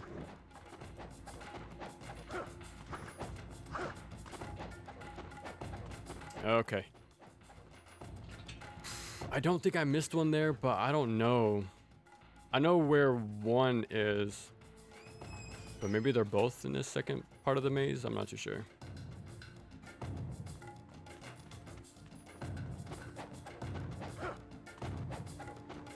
Okay, here we go. Okay, I have them all. The next one is like in a pretty big open area on the right hand, and the last one's at the core, so that's pretty good.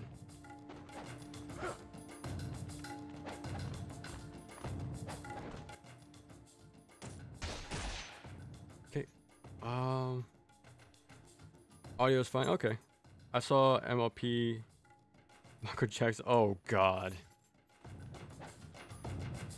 Now, was that on your own choice, or you saw it by accident, quotation marks accident? Or you just really curious that day? Like, what can I find? What's some nice artwork I can find on here?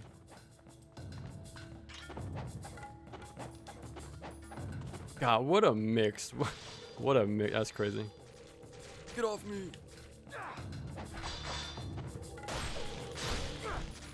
Oh, let me just... Oh, might as well do that. Perfect time.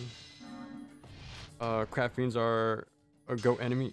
This is another enemy I don't really interact with, surprisingly. I just spam, whatchamacallit, my Inferno, and just chain UTs. Okay, I should be fine. Get off me.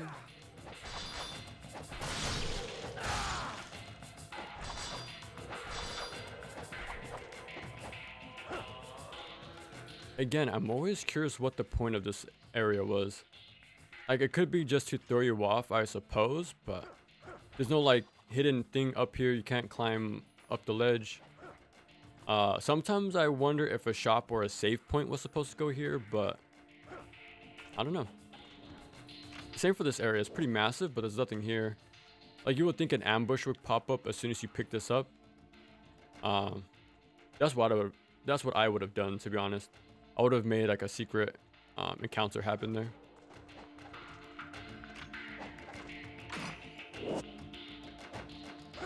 Nice, we got a free one back. Again, the Ninja Gaiden, well, there was an ambush in this version for picking something up, and I don't remember when, but they did do it at least once. So I'm surprised it wasn't another example of that happening there. Oopsie.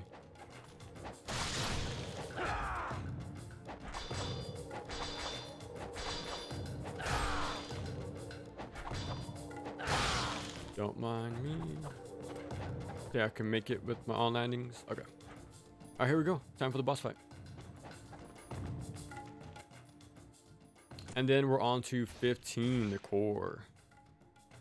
There's a mission Sigma where you fight enemies to pick up weapon upgrade jewels, which lets you have to fight Doku. Don't know if it's... I don't think so. There's far less like sort of ambush fights in this game. Like, there's still the fiend challenges, but... Ooh, the ghost fish are never spawned at the front of the door like that. That's fine. I just dropped by to see what's happening after the controversial overhaul. And yeah, I'd rather stick to Twitter. Dude, I don't use any of that stuff, to be honest. Like I mentioned it earlier, but instead of... What's the word? What did I say earlier? But yeah, instead of like arguing about games, I'd rather just play them, to be honest. Like play games that I like instead of learning about games. I wouldn't be interested in. I could just use my time better, pretty much.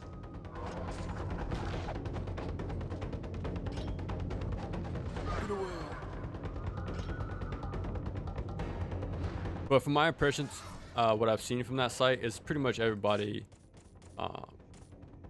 farming engagement off each other, like trying to rage bait and not having serious discussion, just trying to get attention on your posts by saying the most wildest stuff. Yeah, so I'd rather not mess with it too much. Absolute hell site. Well, there you go. After blue check has been absolutely unuseful because of all the rage. Yeah, see, there you go.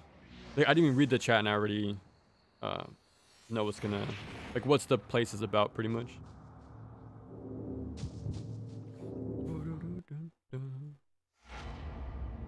I remember running into them like a brick wall and getting roasted by... Yeah. They do massive damage too. They're cool looking though. I do like the design. Here we go. This is the final stretch right here.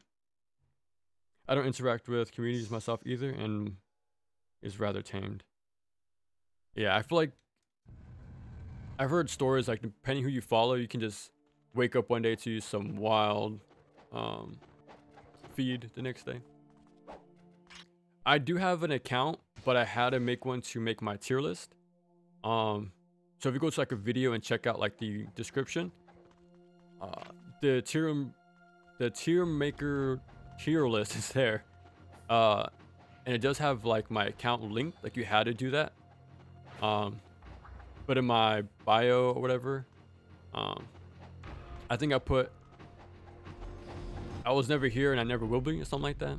Like I just made the account for the tier maker, but like I don't actually go on there and check if I ever actually got messages or whatever. At this point I probably have, since the channel's gotten bigger since I made the tier maker thing, but yeah, that's why I do want to make a Discord for the channel. Like I don't use social media, but at least the Discord be something we can communicate through. So that'll be something. I think that's what I'm gonna focus on from here on out, like alongside making the Neo 2 video. Like I pretty much had like 2 projects going on at the same time. Like it was Neo 2 and then like getting stuff ready for the 5K sub celebration. So like I was like replaying games to get unlocked on the original hardware. So we did that. I got a lot of the stuff, the playthroughs done to wrap up the Year of the Ninja. So yeah, that was the first project, getting stuff for Year of the Ninja archived. Beating the games on the hardest mode on real hardware, so that's done now. So yeah, now we're gonna stop. We're gonna slow down on these streams by a lot. So whenever free time I have, I'm just gonna start researching making a Discord, like a community based one. Like I have one, but like a personal one. But I really go on it, but having like a full-on dedicated one for the channel should be pretty cool.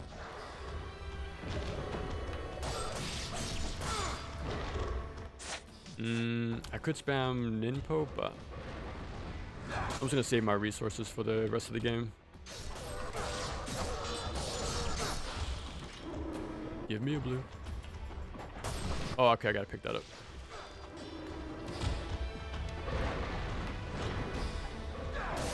There we go. All the social media sucks. No site is sacred. Yeah, I'm sure that's the case, man. Like, I never really used it even as a teenager, to be honest. I kind of never got sucked into that stuff.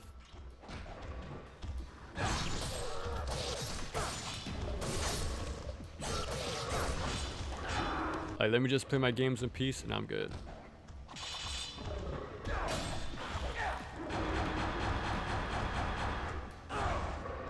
Okay. As many times as I've done this part of the game, I don't remember how many floors there are. I think there's probably 5, but I'm not too sure. I kind of just autopilot and spam Inferno. No wonder you actually play Infinite. Exactly, yeah.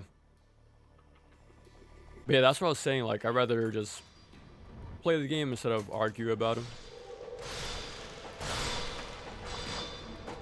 And just hope the comments are have some nice substance there. They usually do, to be honest with you. I really like that's why whenever you guys leave like a pretty long comment, I try to my best to put in the same effort to respond to you guys. Like, that's the stuff I'd rather see or interact with. I mean, like actual like thoughtful stuff. Whoa, even one ET just instant kill. Whoa, look at that. Visual glitch there. Come on, I'm trying to set up my on landing. Oh, too late. They're forcing my hand here. This should kill everybody.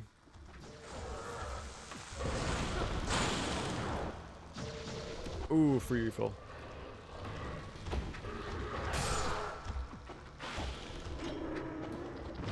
Oh. We'll take it.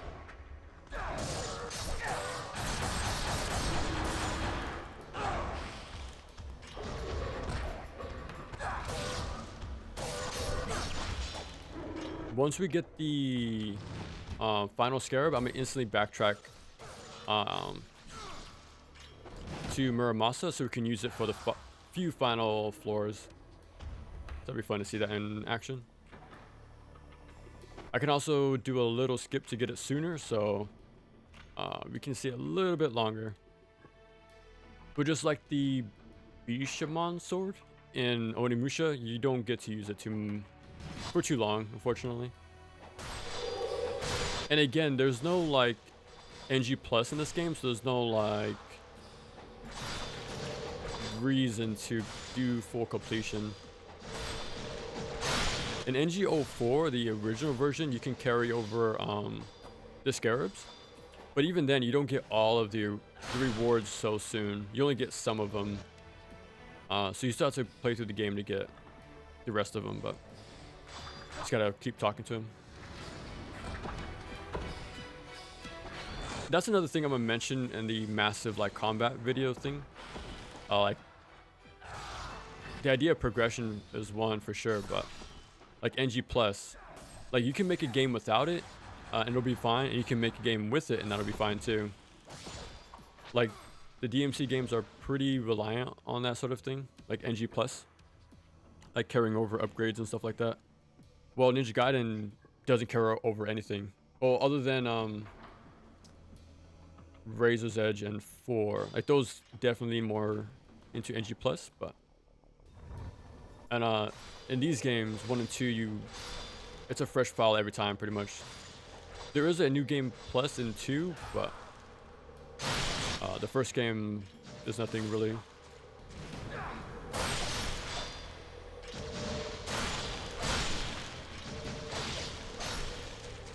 Come on, I think this game should have had a new game plus, to be honest though.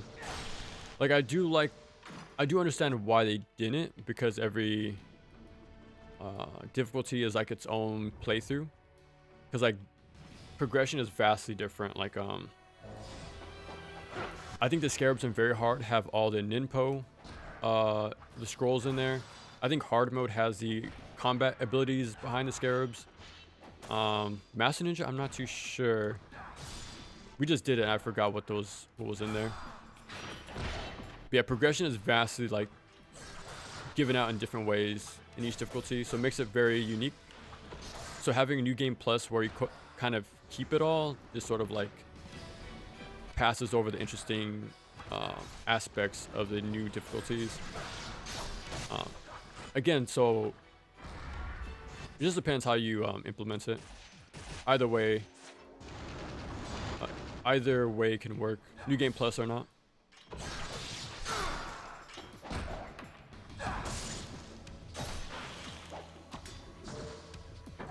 Okay, I should be able to get the skip here, I think. Maybe. I think so. Only pick up the health.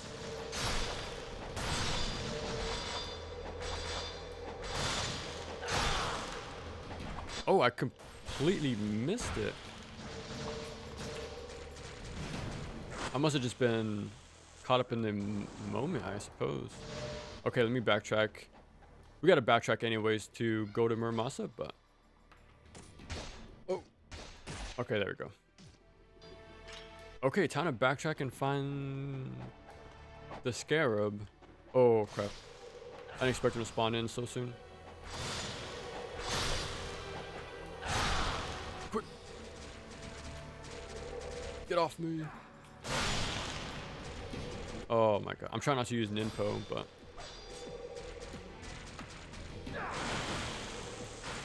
Well. Oh my god. Okay, maybe this floor. Yeah, here we go. Okay. We're gonna backtrack to Muramasa.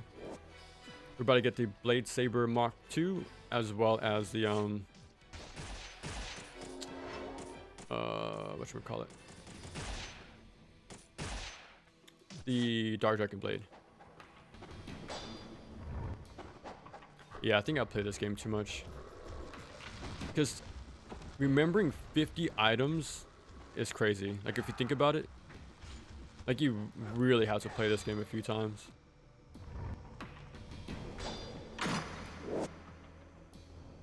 Might as well use it. I'm just gonna max out items when we go to Muramasa anyways. That's fine. 4 floor. Okay, okay. It feels a lot longer, to be honest. Quick. Okay, I got the red key as well. Nice.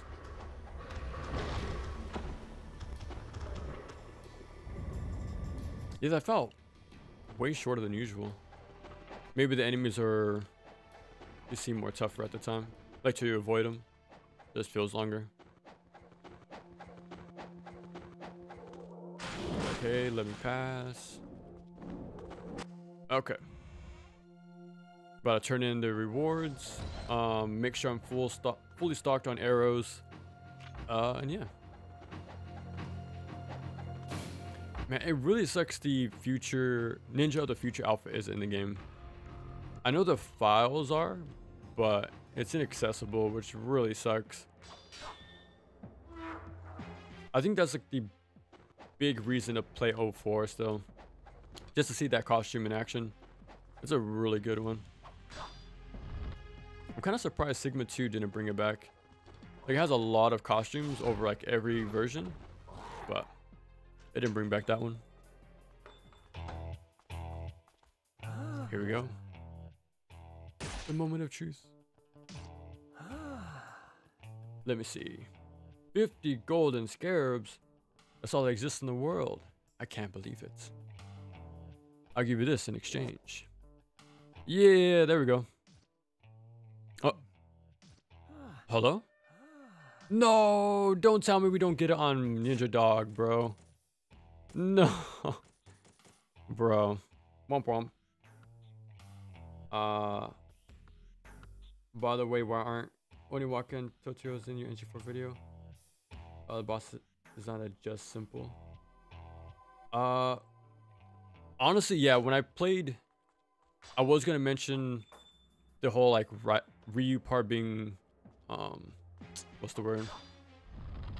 Him being an afterthought. I was gonna use that sub boss of his to sort of go over that sort of aspect of the game, but I'm like, no, it's fine. It's only one mini boss. It's really not that hard. And again, it's pretty much the same rules as every other one. But yeah. Yeah, but same for Onewaka. I do like that boss, especially how it changes over time. I would have mentioned him like as a highlight in the game. But I forgot to make clips of seeing the growth as he got more and more of like a fiend or like a corrupted sort of thing. Like that would have been cool to show in the video, like to show that little how mini subplot is going on as the game progresses. But only had the final one, so okay, I'm just gonna skip it. But at least it'll be something somebody can see for the first time, like as a little secret. I'll just use items. I have a bunch of them. But yeah, I think on Ninja Dog you don't get them, which is a huge bummer. Like I finally got them all, but like that wasn't listed with the changes in this version. Well, in this difficulty. I guess so. Oh my. 14. Okay. I forgot to make sure I was maxed out on arrows, but that's fine. I have 14.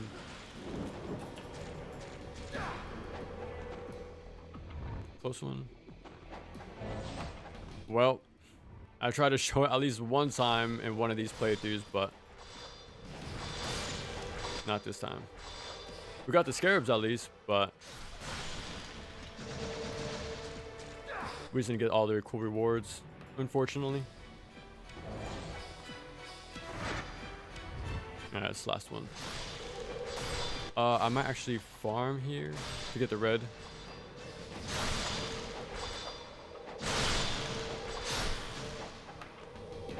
Hopefully that broke the combo so it won't get yellow essence only. Nah, still combo. What the hell happened there? Whoopsie. That's fine. Yeah, if you get your combo high enough, you will only get yellow essence.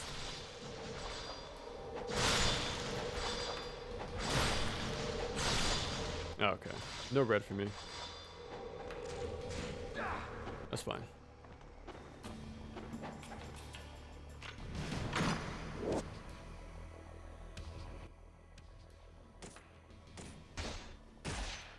Here we go. We should be like probably 30 minutes, 40 minutes left, and we're done. That fish doesn't want you to. Yeah. Isn't Ninja the Future the Shinobi 2002 outfit? The Hatsuma, or like the, what's it called, the red muffler outfit? It's in this game, but it doesn't have the I don't remember it having the red effect or not. I want to say no, but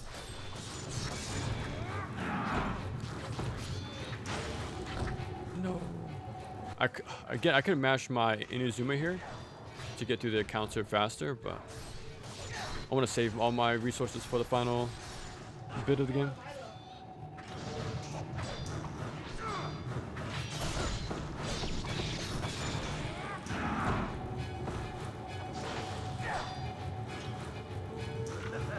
Time for the first boss. Ninja Future NG4 DLC. That would be cool. I would like that sort of like. Imagine if NG4 had a DLC expansion like Undead Nightmare, like that massive. Like it could be its own game sort of thing. Like they sort of use the NG4 sort of thing as a way to play on the to make a callback to the future outfit thing.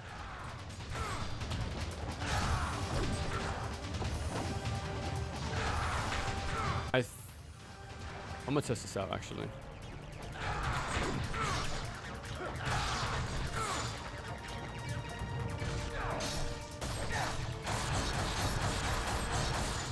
Yeah, okay.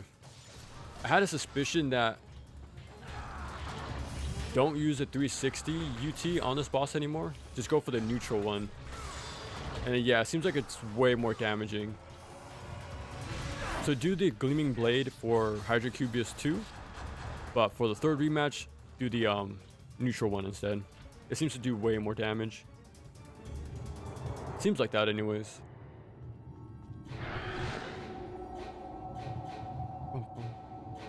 Yeah, it might be a different one, I think.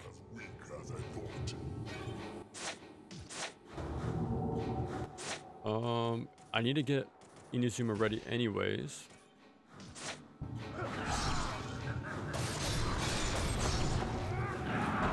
You know what one change I would like to see for this game? Well, something I would have liked to see. Like I do like the kill count for the for whatchamacallit, the karma window. Like it's good to know when something dies, right? You can sort of anticipate a essence spawning.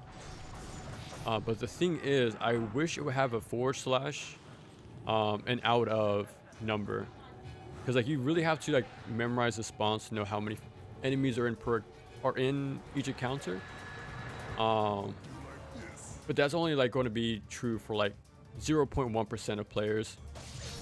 Like I played this game on multiple times and I still don't remember them. So if it said like one enemy was killed out of 4, I think that'd be way more helpful. Like for every skill level, not just for the tippy top of the player base.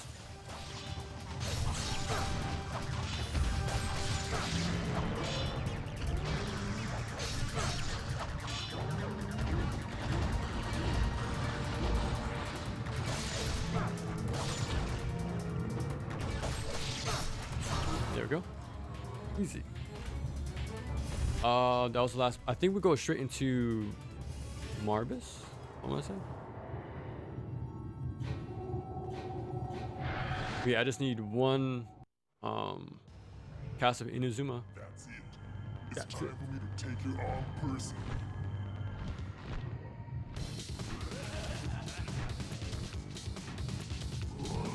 I wish I was looking at Symphony of the Night a bit earlier. Because if you know the boss Lesser Demon, he does the same thing. He's a flying, sort of like generic demon looking boss that spawns enemies below. And same thing, it has a sort of like this magic sphere as they spawn in too. So it would have been cool to make that comparison real quick.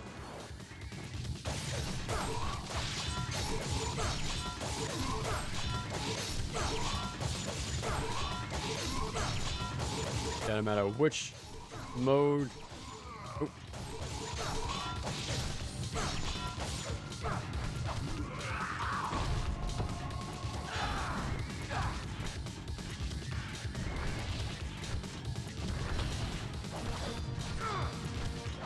There we go. It was one hit away. I kept messing up my inputs at the end, but it's fine. The final deity. Okay. We should get full health coming up.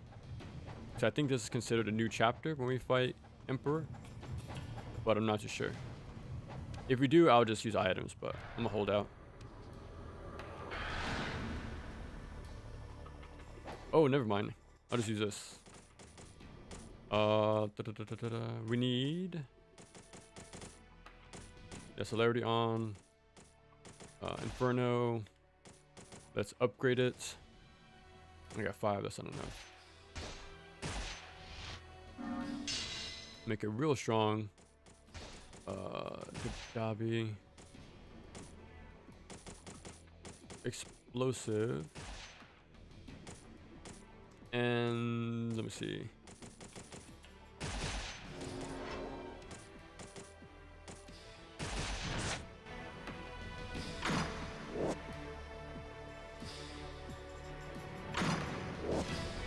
Oh, I could have just used that one instead.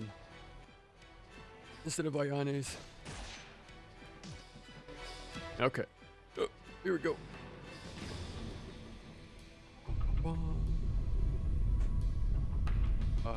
Want to know something? Where wins me is 99 gigabytes. Holy crap.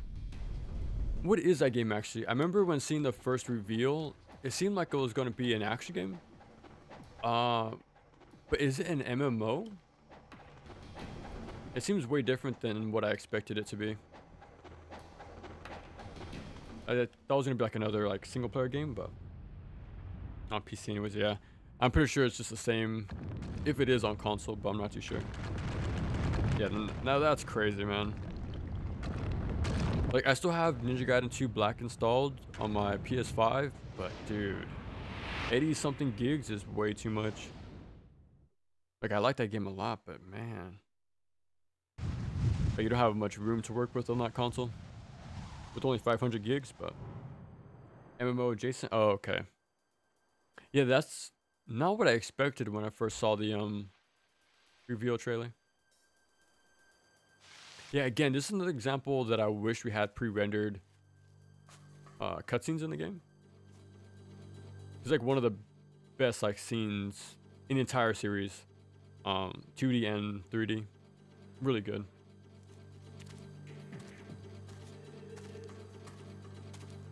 And then it disappears. Oh, whoopsie. I chose Dabi a little too early.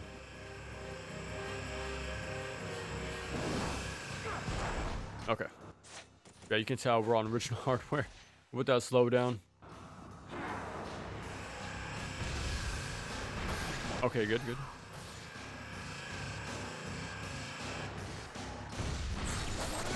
Nice.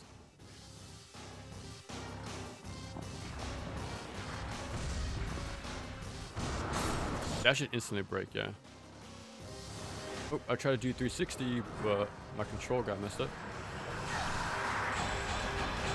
Whoa. I've never seen that a single time.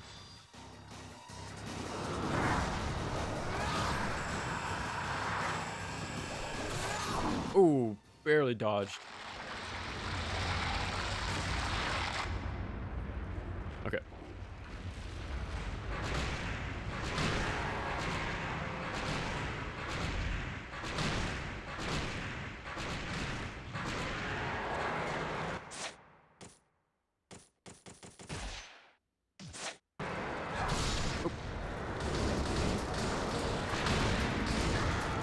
I messed up the setup. It's fine though, because you can do some big damage with the gleaming blade, but I messed up.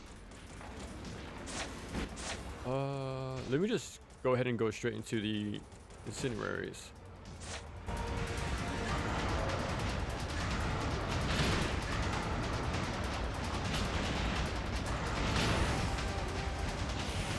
Just gonna wait for it to jump on the platform. Wait. Okay. If you swap too early, the explosion gets despawned.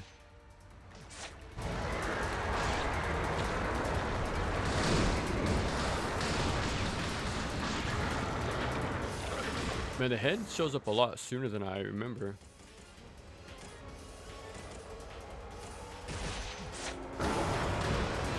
Since we're in the water, well, lava. That should kill. God, what a sound. Alright, here we go. This is the final climb. It's time. Yeah, let's hope for a good platforming section. Here we go.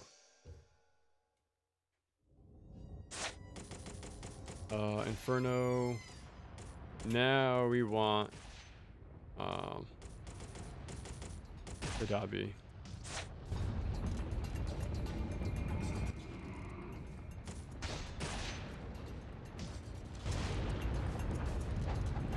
I feel like the playthrough was just the same amount no matter what.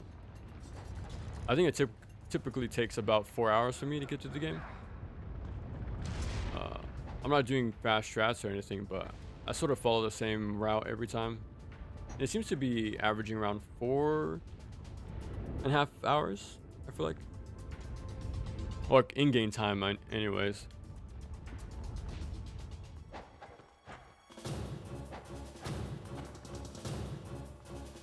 Okay.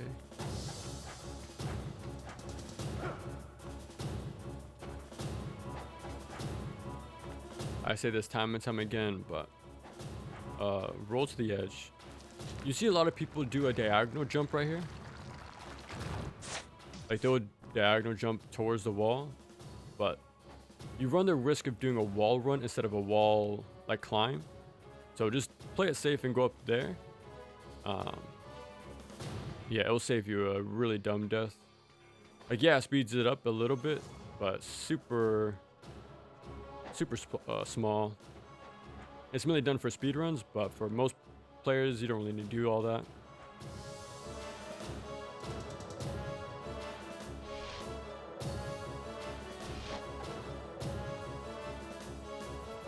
Okay.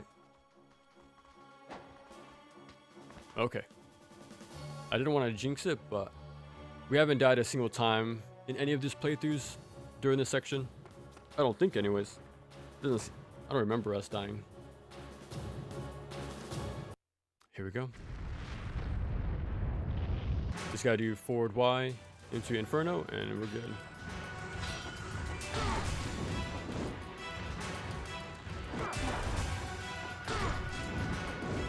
I would have liked to have the Dark Dragon Blade here for the extra effect, but oh, we dodged it. Oh, I blocked it.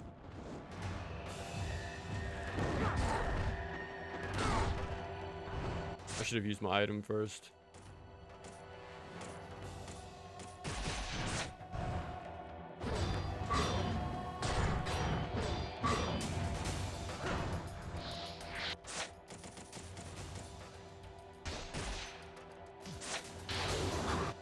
Ooh. Okay, let's hope I can do this right.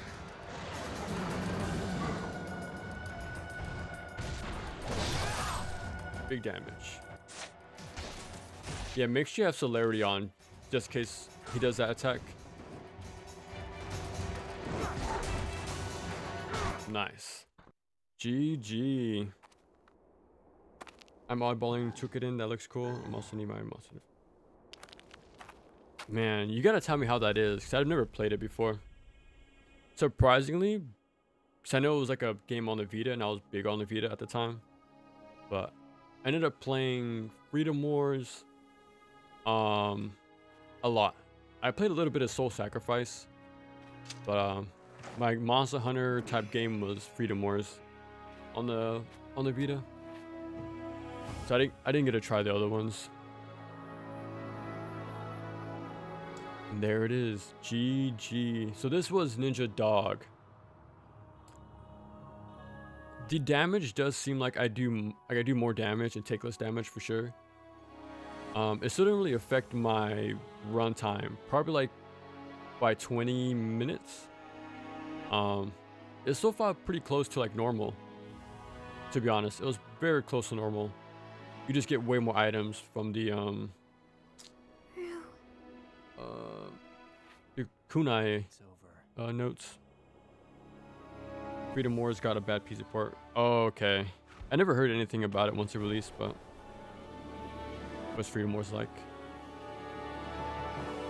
I don't remember too well. I think there's a leash mechanic where you can slowly peel off limbs or like armor, and that's kind of like your de-limbing system, well, carving system. Like whatever you break, you can keep for making things. But I do like the premise a lot. That's what really made me play the game more and more. It's like with each mission you complete, you lower your sentence, like your jail sentence, and you can make it go down to 0, which I did, which was pretty fun. The God Eater franchise is fantastic. I still have 3 on my. I bought it a long time ago on a deep sale, but I never got around to it. Wild Hearts I need to play, because isn't that Koei? So I want to see how they did it. Oh, the closest. Ooh.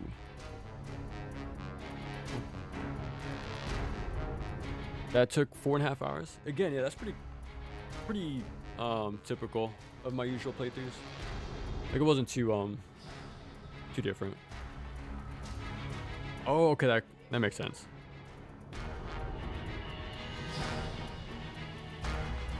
But yeah, well, let me see my score. Yeah, we're just gonna call it here.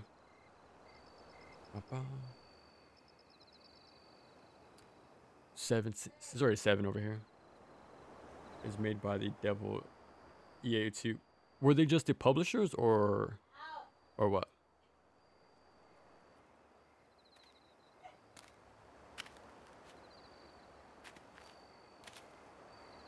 Okay, that makes sense.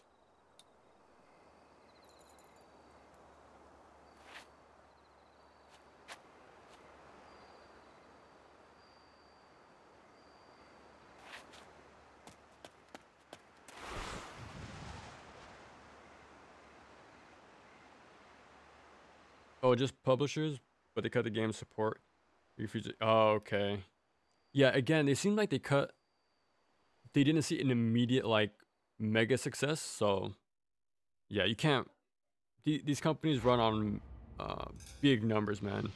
If you don't make those massive waves, then your game's not gonna last long, unfortunately. That's what, yeah, exactly. Instead of like cultivating it, supporting it, you know, to make a scene. Yeah.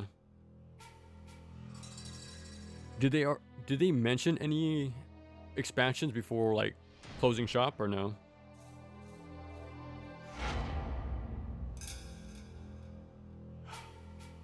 That's the thing, man. As soon as yeah, you need a big success in their eyes, which sucks. It was implied. Oh, okay.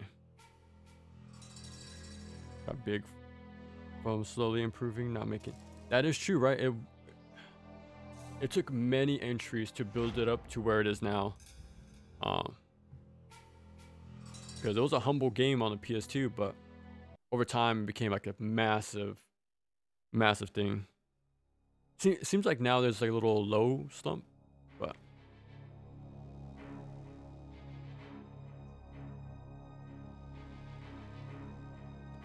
yeah, that's pretty much it, guys. I can finally pack up my OG Xbox. I really got the most out of this console in the past like 2 weeks.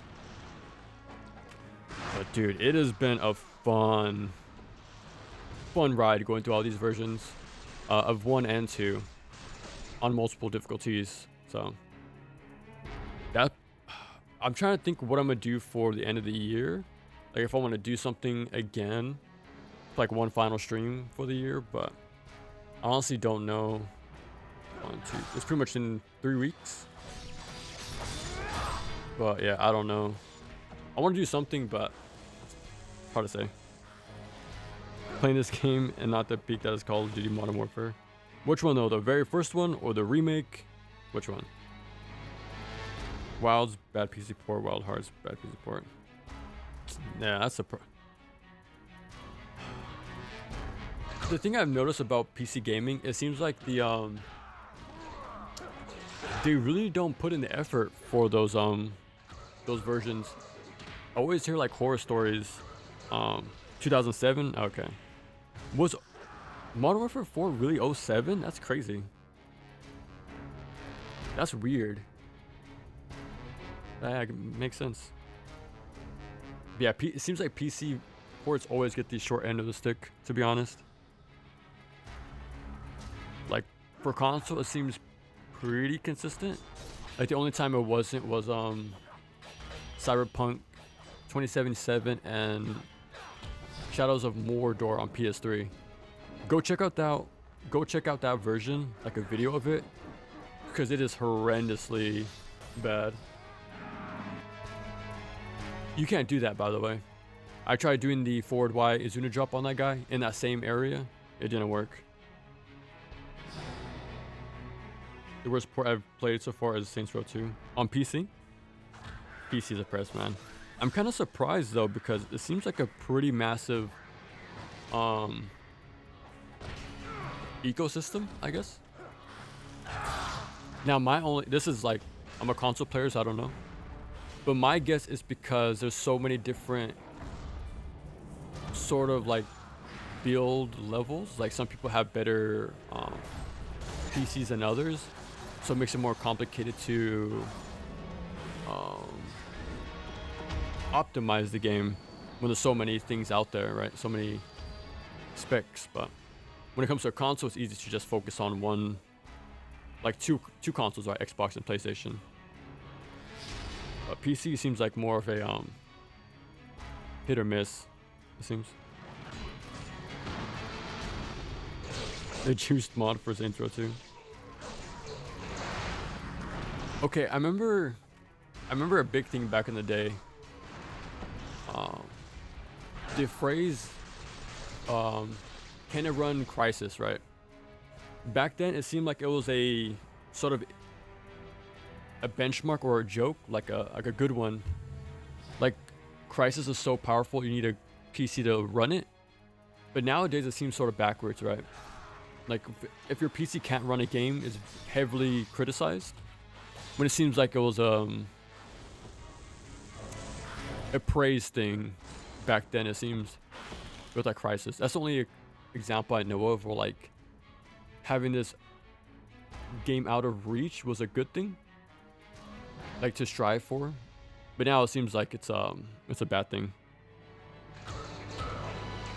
Jack X Trauma Racing that saved the game. Oh wow. I'm no genius on PC specs, but getting it to run isn't as hard as people say. Just have... Okay. And I've noticed the games on PC have multiple settings to tweak. So I'm assuming like you can like put it on like the lower requirements to hopefully work, but it seems like a mixed bag every time. Like super what's the word? Pretty complicated, it seems. Incompatibilities, yeah. Isn't Windows 10 or 8? I forget which one. Isn't it finally being not supported anymore by Steam? So it's, again, it's going to cause even more problems with compatibilities for older systems, for older builds. Then it will corrupt your save. Dude, now that's massive. Only 1 year? Jeez, bro. Then we're going to be forced to go on 11. I'm not looking forward to that. I hate this every time. I hate going to a new operating system. I think it was 10? No. I think it was 8 or 9, something like that. It was whack. I think it was 7, the one I liked. And this one's pretty close to it, if I remember. I guess in that same style. I hated the whole like Microsoft panel-esque thing going on before.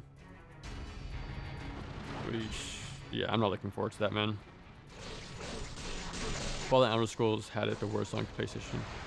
Yeah, they get pretty bad. Even Bayonetta 1 was infamously pretty bad on PlayStation 3. Funny enough, that was my first way of playing the game, and I still thought it was really good. I had a lot of fun with Bayo 1 on the PS3.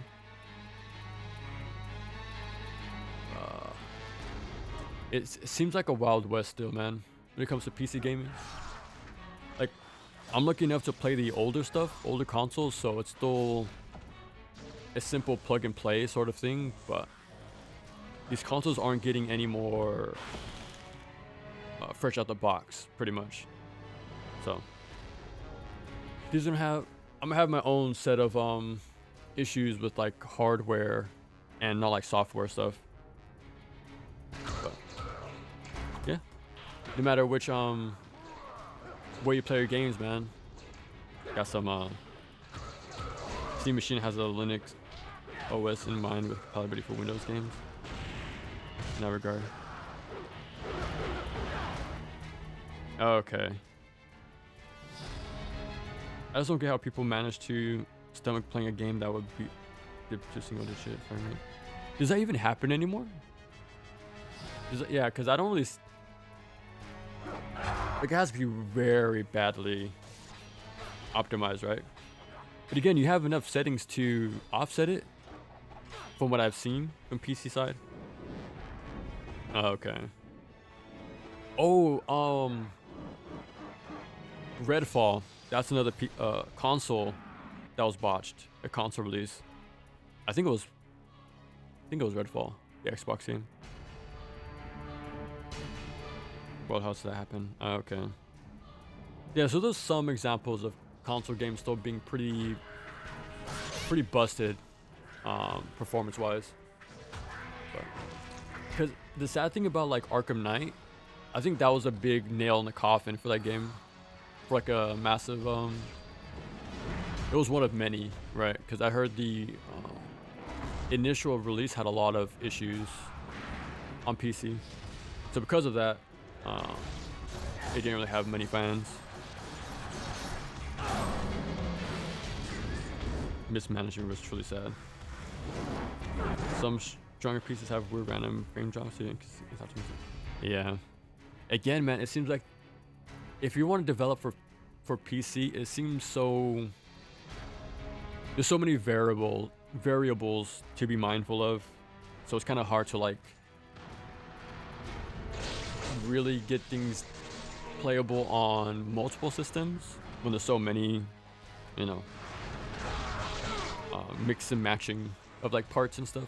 So you can never know like what's the standard anymore. That's my impression though. As an outsider. There you go. It's not that hard to optimize, admittedly, but the AAA development structure doesn't really give the space. Those whatchamacallit? Those deadlines, man. You gotta make them. You gotta churn out the next content, the next game. Hey, what's up, Cat? We're gonna wrap up the stream pretty soon. I just finished a game on Ninja Dog. Pretty interesting. It's a secret extra easy mode. So you do more damage, you get equipment earlier. Yeah, you do more damage, enemies do less damage. You get way more healing items. Free items all the time. You even get items if you die, so you will respawn with more. Unfortunately, I didn't read this in anywhere. I had to find it the hard way. But collecting all the scarabs does not give you the rewards. Usually you'll get the Beam Saber Mark II and the Dark Dragon Blade, but you don't get them in Ninja Dog, which sucks. I'm glad NG4 works. Optimized. I think it could be better optimized, but still great.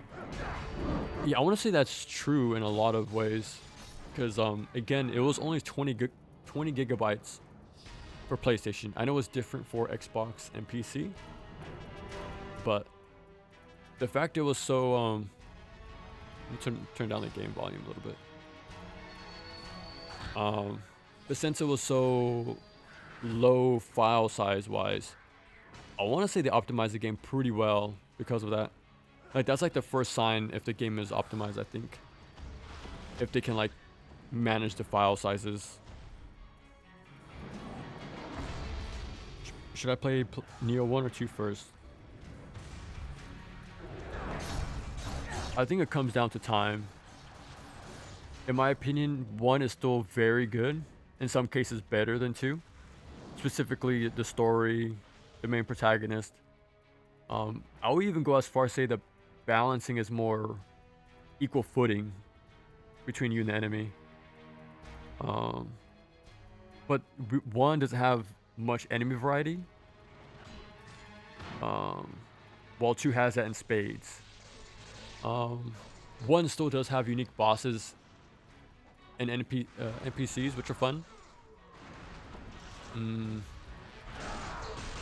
Yeah, it's just a preference thing.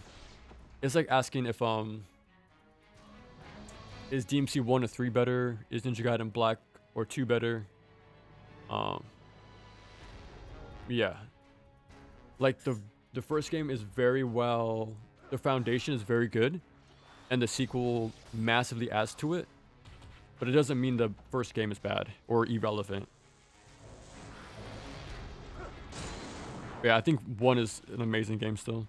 I think if you play 1, it'll make 2 way more better when it comes to the callbacks and stuff in the story mode and the DLC. But if you go straight into 2, those sort of things will just go over your head. Like, I had a lot of cool moments in 2 because of playing 1. But yeah, but again, these games aren't short, so I don't blame you if you want to skip 1 to go into 2. But they're all worth playing.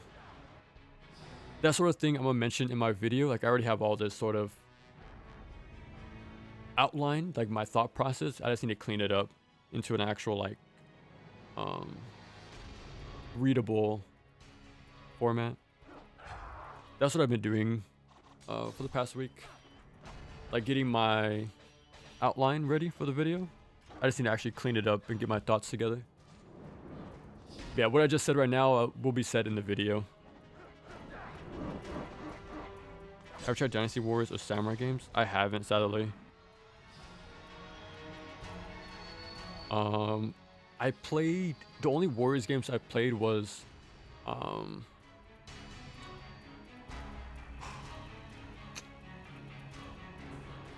Legend of Zelda, Age of Calamity, and that's it. That's the only one I beat. I do want to play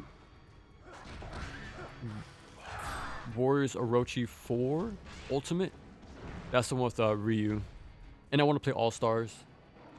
I played All Stars a tiny bit, but not too much. I played Warriors Abyss. I streamed that. I streamed the Ryu playthrough, of course. That was fun. But yeah, I haven't played too many Muso.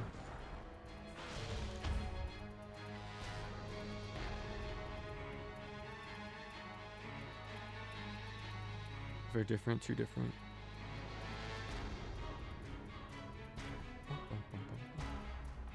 You guys use third-party controller or still Xbox?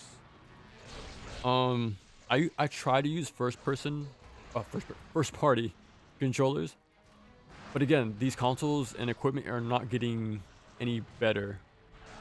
So eventually I'll just go third party because it'll be the only ones like being released. So but yeah, I'm trying to get as much fun as I can with this stuff. Like, I've been using a Duke controller this entire time for the past few playthroughs. So, because it's crazy how much a controller can define your playthrough. Like, I've mentioned this before, but like, the form factor of controller can really help like make replaying a game fresh again. Like, I played Sly on the PS2, PS3, and Vita, and each time felt new because of the controller. I think that a controller can make a game fun again, in my opinion. Same thing for Ninja Gaiden. Like, I played it a bunch on my Vita, the PlayStation 5 with the Master Collection, and then with the Duke controller. And each time it felt very different because it slightly messes with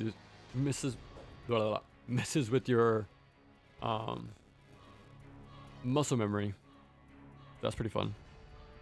One day I want to plug in a Guitar Hero guitar. I have it right next to me in the corner to play the NES games someday. Like, that will really force me to like learn the game again, which will be fun. What's the runtime? 10 hours? You wish, man. 40 hours minimum. Maybe 80 or 100 if you want to do everything, not including DLC. Like, that's why I'm a big fan of Team Ninja. They give good combat. Their output is insane. The support is better than most devs. Yeah. Like, Capcom makes you buy character vouchers to edit yourself. Like, edit your avatar. When in Neo 2, it's free. Like, you can do it whenever. Like, that's crazy. Like, Capcom nickels and dimes the players that much. Now, Team Ninja isn't free of this because of DOA 6, right? they made you pay $1 every time to change your hair, but yeah, he's in 3 as well. Yeah. If you ever played those games, Empire Series, I heard Empire's 8 is the best one. That's the one I have my eye on. Is the 8th one?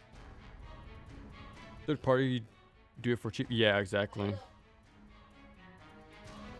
I played just the first Hyrule Warriors a lot, so much that I found out the longer the game is booted, the more it falls apart. Holy crap! Doesn't that happen with PC games? Isn't that called memory leak or memory something? Hate that Crapcom, dude. It was funny to see the outcry for Dragon's Dogma 2. Again, for the same reasons. Paying for the fairy stones, character customization. I think you had to pay for new save slots. It's crazy, man. Yeah, it's really crazy the monetization stuff Capcom does. I like their games, but I don't like... Actually, I don't know if I can say that. I'm trying to think what a modern... Kunutagami. I like that game. Otherwise, I don't really care for what they're doing nowadays. Yeah. It's funny because I remember seeing a the Maximilian dude's thumbnail.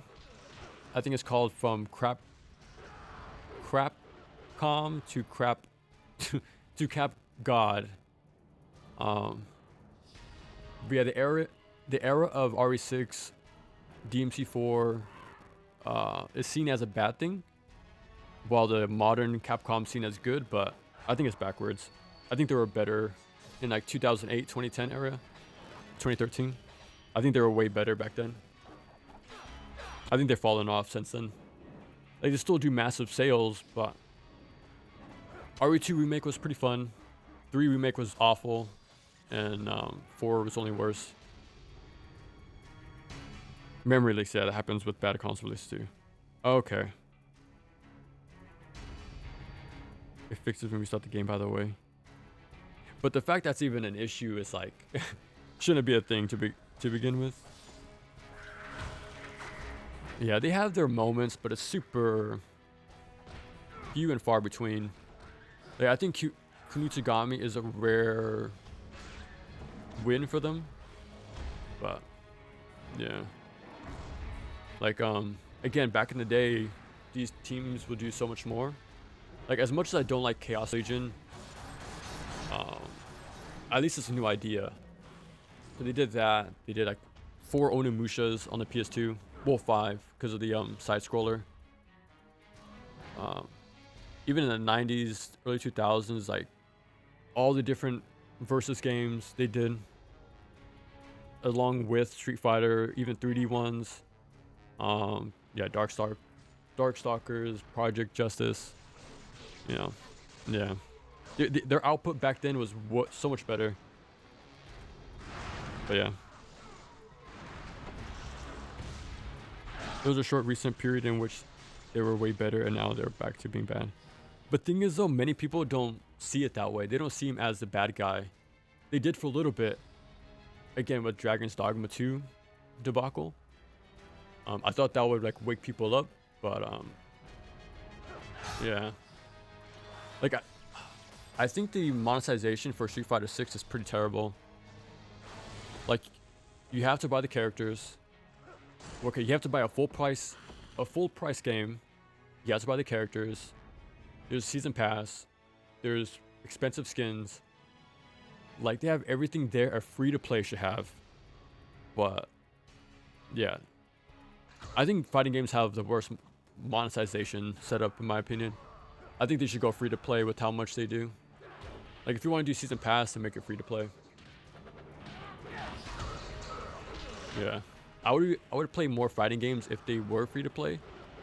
That way I wouldn't have to pay for online to access them. But that's a console thing, though.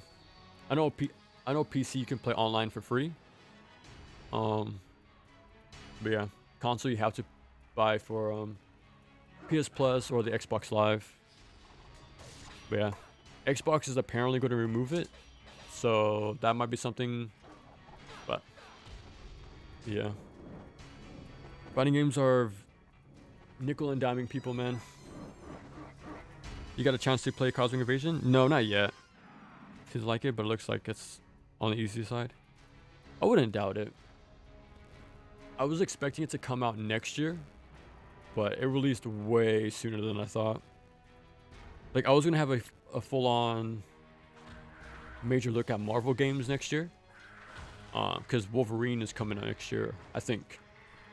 So I was gonna play that and Cosmic Invasion close to each other, as well as a whole bunch of other Marvel games, but yeah, it came out earlier, way earlier than I expected. RE7, RE2 remake, Games 5, Monster Hunter World. 2 thing is funny, since despite the issues, I did think it was one of the better recent releases. I heard it was still pretty so-so. I'm sure it needs the Dark Arisen treatment. We get the final like expansion to make it complete, but it still seems like it's in the same area of being a cool concept, but not given enough funding or time to make a full vision again. Because that was the case for 1. Yeah, I might have been overhyped because I remember hearing about it, but maybe because people were hearing the hype moments early on and not just going in fresh, probably lessen the impact. Like the one you always hear about is being on the Griffin as you're going through the castle, like how you can hang on to it and stuff like that. But yeah, I wasn't a big fan of the first game.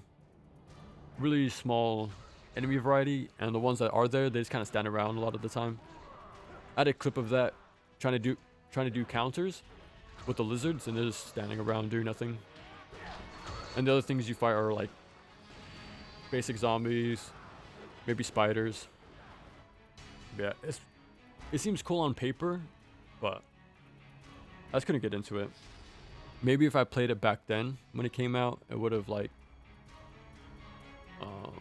left an impact how it did many other people. But going into it when I did, I seemed like it wasn't as exciting as it was made out to be, which is unfortunate.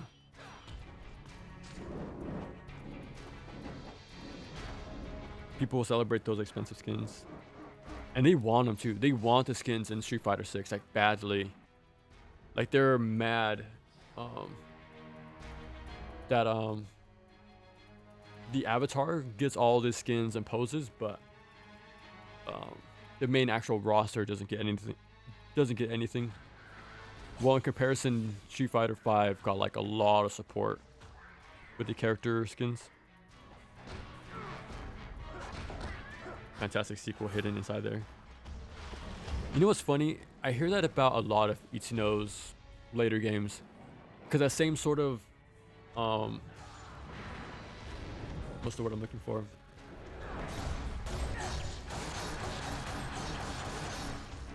The same sort of feeling or thought is there for DMC5. There's a good game there, but you're not gonna find it. You need mods.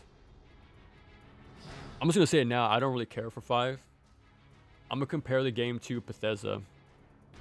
Like they make a base there that's pretty messy, and it's left to the community to make something out of this jumbled up mess of half ideas. Like I'm not a big fan of 5 in the slightest. Like I almost put DMC5 in like B tier, because I don't really care for it at all.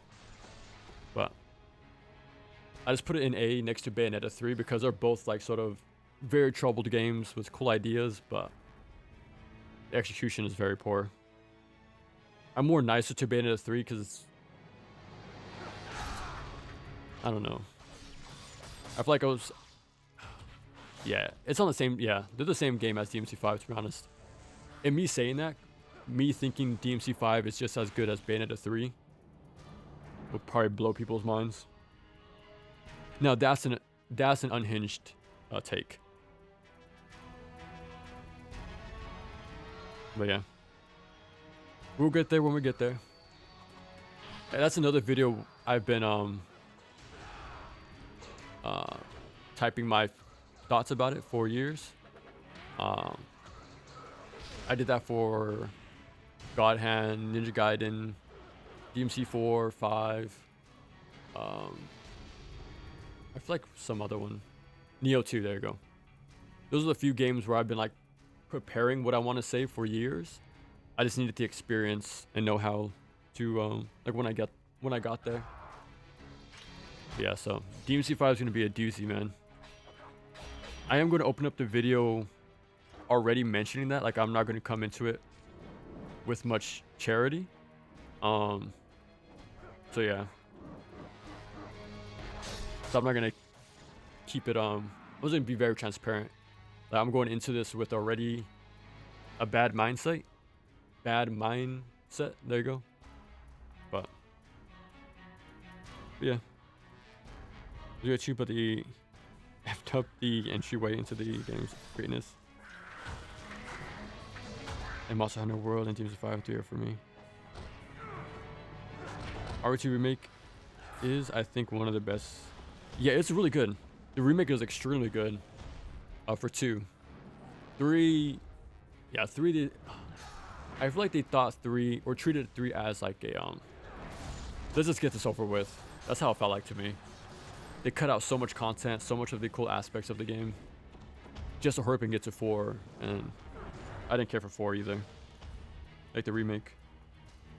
I think 2 still removes some of the coolness, like the unique details of the original game, but 90% of it is there. But that's still better than most games out there. So. Yeah, 2 Remake is one of the best modern Capcom games out there, but it's not even a fresh idea. It's a remake, so like how much credit can you give them? Then OG 04 due to properly demanding things. Really? Now that's a take. The remake over 04? OG4? R4 makes replaces RE4 to me. Though I'd still do first runs on RE4 attempting to use the least amount of resources. I'm not a fan of the random health on zombies, 7 focus headshots. I don't think I mind that too much. Those who's below on the highest. It's still ain't great. DMC5. It's just not good and not easy to fix. Yeah. I don't know, man. I guess you can say the same thing about Ninja Gaiden 2. Like, I don't hold my criticisms back with that game either. But I still find it way more interesting and fun to play than DMC5. Yeah, that game's a shame, to be honest. What did Ichinu say? I'm going to exceed all your expectations. I do feel like nowadays, like, I would hold back my opinions about 5. I am noticing over time it's being reevaluated now that it's been long enough. Like now it does seem like the honeymoon phase is coming to an end with that game.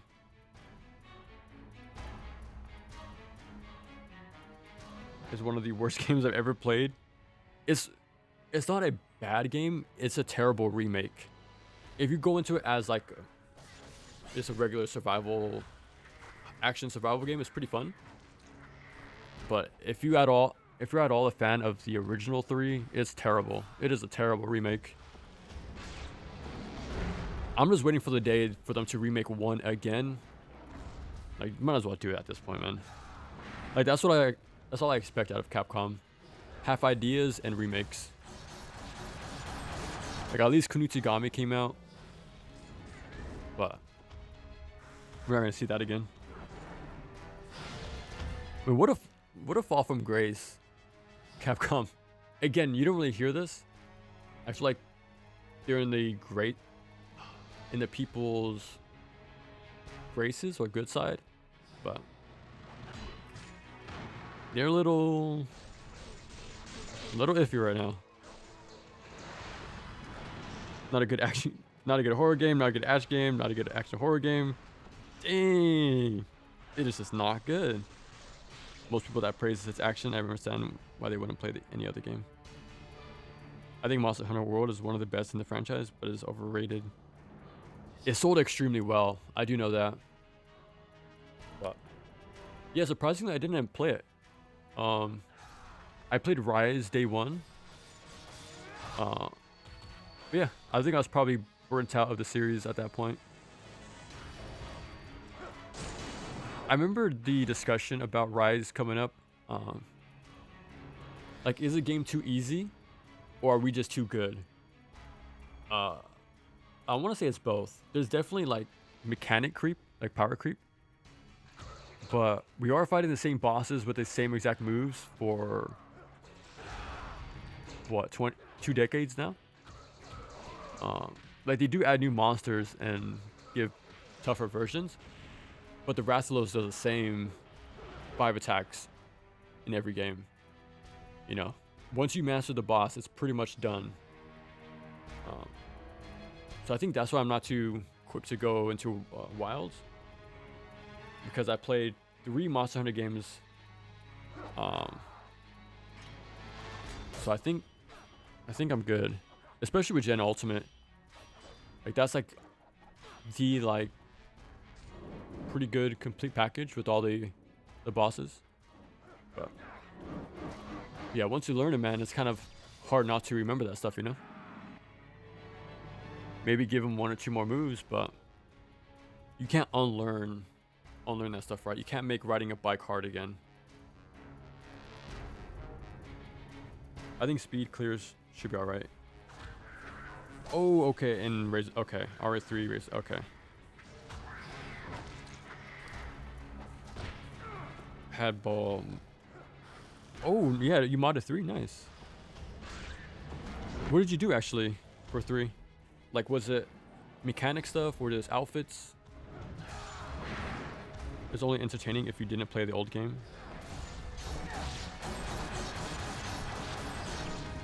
Maybe.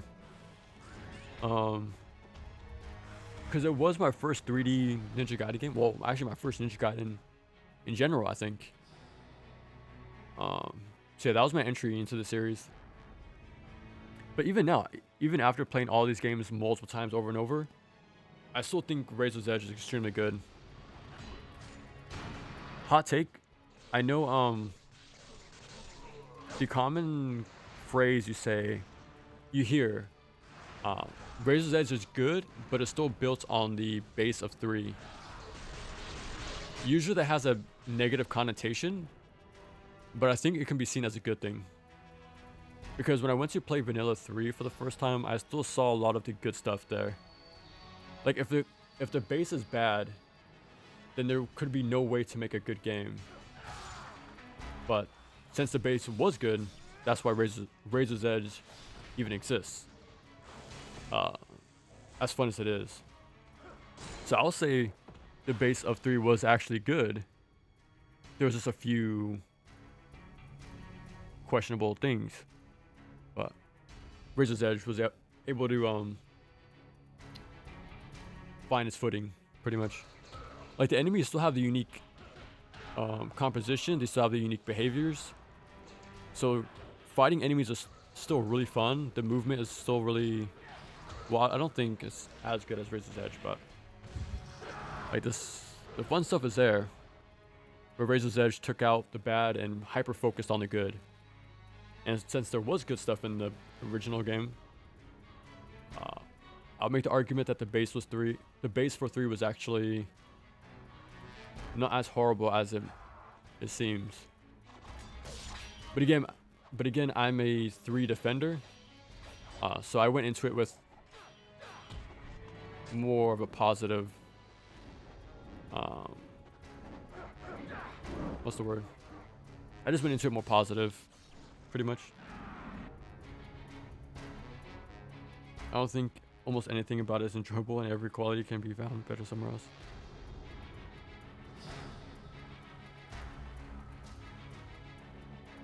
I hope they don't touch RE1. The first remake is literally... It is, yeah. The first remake for Resident Evil is extremely... It's amazing. I still went back to play the original. Wait, no. The director's cut. I didn't play the original. I played the re-release on the PS1. But yeah, the remake is extremely good. It still kept the atmosphere. Like, everything is right. Everything is how you want it to be.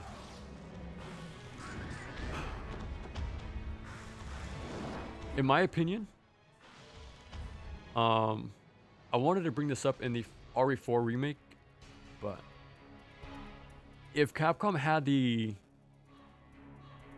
creative drive at all in them still, they would have made RE4 the crane or the claw.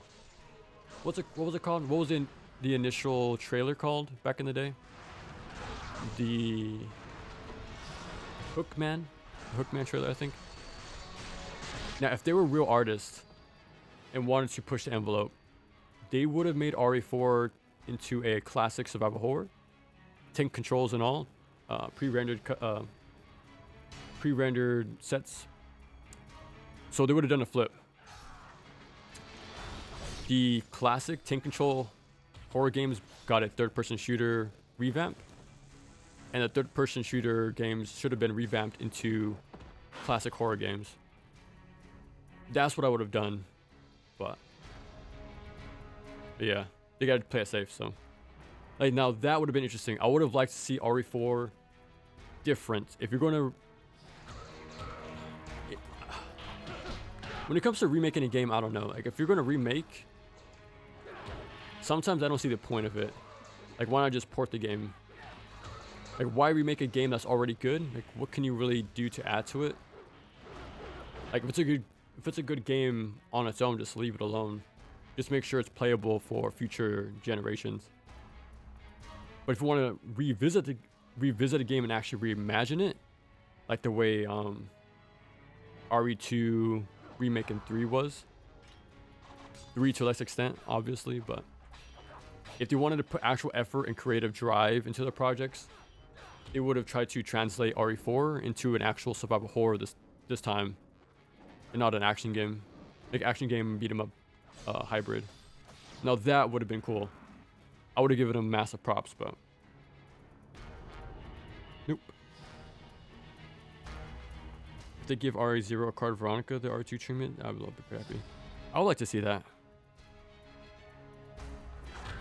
I think though it has a few really awesome mods too. I think Monster Hunter World is still the most popular game. Yeah, I don't think, like, that was the one that put him on the map, and I think for good reason. And I don't think that's going to change anytime soon.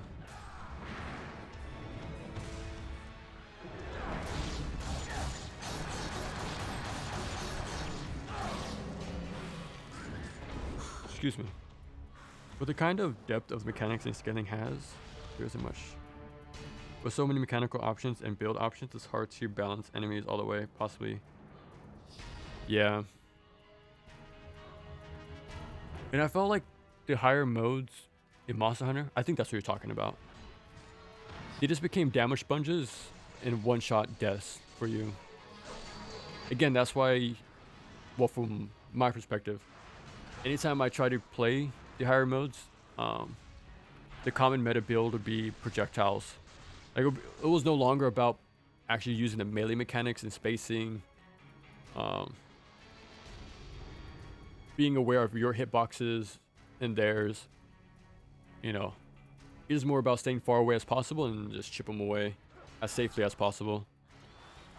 So, that's a shame.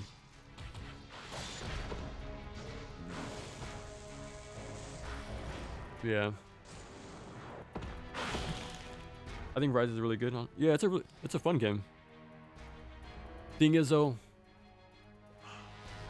I don't know why, but every time I played that game, I would fall asleep. I like the game, and I won't call it boring. But I don't know, man. Every time I would play that game, I would fall asleep.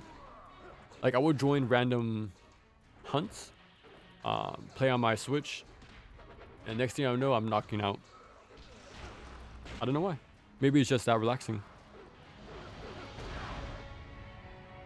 Oh, not... Oh, okay, my bad. My bad. No, you're good.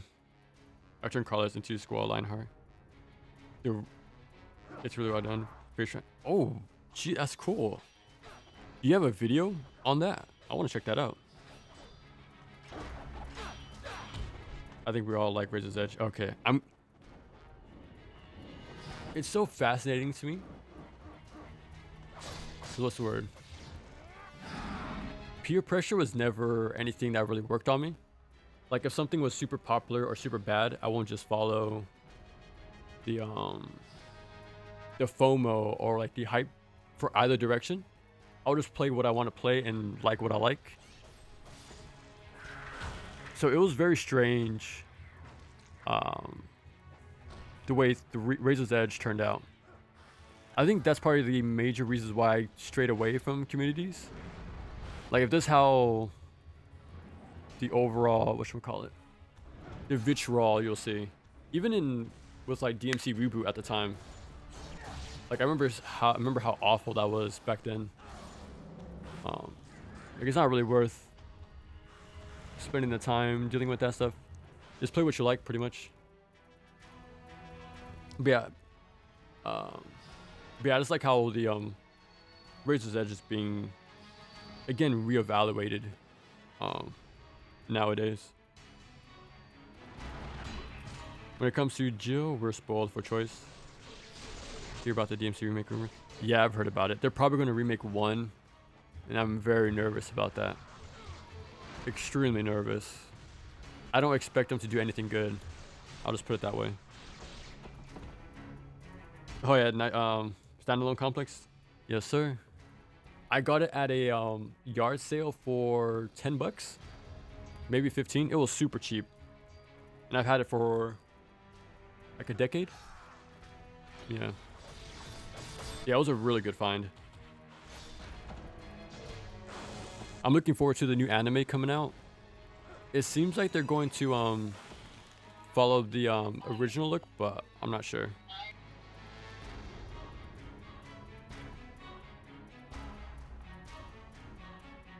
Okay, there you go. Yeah, remakes for bad games are good. Honestly, I can make the same argument that DMC2 is actually a good base. The same way Ninja Gaiden Vanilla 3 has. It has the movement, like the wall running mechanics. It has the customizable DTs, the weapon swapping mechanics, Rebellion. Like, all the stuff that made 3 good was already in 2.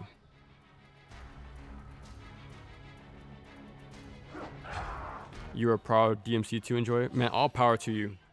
I'll never trash somebody for liking a game. But yeah, I think DMC2 has something there.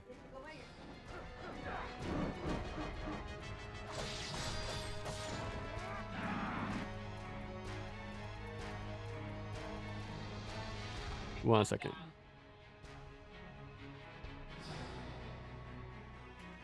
But yeah, I think if DMC2 is remade, I want to see that happen. It can be made into DMC3 2, pretty much. Because that's where a lot of the stuff came from, was DMC2. And everything besides gameplay, I think, is amazing in that game. The music is great. I like the whole grungy sort of like... What would you call the art direction in that game? It's like, I don't know. It's like the perfect... It captures the 2000s very perfectly, like the early 2000s. I forgot what you call it, but the soundtrack was amazing. Art direction was amazing. I know the outfit is a fan favorite. I'm sort of eh on it, but It is distinct, so that's good. But yeah, I want to see DMC2 remade. Fatalis is high level boss, and he has a lot of mechanics in depth to him. Fatalis. Is that the ice boss in World? I actually don't remember. Rise just might be that comfortable. Maybe, man. That and the big maps, yeah. Speaking of which, I seen the clip of Oats the Goat, I think is his name. The famous Super Metroid speedrunner. I saw a clip of him fake falling asleep playing Metroid Prime 4. Like in the long, empty deserts.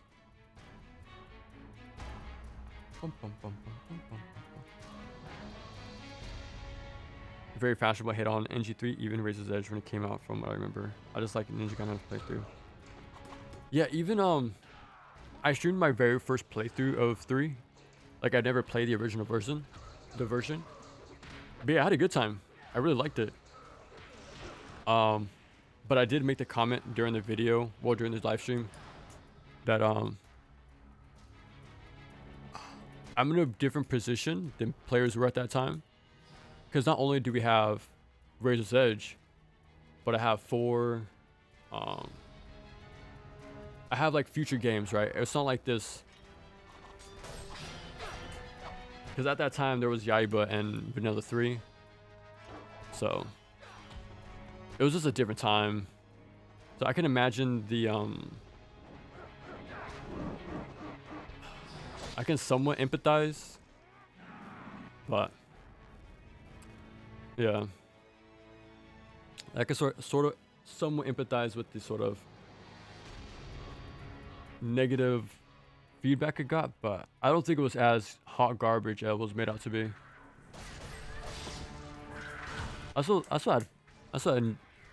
still enjoyed it, but again, I'm looking at it post-mortem, right? Like I already have Razor's Edge, I already have a good version, a complete version. I have future games that came out afterwards, so I know the series wasn't dead with this game. But it was very interesting playing 3, especially in this day and age. Working on my channel, I haven't clicked for the squad mod. Soon, okay. I'll keep an eye out for it. I want to see that. Was deserved in a roundabout way. It was an effective way to fight back against it. Yeah, exactly. There's room for reasonable criticism, but that's rarely the case with the mob mentality. That's what I always say every time. Take what I say into consideration, but don't believe me 100%. I have my own preferences, my own biases. I'm very like open about them, but like my line is different than other people's. So I always say play the game for yourself and just take what I say into consideration, and never follow what I say blindly. Because again, like I said in my NG4 video, what did I say? Yeah, just put in the effort to play it and try it yourself. Like someone you're watching might not be a fan, but you just might be. But yeah, because gaming is very, like we say, interactive. So how we interact with it is very different from one another, and how we like perceive it.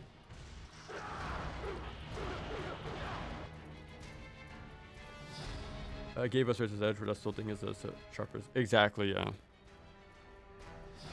I guess we don't get Razor's Edge without the feedback. Yeah, exactly, yeah.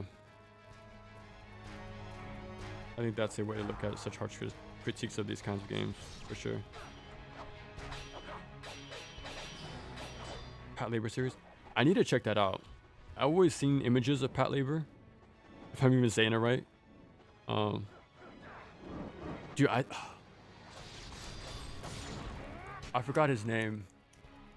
Shido? I think that was the artist's name. I like all of his work, man. He has that sort of style. The mic is messing up again, my bad. he has a sort of like theme of like mechas mixed with like female pro tags, like Appleseed. He did Appleseed, no? I know he did something else. Tank Police, I think. I know he has a few series under his belt, not just Ghost in the Shell. But I really like his style. I've only read the first. I have the graphic novel. I'm not sure if it's a manga, but I have all the issues in a graphic novel. Like that's only like the written, drawn work I've read. But yeah, he has a really cool style. As with the DMC2 reboot, it's harsh critiques allowed. Exactly, yeah. I'm glad they were able to weed out the good criticism from the bad ones. But yeah, that's the thing, man.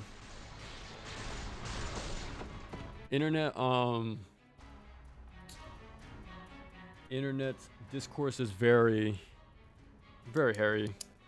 That's why I don't really, like I said, interact with it.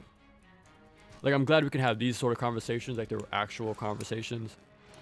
I feel like with the stuff I've seen secondhand from like Twitter and stuff, it seems like people are just shouting to the void, like shouting at each other, but no one really wants to engage in actual like good faith conversation.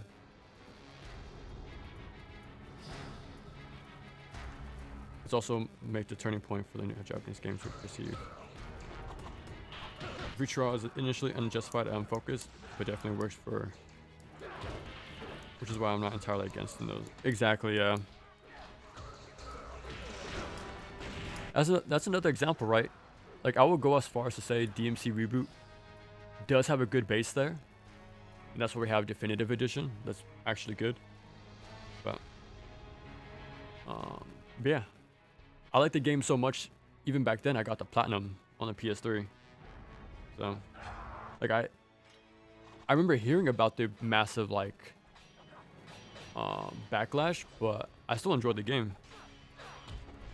Even then, I was a big fan of 4. I don't think Special Edition was out yet, but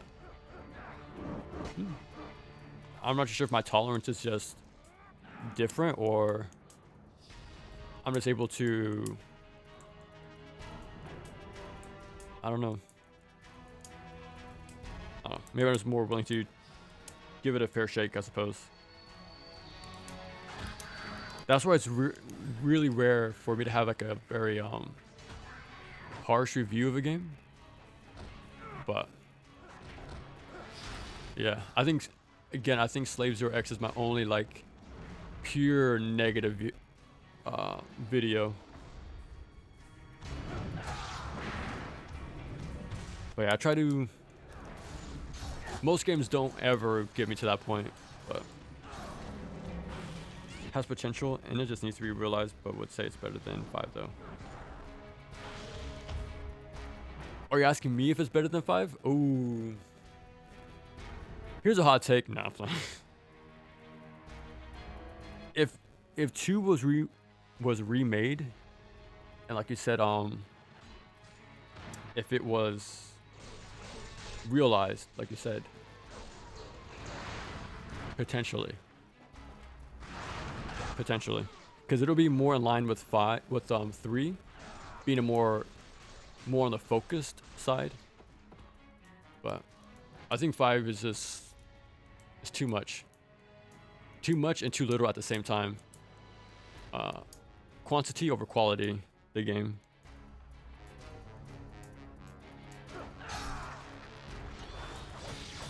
Games 2 and 5 give me roughly the same feelings. Ding! I love his 5. You would not read or see this.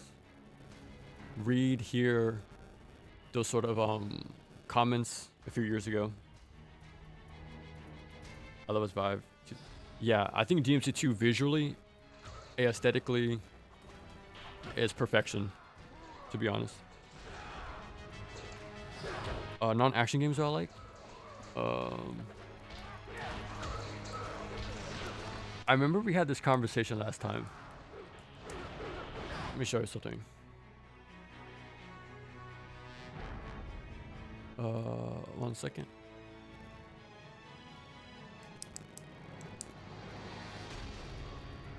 Let me try to find it.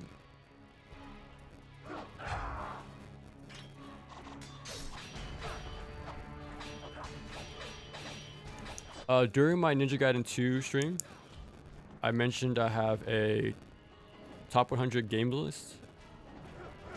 At the time, I looked at it real quick, but okay, here we go.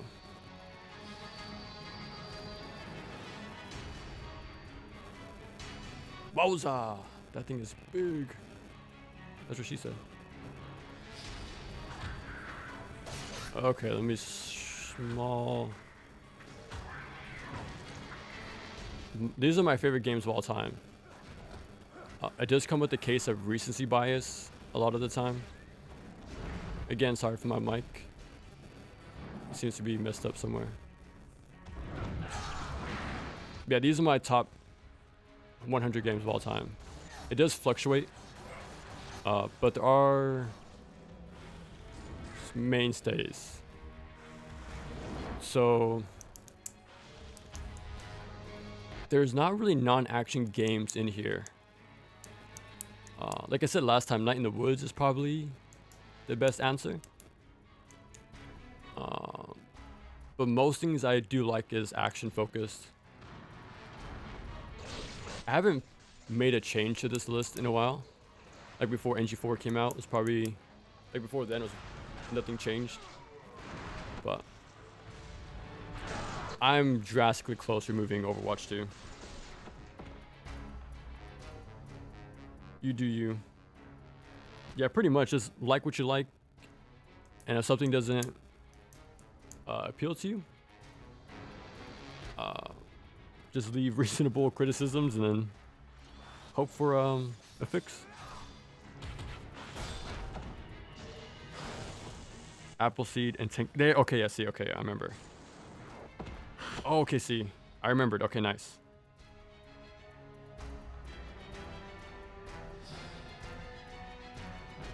Is getting an uncensored re-release soon. Yeah, I remember. I think mine is uncensored. Yeah, because I remember noticing that online there was a different version, like removing stuff.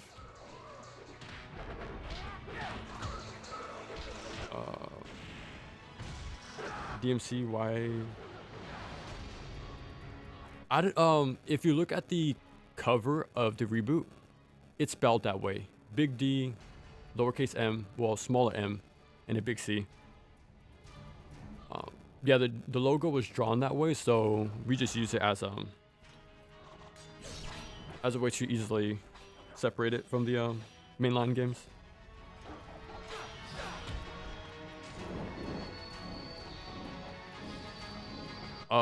The initial reveal with the smoking and like the bouncer interaction. Are there in order? No, it's alphabetical. Yeah, it's alphabetical order.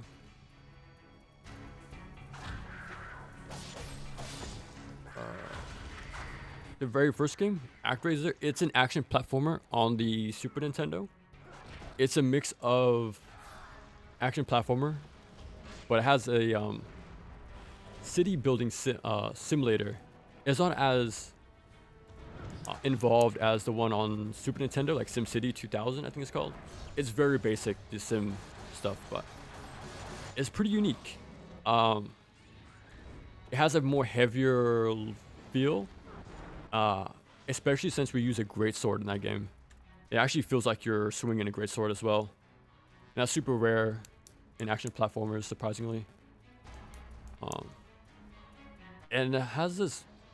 I really like ActRaiser 1 and 2 because the mythos is pulled from everywhere.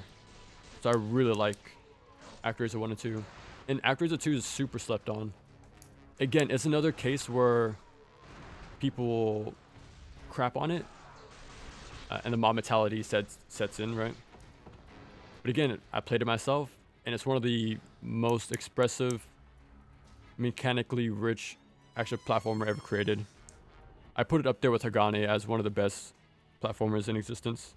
It's a really, really good game.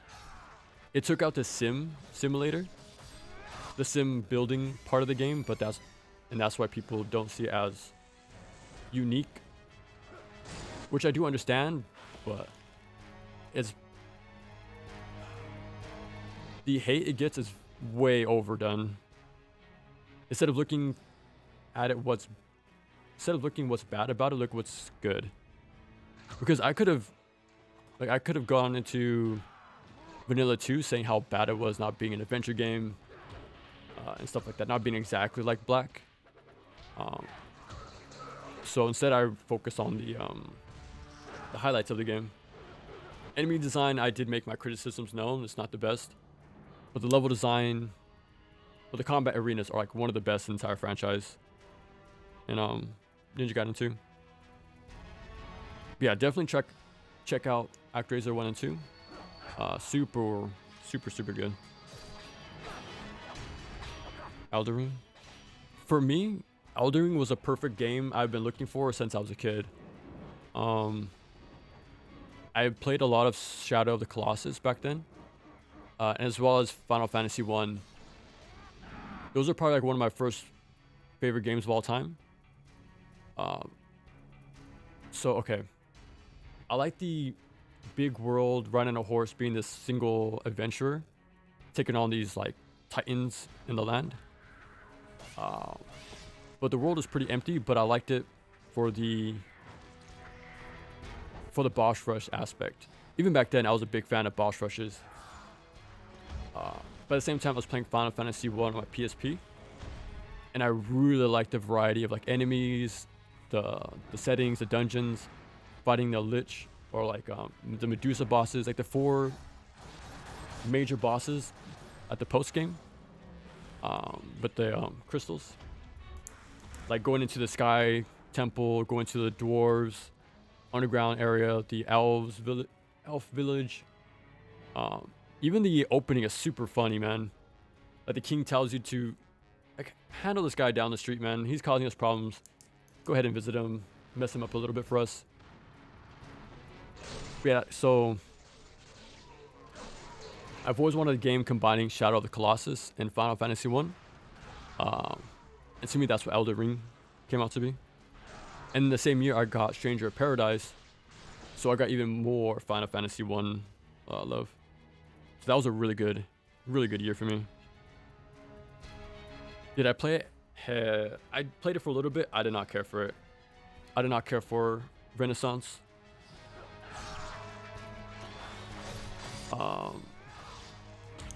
Yeah, I didn't care for the new look, and I feel like they made the sim part overcomplicated.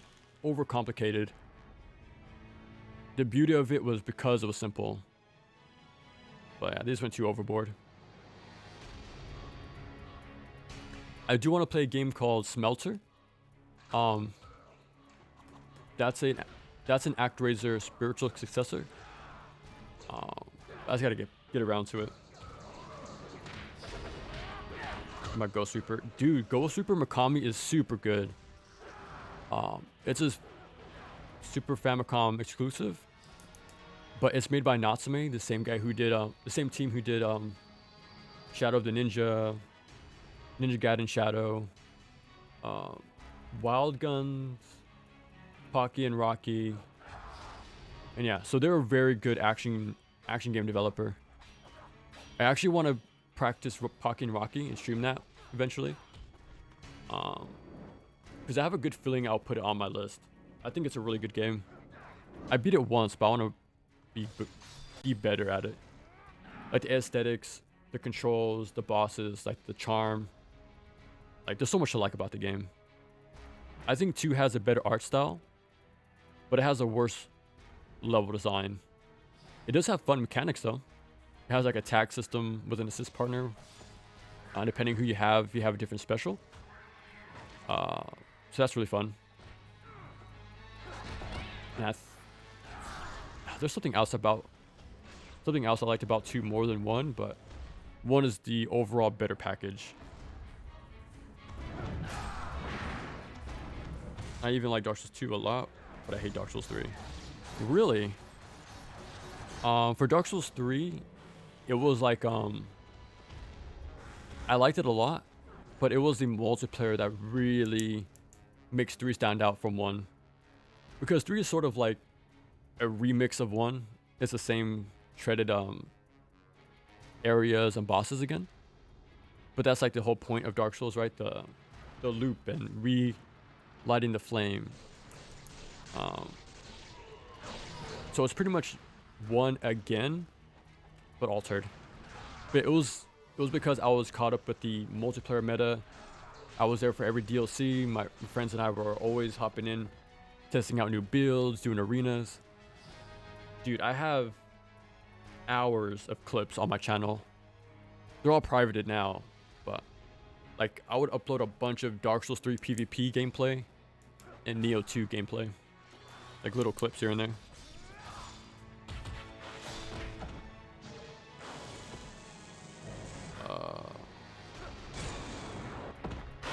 I thought Final Fight Streetwise was like, no, of course not, man. That would have been a funny revelation, huh?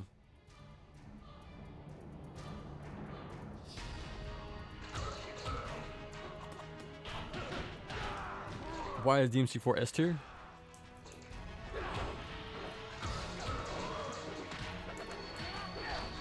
As a game, I know it's troubled, but I still think it's the love letter I said it was at the end of my video. Again, okay, I'll compare it to Razor's Edge. The base version is pretty troubled, but they put the most characters in one game. It has the advanced mechanics. Yeah. I think that's the best comparison. DMC4 is a Razor's Edge of the series.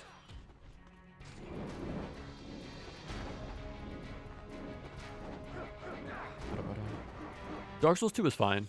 I put like 80 hours on the PS3 and then another 80 on the PS4. So I beat the original version and then the Scholar of the First Sin. So I put in my time. I beat it twice.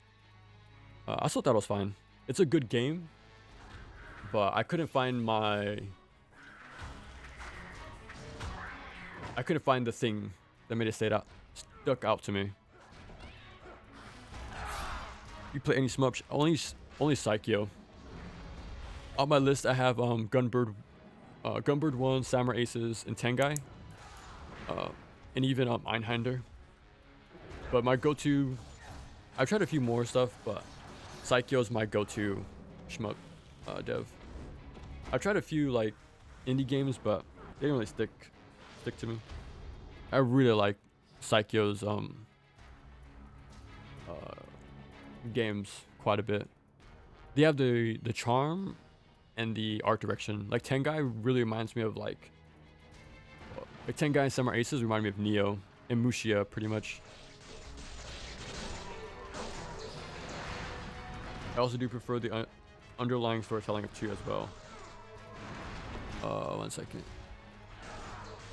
Lower the game capture. See, this is the type of moments I've been creating a video game playlist for a long time for music. It's a large playlist, but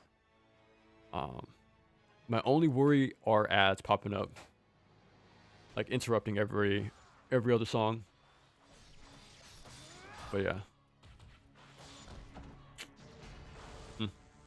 Someday. Story time 2 as well. Just something that which feels pretty impactful. Okay, for Dark Souls 2, I'm assuming. Like I'm sure there's an appeal there. I would like to hear or like watch a video about what makes 2 click for some people. Like I don't get angry about the game. I don't get offended if somebody thinks it's good or bad. So yeah, I'm really fascinated about fans of 2 though. I do want to find out what makes it click for them. I heard it was a PvP for the most part, but Dark Souls 3 was the one that got me. That fit that niche for me.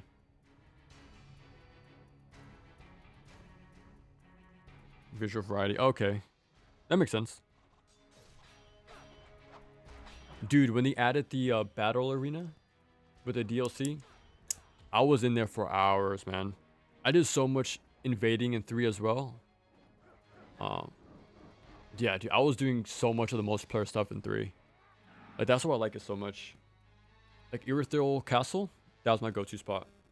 I would go there all the time to invade, like, 3-man groups and kill them all in that whole area. Dude, it was so fun, man. It was so fun. I remember when I got there, I stopped progressing through the game. I think I stayed there for like 20 hours, maybe more, invading people. It was super fun, man.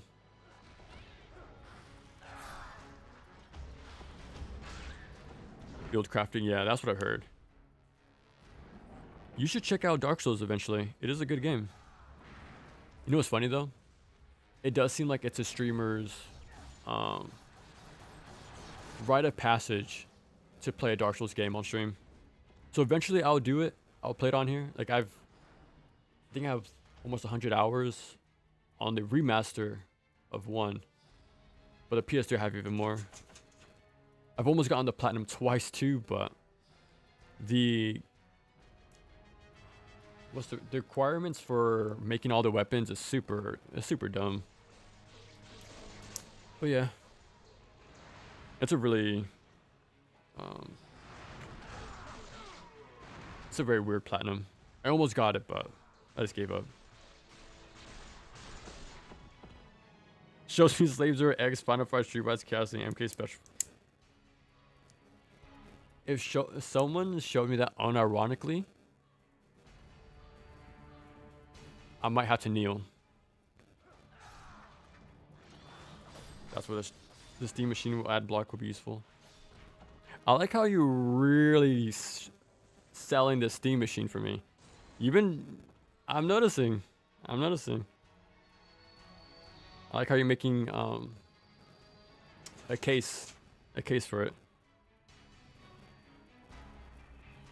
It's just a PC and a game machine. It's like a console. You like consoles, right? I see what you're doing. How much is he paying you? The check's in the mail. DMC4 is good, but the original release 2008. Remember DMC was 2005. Yeah. There's one channel that's not great, but they have one video about Dark Souls 2, which is very good. Firelink Conspiracy. Okay. I still remember when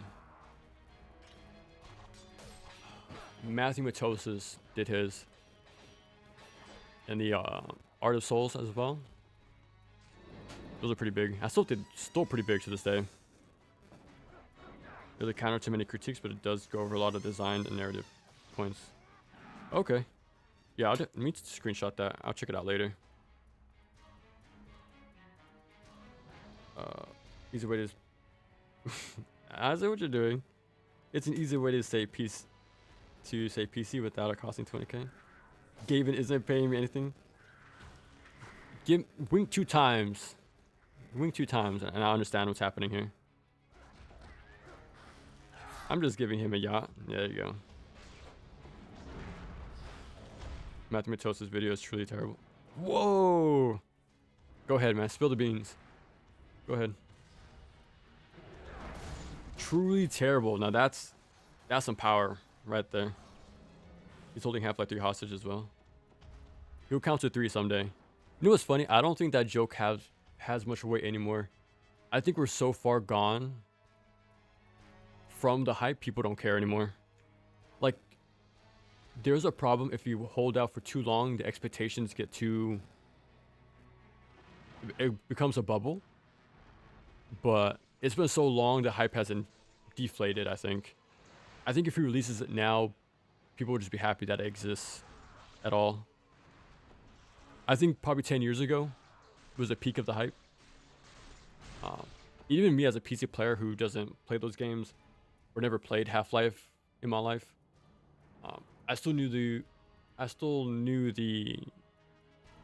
hype it had at the time. Curious second best Samurai game. Oh, okay. What's the second best Senran game? I might say Estival, just because it has the content, but Burst Renewal has the mechanics, man, and the fun bosses and enemies. And it's a ninja game, right? I'm very biased to ninja games, as you can tell. I have a theme going on here. It's very what's the phrase? What's the word?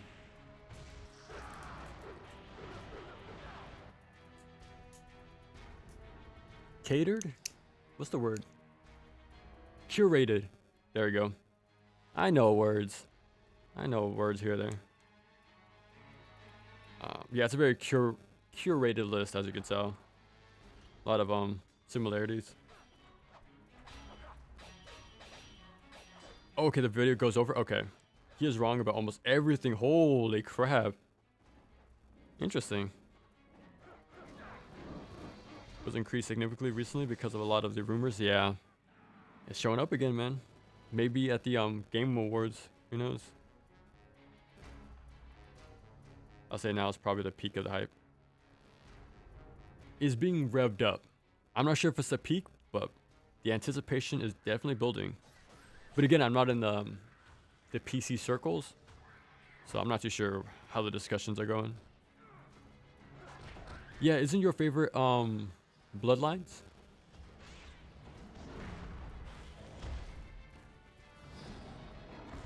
Yeah, Bloodlines is a super good pick, man.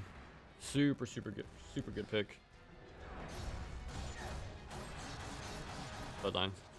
I actually made a custom picture for Bloodlines. It's the European version, the cover, but with the English logo. I think it's called Vampire Kiss or New Generation, I think, in Europe. Yeah, Vampire Kiss is a Super Nintendo game. My bad.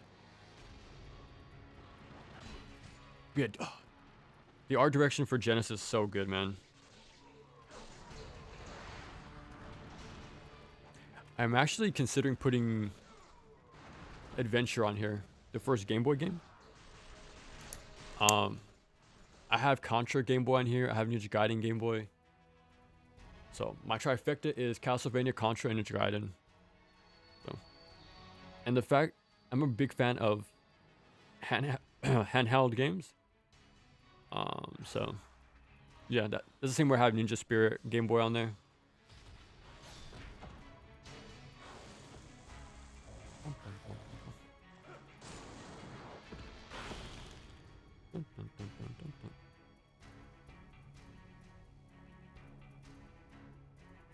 One second.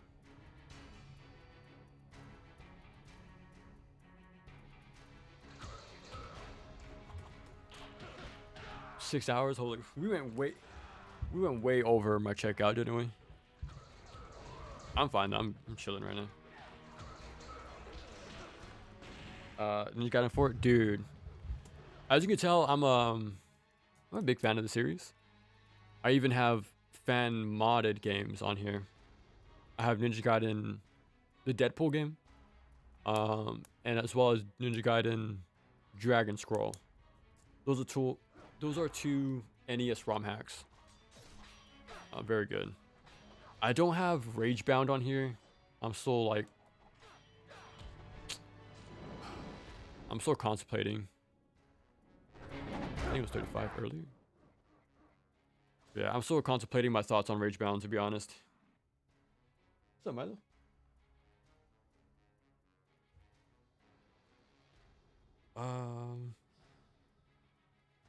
But yeah, NG4 is only going to get better with the DLC.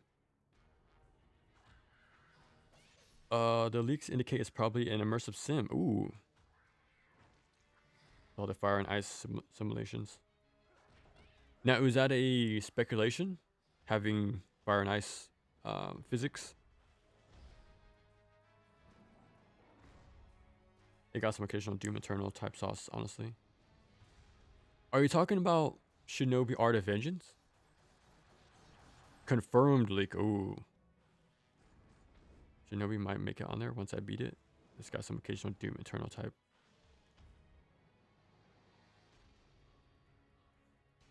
Sekiro. Oh, the Samurai Jack. Battle Through Time. The Ninja Gaiden like by Soleil. Really good game. Really good game. That was my first video on the channel. I did remake it, so I unlisted the video, but if you check the description of my remade video, my original is watchable. It's pretty bad. It's very bad, but it's history, so I keep it there. You can at least see where the prototype for the videos came from. Ba-da-ba-dum.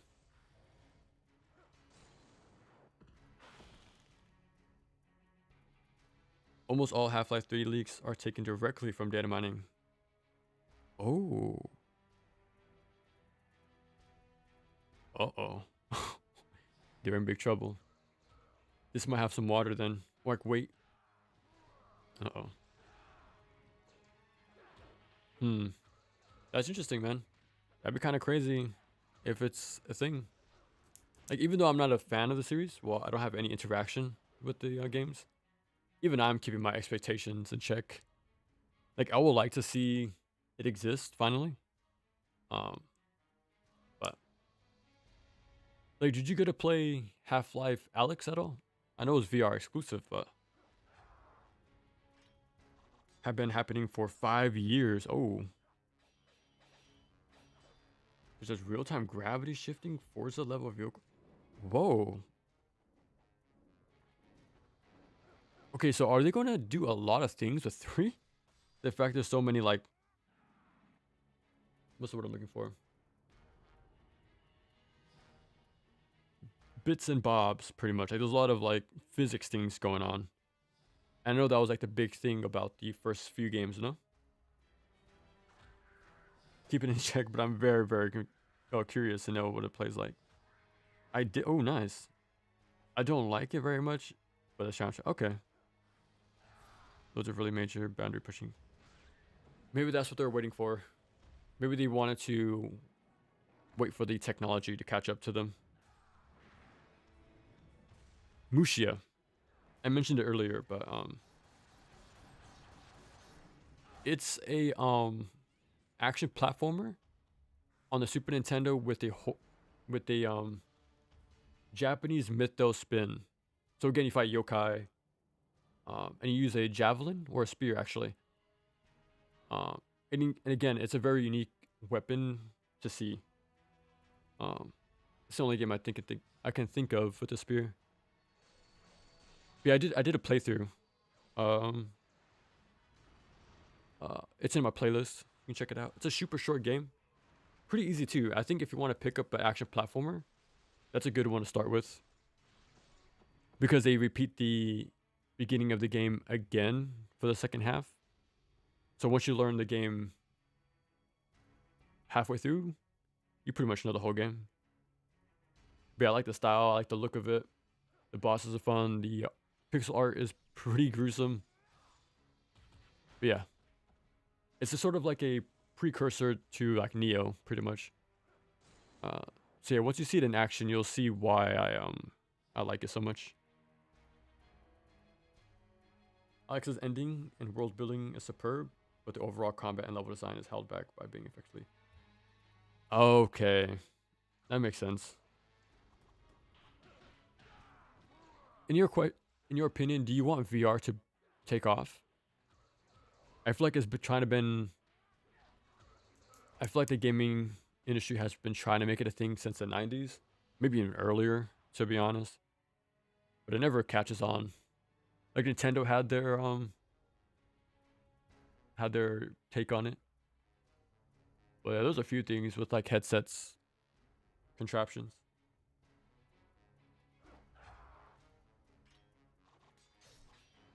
Not characterized well in the game and could have been written better. Okay.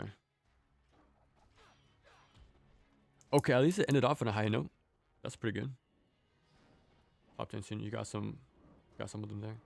What are some of them that are on there? Maybe a separate platform for sure. Oh, okay. Yeah, like I said before, I finished over 1,000 games. So a top 10 is too little for me nowadays. I need to have a 10 by 10. Little overkill for most, but once you finish that many games, you have a taste for a few things. It's really hard to narrow it down.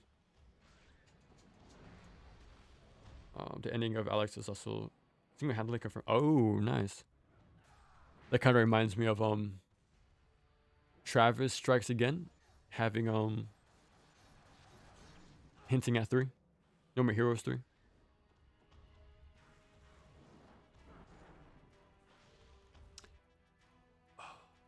I'm almost tempted to remove For Honor, because I don't play that game anymore. And like I said before, I don't think online games can stay good forever. They either get too bloated or they lose focus. What was once good about it, or the dev team pretty much gets cycled out to some new crew. And design philosophies change. That's what I'm dealing with Overwatch 2 as well. So I might remove For Honor, and I'm teetering on removing Overwatch 2. But that's a maybe. DMC3 God Hand, that's all I'll say for now. Oh, okay, you're trying to keep a secret. Okay. All right. It's the 7th. I would like to make the Discord soon, because I would like for us to have the sort of conversations there.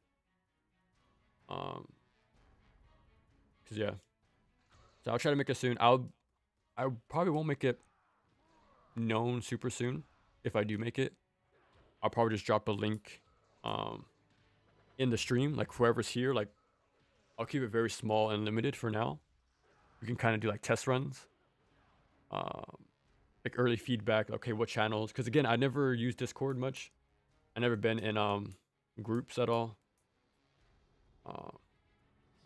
So yeah, I don't know what's like standard or what should be where and stuff like that. So I need you guys to help me out there.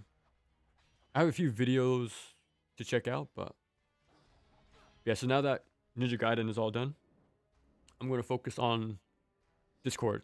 That's my side project now.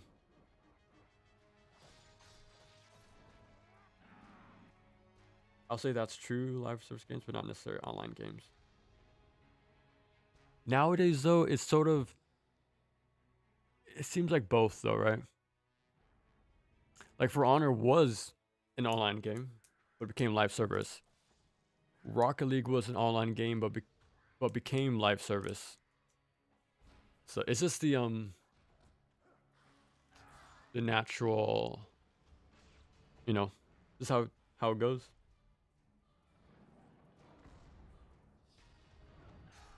Definitely not, sadly. If an online game keeps itself as then, yeah. But if, to keep the servers up, man, you gotta make a bunch of updates, and you can only do that as a live service. Unfortunately, I gotta get to bed.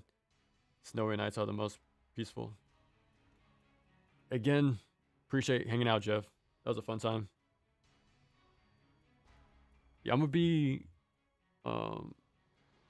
still gonna be streaming from time to time, like with Neo, but I'm gonna be really focusing on the script from now on. So I'm really gonna get my ideas in check, and then I'll play the game. I don't know when that'll be. Hopefully in at least a week. I have 8 or 9 weeks. Let me see. 1, 2, 3, 4.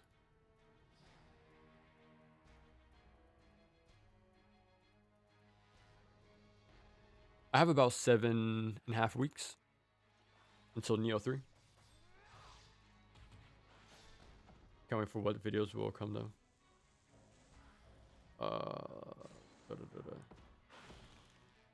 He's ready to find an online game that isn't like, yeah. That's just how the market is, man. is LAN and peer-to-peer. Oh yeah. That reminds me of early days of first-person shooters, no? I was too young to do that stuff, but like Halo, Doom, and stuff like that. Jesus, Mass Effect 3 is still going? That's crazy. Gotta focus on the script. I did a lot of the progress already. Like, a lot of it. Yeah, I have majority of it already placed. I just gotta clean it up and fact check. But yeah, that's what I'll do when I play the game. Which will be super soon, to be honest. I think this next week, because I did a whole week of doing the script. And then Thursday, Friday, I stopped to get things ready for this weekend. With unlocking Master Ninja again and doing this stream, so. But yeah, so yeah, I'm focused on the script again. And when I'm not, I'm gonna start looking into Discord stuff. For what videos will be. I kind of spoiled the surprise though. Every stream I've mentioned the horror theme we're gonna have next year. So that's pretty much what we're gonna do. A lot of horror games. Also around multiplayer wise due to LAN free to pair. What are your thoughts about stop killing games? Because isn't that the exit strategy game should have? I think that's the mission statement. Like give it to the community to have peer-to-peer servers or connections.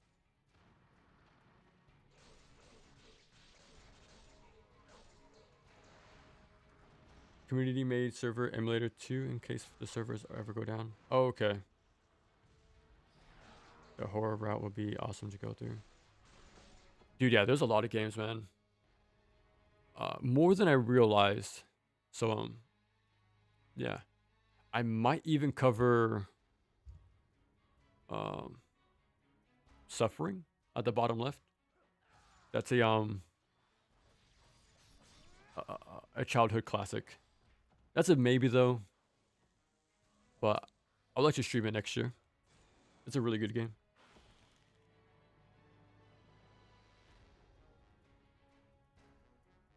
Community made. Okay, it's one of the most. Okay. Executive decide the difficulty of making that end of life plan is too much, but it's not too hard. And I feel like if it becomes standard, it'll be baked in at the beginning. Because now they have to sort of retrofit it. So I can see that being the issue. But if it's standard, then yeah, it'll be super easy going forward. There's good management and it gets easier and easier. In software development. Okay. We'll see, man. It got the signatures. Let's just see if it's in good hands. We'll see.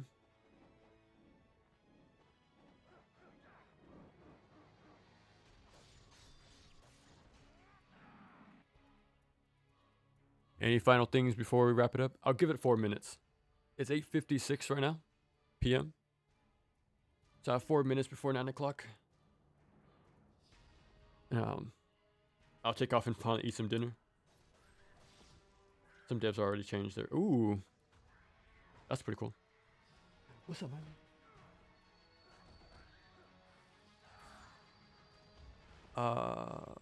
Final things. Seeing more action horror games will be great next year. Yeah, we're gonna play Castlevanias, 2 of them. Van Helsing, Spawn, Genma Onimusha, Onimusha 2, Onimusha 3. Maybe Onimusha the side scroller.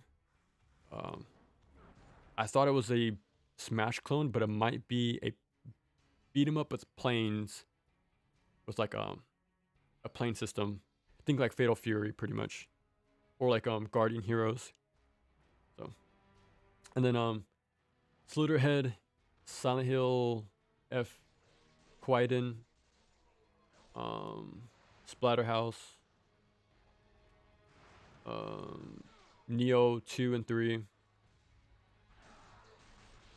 What am I missing? Yeah, that's a lot of games already. That'll cover like the first half of the year. Cultic is a boomer shooter, but it has a strong R4 influence. I got a question. You're a massive FPS fan. What drew you into the channel? Because this is a 3D action game, heavy like coverage. And I think I've talked about 1 or 2 FPS games, like video wise. So I'm kind of curious how you found the channel, because it seems such a different like it's adjacent for sure, but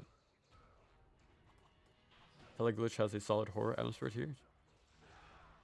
Okay, let me screenshot that before I forget.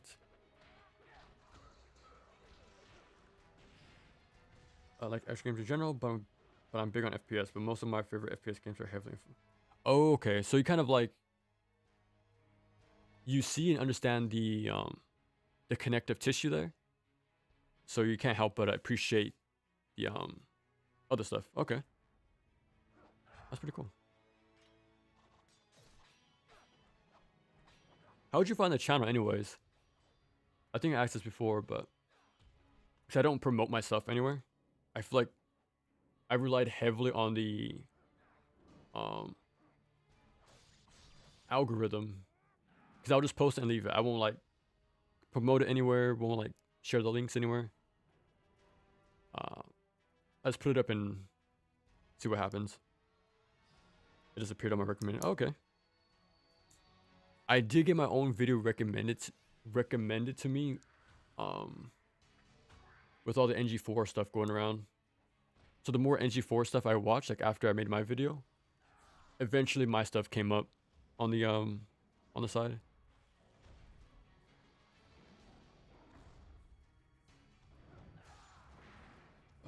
Precisely, most of my own design is by a blend of arcade and... Oh, okay, nice. Honestly, don't remember. It's pretty much... That might be... That's true, yeah. At the same time, though, the more obscure, the less it'll be pushed out. But the algorithm must have known that you were looking for that sort of thing. 9 on the dot. One question, we'll call it. We've been streaming for 6 hours, 20 minutes. That and your content is game analysis, which I do a lot. Nice. It was pretty rocky at the beginning, so I'm kind of surprised you stuck around. I think it's gotten better, but when it comes to me personally, I wish I can somehow fit more personality in there. I know it's very info heavy, so I want to get it out as much as possible. Especially with the more heavy hitting games, there's so much info. I don't want to have too many detours. Like, I want to focus on the topic at hand. But I have been trying to put in more opinion pieces within the video, like topics. Like with Ninja Gaiden, I will talk about movement with the first game. Level design in 2. I talked about how that affects like identity, how it's good for like your game. In 3, I talked about the power of first impressions, like mob mentality, playing games for yourself. Talked a bit about like in Solstice how be more open-minded with like unique ideas. And again, it's all about execution at the end of the day. Ninja Gaiden 4, I touched on how pretty much identity of a game. Now, even though it does transfer from hands, like from developers, it's still the same. It could be it could be the same still. It's not all like doom and gloom. But yeah. So that's why I've been trying to put more opinion pieces to get more insight on, you know, the guy behind the channel. But that's what the point of the streams are for, pretty much. Like, it's really hard for me to find ways to put myself in the videos. But the streams are sort of like the counterbalance, the counterweight.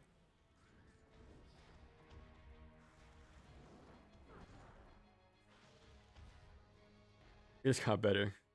Appreciate it. I don't know, man. Rewatch the first Samurai Jack video and see if you have the same energy. I think I heard it once when I was remaking the video. No, I don't want to do that anytime soon. I'll try to find a way to rewatch it on stream. Like on the 5th anniversary of the channel. Let me see. When was my first video?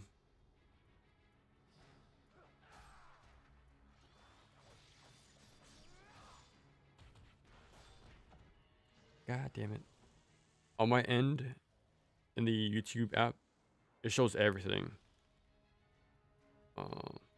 Not just public. It shows unlisted stuff as well, so I gotta scroll a lot longer. It's only been a year since my DMC1 video. Holy crap. It's probably 2 years, honestly.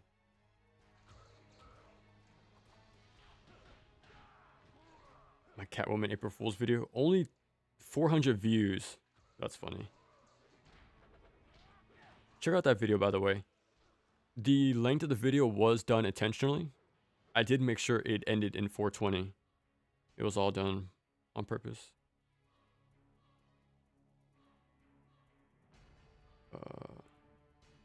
Getting closer. Here we go. Samurai Jack came out 3 years ago. It's probably reaching 4. So, yeah. 1 more year, pretty much. On the 5-year anniversary of the channel, I will do a playthrough of Samurai Jack. We'll watch the video. Yeah, it'll be fun.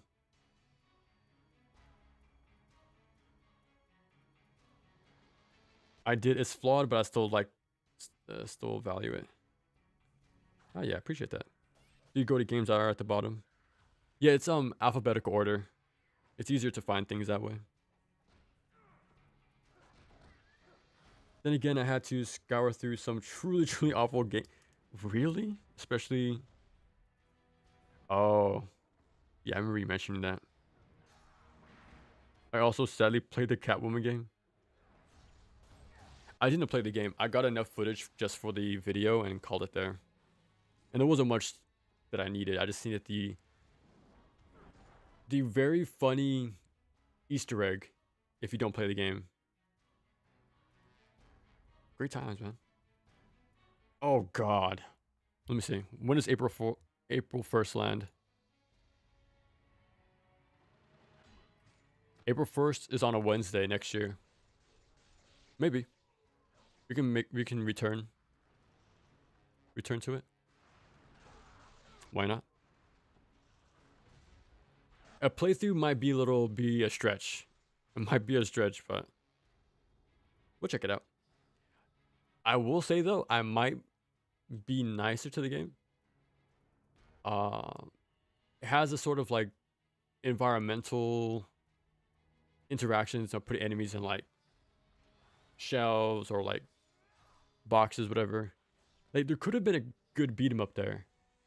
I haven't played it myself, but I think Double Dragon Revive does the same thing, having the sort of like stage interactions.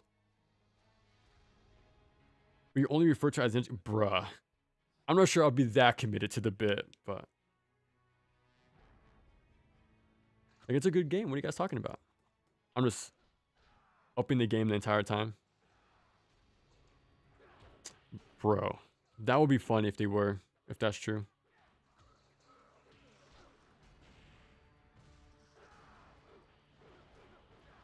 Sky with the truly... it couldn't have been that bad. It couldn't have been that bad awful. Again, my point of reference is like Turbo Button. Have you seen him? Now he has a video on God Hand that I really like. And that's the he also talked about Vanquish, Neo, cover systems, Darksiders. Like that was like the only frame of reference I've had for this sort of stuff. Him and Matthew Matosis and the Gaming Brit. Besides that, there was like no action game type videos. But yeah, rewatching Turbo Button really got me again. Like he was able to give info while also being entertaining and being having a bit of personality in there. Like I think my video is very good as a guide. I think it's very thorough, but it's more educational than entertaining, which I came to accept a long time ago.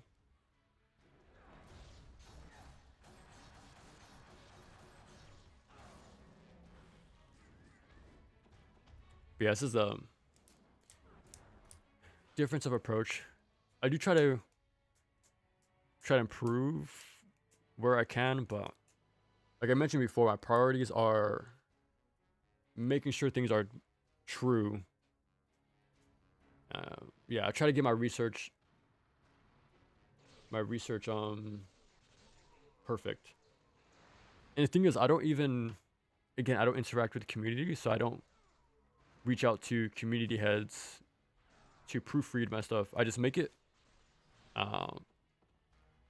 and really leave it up to judgment once it's out there. But again, I did that for God Hand, all the Ninja Gaiden games, and I've had major players of this game leave comments that were positive. So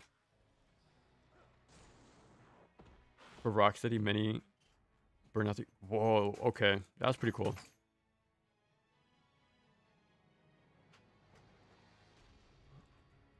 $9.09.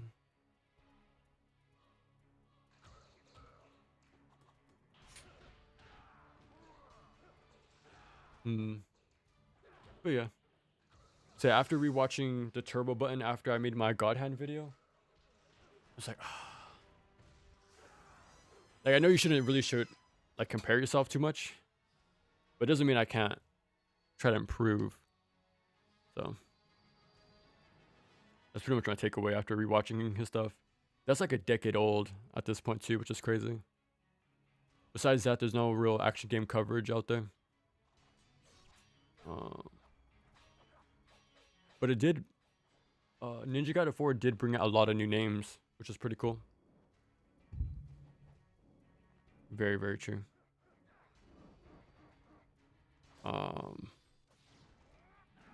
It's 9:10. I can probably push it. Well, we're in overtime. What's the in Smash Bros? Sudden death. Sudden death. That's where we're at right now. The screen is getting closer. Drums are starting to drop.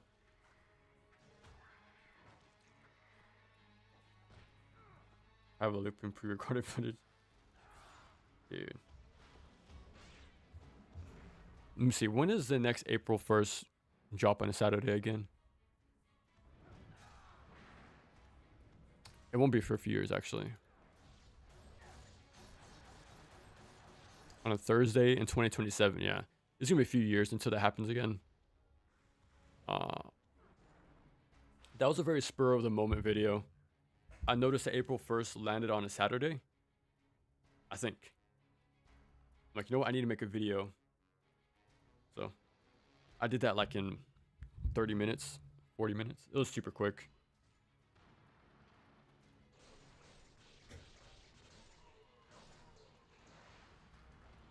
But yeah, we're on extended time right now. you can drop a few more questions real quick.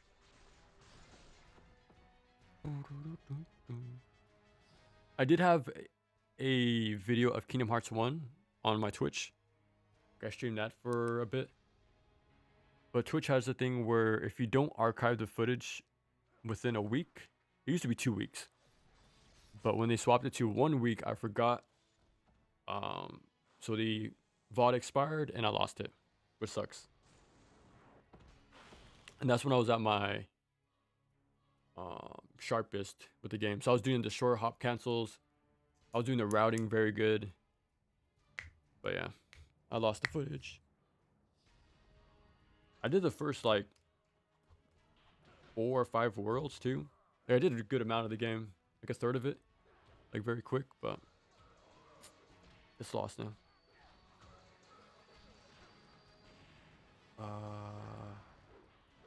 One streamed Hotline Miami 2 and did a bit of a delayed camera. He pre-recorded webcam footage. Dude, I like the subtlety in that one.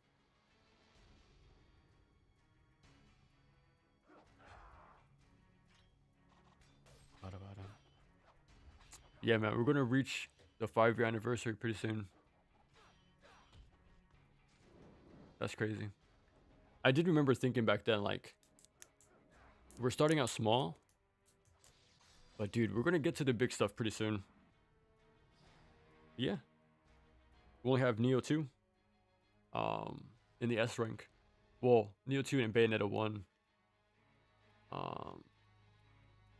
Yeah, I finally felt comfortable enough to take on the big stuff, and it turned out pretty well, man. It was perfect timing too. God Hand to end off last year, and then, man, what a perfect timing. Because I didn't expect Ninja Gaiden 4 to be announced, or let alone be released the same year. So I was just making my videos just to do it because I felt like I was finally ready for it. But it paid off. And the funny thing is, even though this was the least amount of uploading I've ever done, out of all the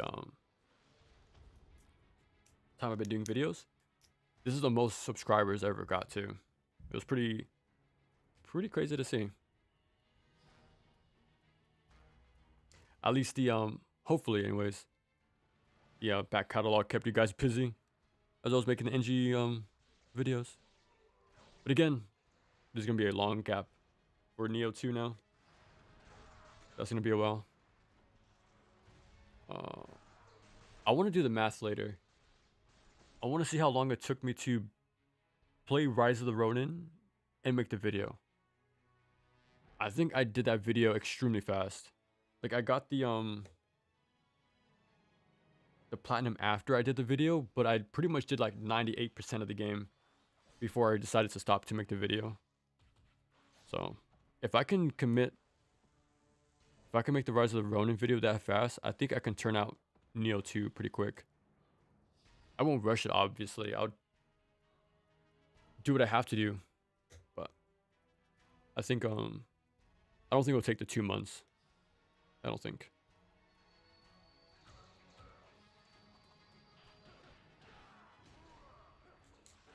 But yeah, if we can extend it to 15 more minutes.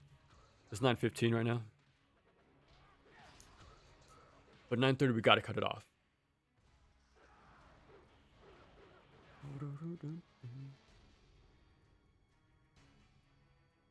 Oh yeah, I haven't finished Silk Song yet.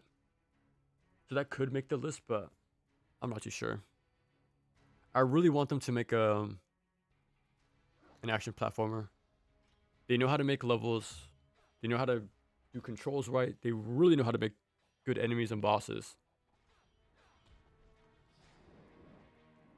That's why I like the game. That's why I like Hollow Knight and Silk Song. Not because of the Metroidvania stuff, but because of the action platformer aspects. They know how to make a game. A 2D action game. I'm just waiting for the moment they can make a more smaller title. So I've heard Silk Song is pretty damn long, so You don't like the bosses, really? I thought the ones I fought were amazing so far. They're very tough but fair. Very like reaction heavy, very snappy, you know, very twitchy. But yeah. I mentioned it before, but the dream game I have is a 2D action game. And I wanted to have an emphasis on boss fights. And yeah. I want it to be as difficult, somewhat as difficult as Hollow Knight and Silk Song. But I want to keep them easy enough to match the Game Boy feel that I want to go for. Like stuff I want to match Ninja Gaiden Shadow and Ninja Spirit on the Game Boy. And sort of turn it up a little bit. But so I want to try to make a Game Boy game. But that's what I want to make. Too static. Okay. Maybe when I get to the future bosses, maybe the quality dips in boss design, but the ones in the first act so far are pretty fun. When I'll get to, I have no clue. If I do get back to it, I might have to restart the game from the beginning. Because it's already been a few months. That's why I like Kirby Dreamland. If you play it, try to play extra mode. It's pretty much Master Ninja of the game. It remixes enemy placements, new behavior, bosses get new AI, new attacks. Yeah, it's an overhauled game where it's actually pretty challenging. It's pretty damn fun. And that's the feeling I want. So, Kirby Extra Mode. That's the what's the word? Difficulty scale I'm trying to go for. Well, the patterns are very easy to read, but still a bit challenging. But yeah, far future. I have like this 100+ probably design doc. Been working on for years, but yeah. I'm not expecting any anything to come from it, to be honest. But one day we gotta focus on the videos first and see what happens from there. Someday. 10 minutes. The countdown's begun. Bum, bada, bum, bum.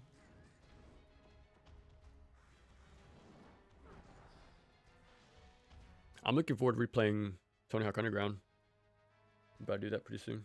In a few months, actually. In 2 months. That's gonna be fun. Bum, bum, bum, bum.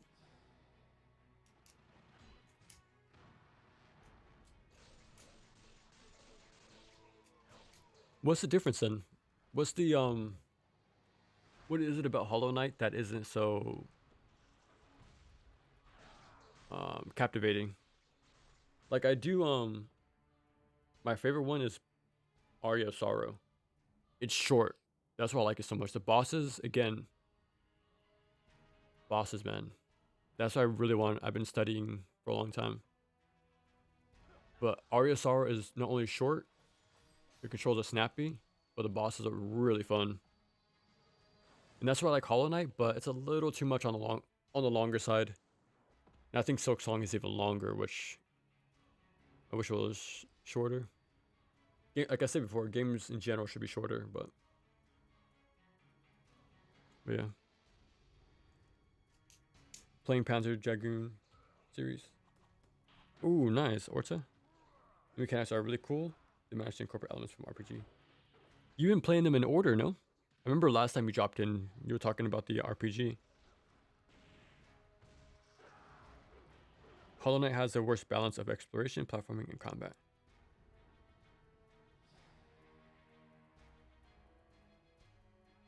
You can tell my energy level is getting there. 8 minutes. 8 minutes. 8 minutes. But you caught the very tail end of the stream, Jack. Question. I got a question for you. Is Max Payne your favorite game? RPG. Oh, okay.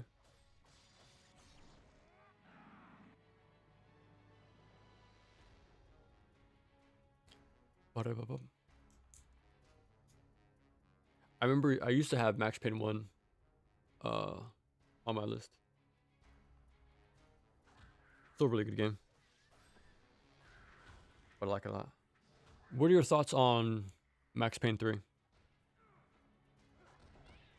I know it's different, but I think the physics are actually pretty good. Like how you shoot limbs, trip people. You can sort of like force them out of cover because of it. It's more heavier, but I think it's the best Rockstar has done with that more realistic feel. Because again, it's very interactive, right, with the physics. So I think they designed it pretty well. Like they made it fun to play with. Like the realism.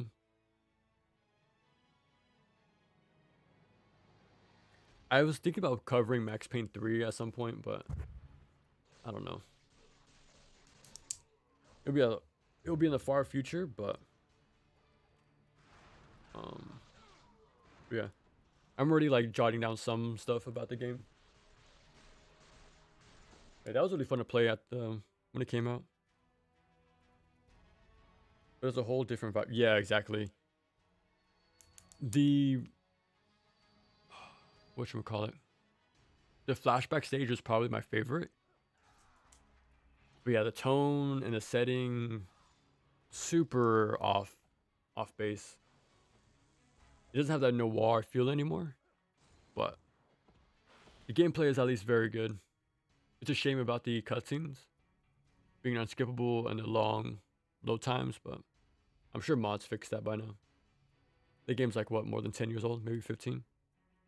Yeah, the airport, dude. That was a good level. Wasn't that the last level? Man, it was simpler times back then. I just remember unlocking the golden skins for that gun. Same for Army of Two. Unlockables, man, they go a long way for replay value. Even as simple as recolored skins, but they go a long way. Yeah, the airport level is super good, man. Like the conveyor belts and stuff. I'm telling you, even though it's heavier movement, if it's designed well, again, with the level design is key, man. Okay, I'll talk about Max Payne 3 eventually. I'll talk about it eventually. Apparently I have a lot to say about the game. A lot of cool stuff to say about it.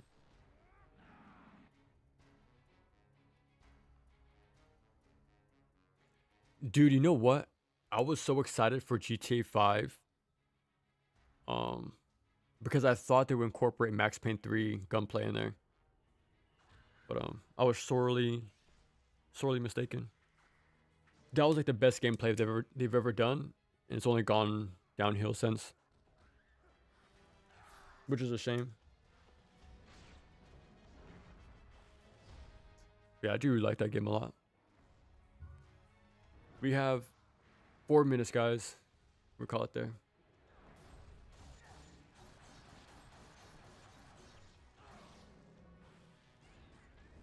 Wrap it up in a few minutes.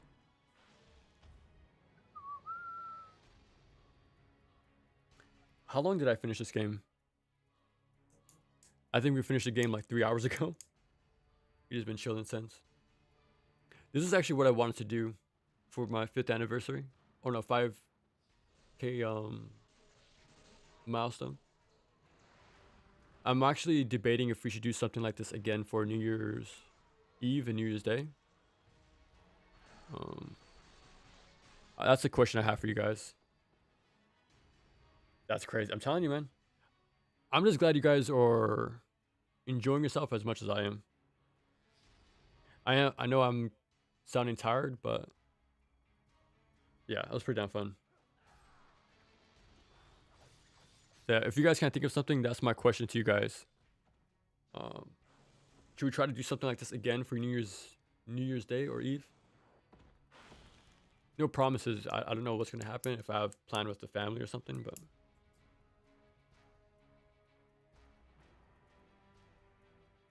one of the single worst pieces of design else I've ever seen. I think you guys are purposely looking for bad stuff about Halo. You guys are crazy, man. Like, you guys came together because of the grown hatred of the Halo community.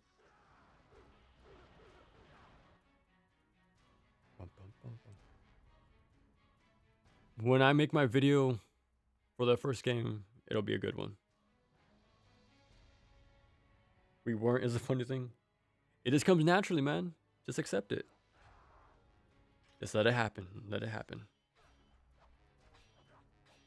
They really saw the idea and they were from the XCOM community. Oh, okay. I still find it funny. You mentioned you saw a crap ton of bad analysis out there. Is it all from like one channel, a handful of them, or like single one-off videos from like a random pop-up?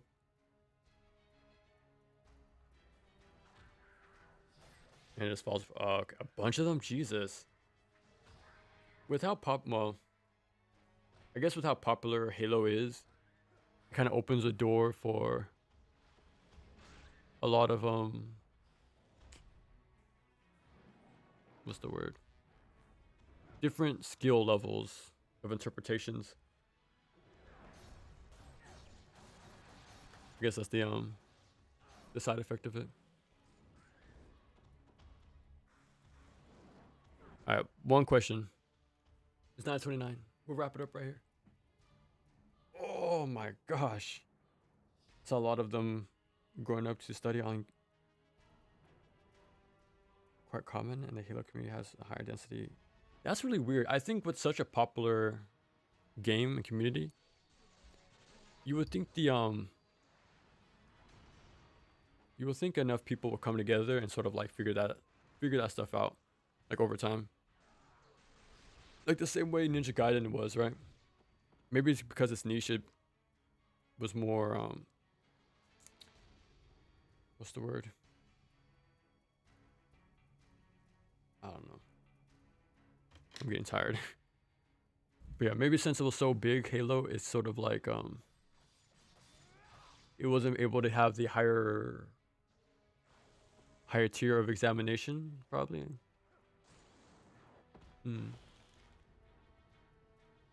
Which is weird. Like me, I've only played the first 3 games and a little bit of Reach. I think I have a good, somewhat cool things to say about the first game. But yeah, I'll make that video eventually.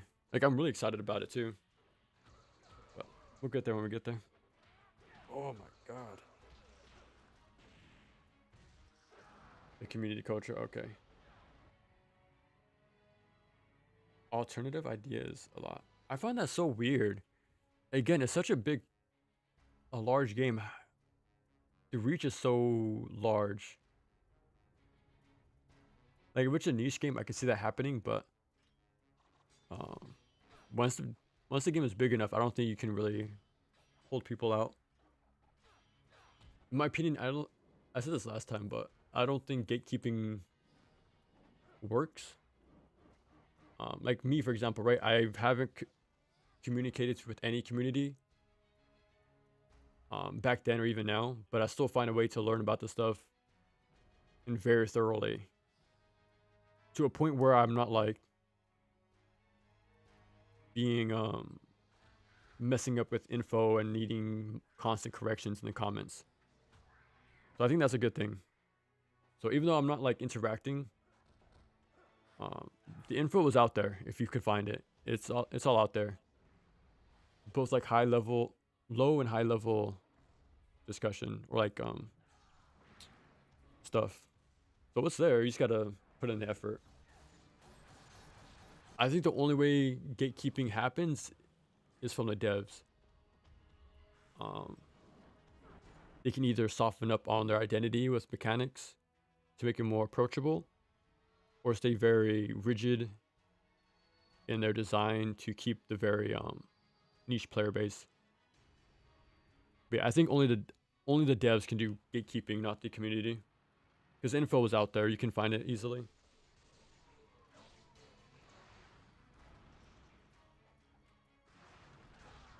Insight from modding. Oh, okay. Yeah, I'll definitely let you know. You will know I'll be playing the game because I'll stream it, so you guys will know ahead of time, like what I'm working on. And I'm always like giving you the scoop of what's gonna come up next. So I'm late again, dude. We were streaming extra this time too. This is 7 hours.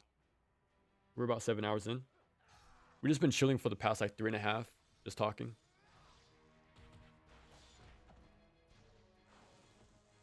This is true about gaping only dev. Yeah, exactly. I feel like that's sort of a hot take I have. Not hot take, but I think it's something many people don't realize. Yeah, I've thought about this a few times. Again, it all stems from my small interactions with Ninja Gaiden around Razor's Edge when I was releasing. Like, even though I was pretty much not welcomed, or the game that I liked wasn't welcomed, it didn't stop me from enjoying Razor's Edge or playing the other games and learning them very deeply. So yeah, I think gatekeeping is a myth. They can gatekeep you from the online discourse, but they can't keep you from playing the games. I think that's two different things. And most times there's not much to get out of interacting with the online crowd sometimes. You have to be very lucky to find a game with a nice community, or like with a healthy community where discourse can actually take place. Otherwise, it just falls apart pretty quick from what I've seen.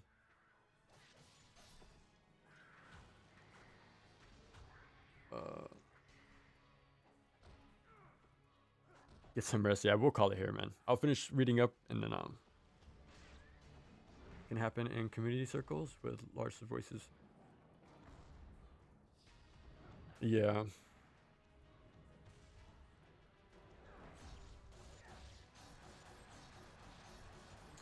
You can.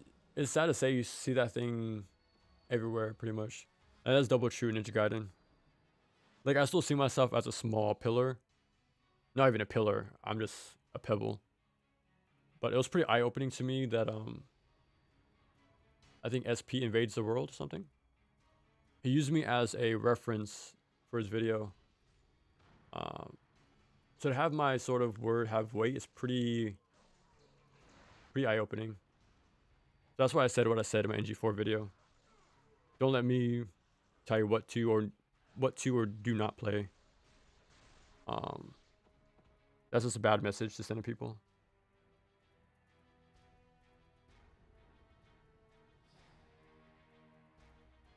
Yeah, exactly. If they remove the game, then there you go. You can't play it.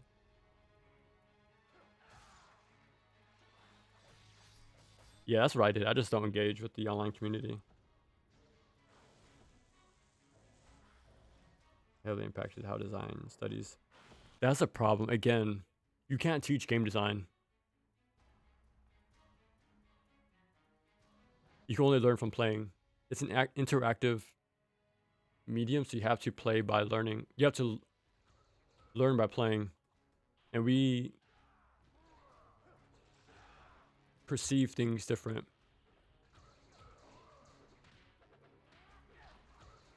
Yeah.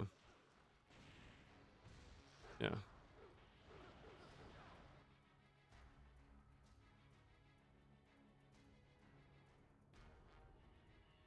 They don't even play the games.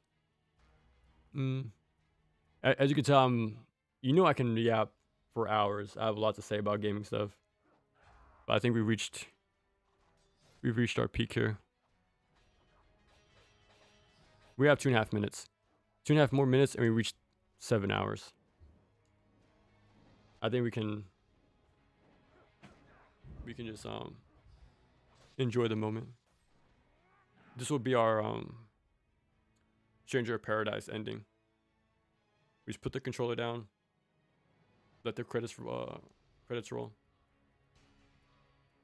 it's yeah.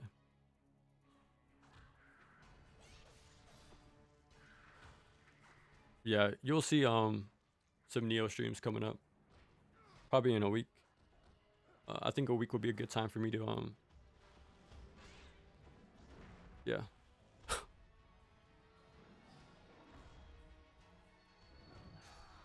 You can tell I'm on fumes right now.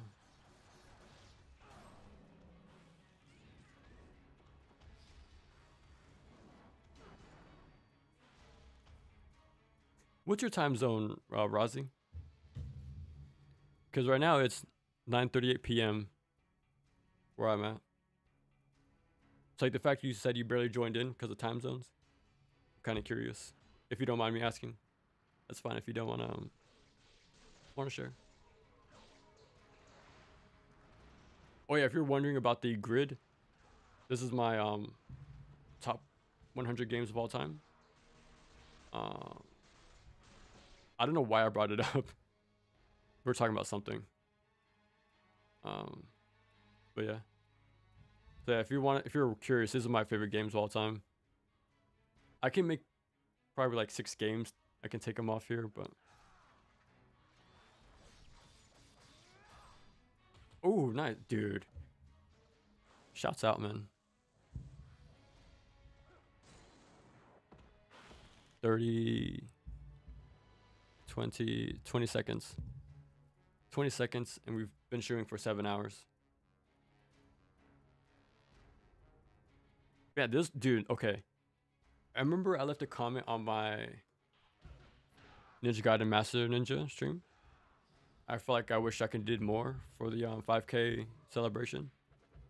This is what I was looking for. Yeah, this is what I wanted.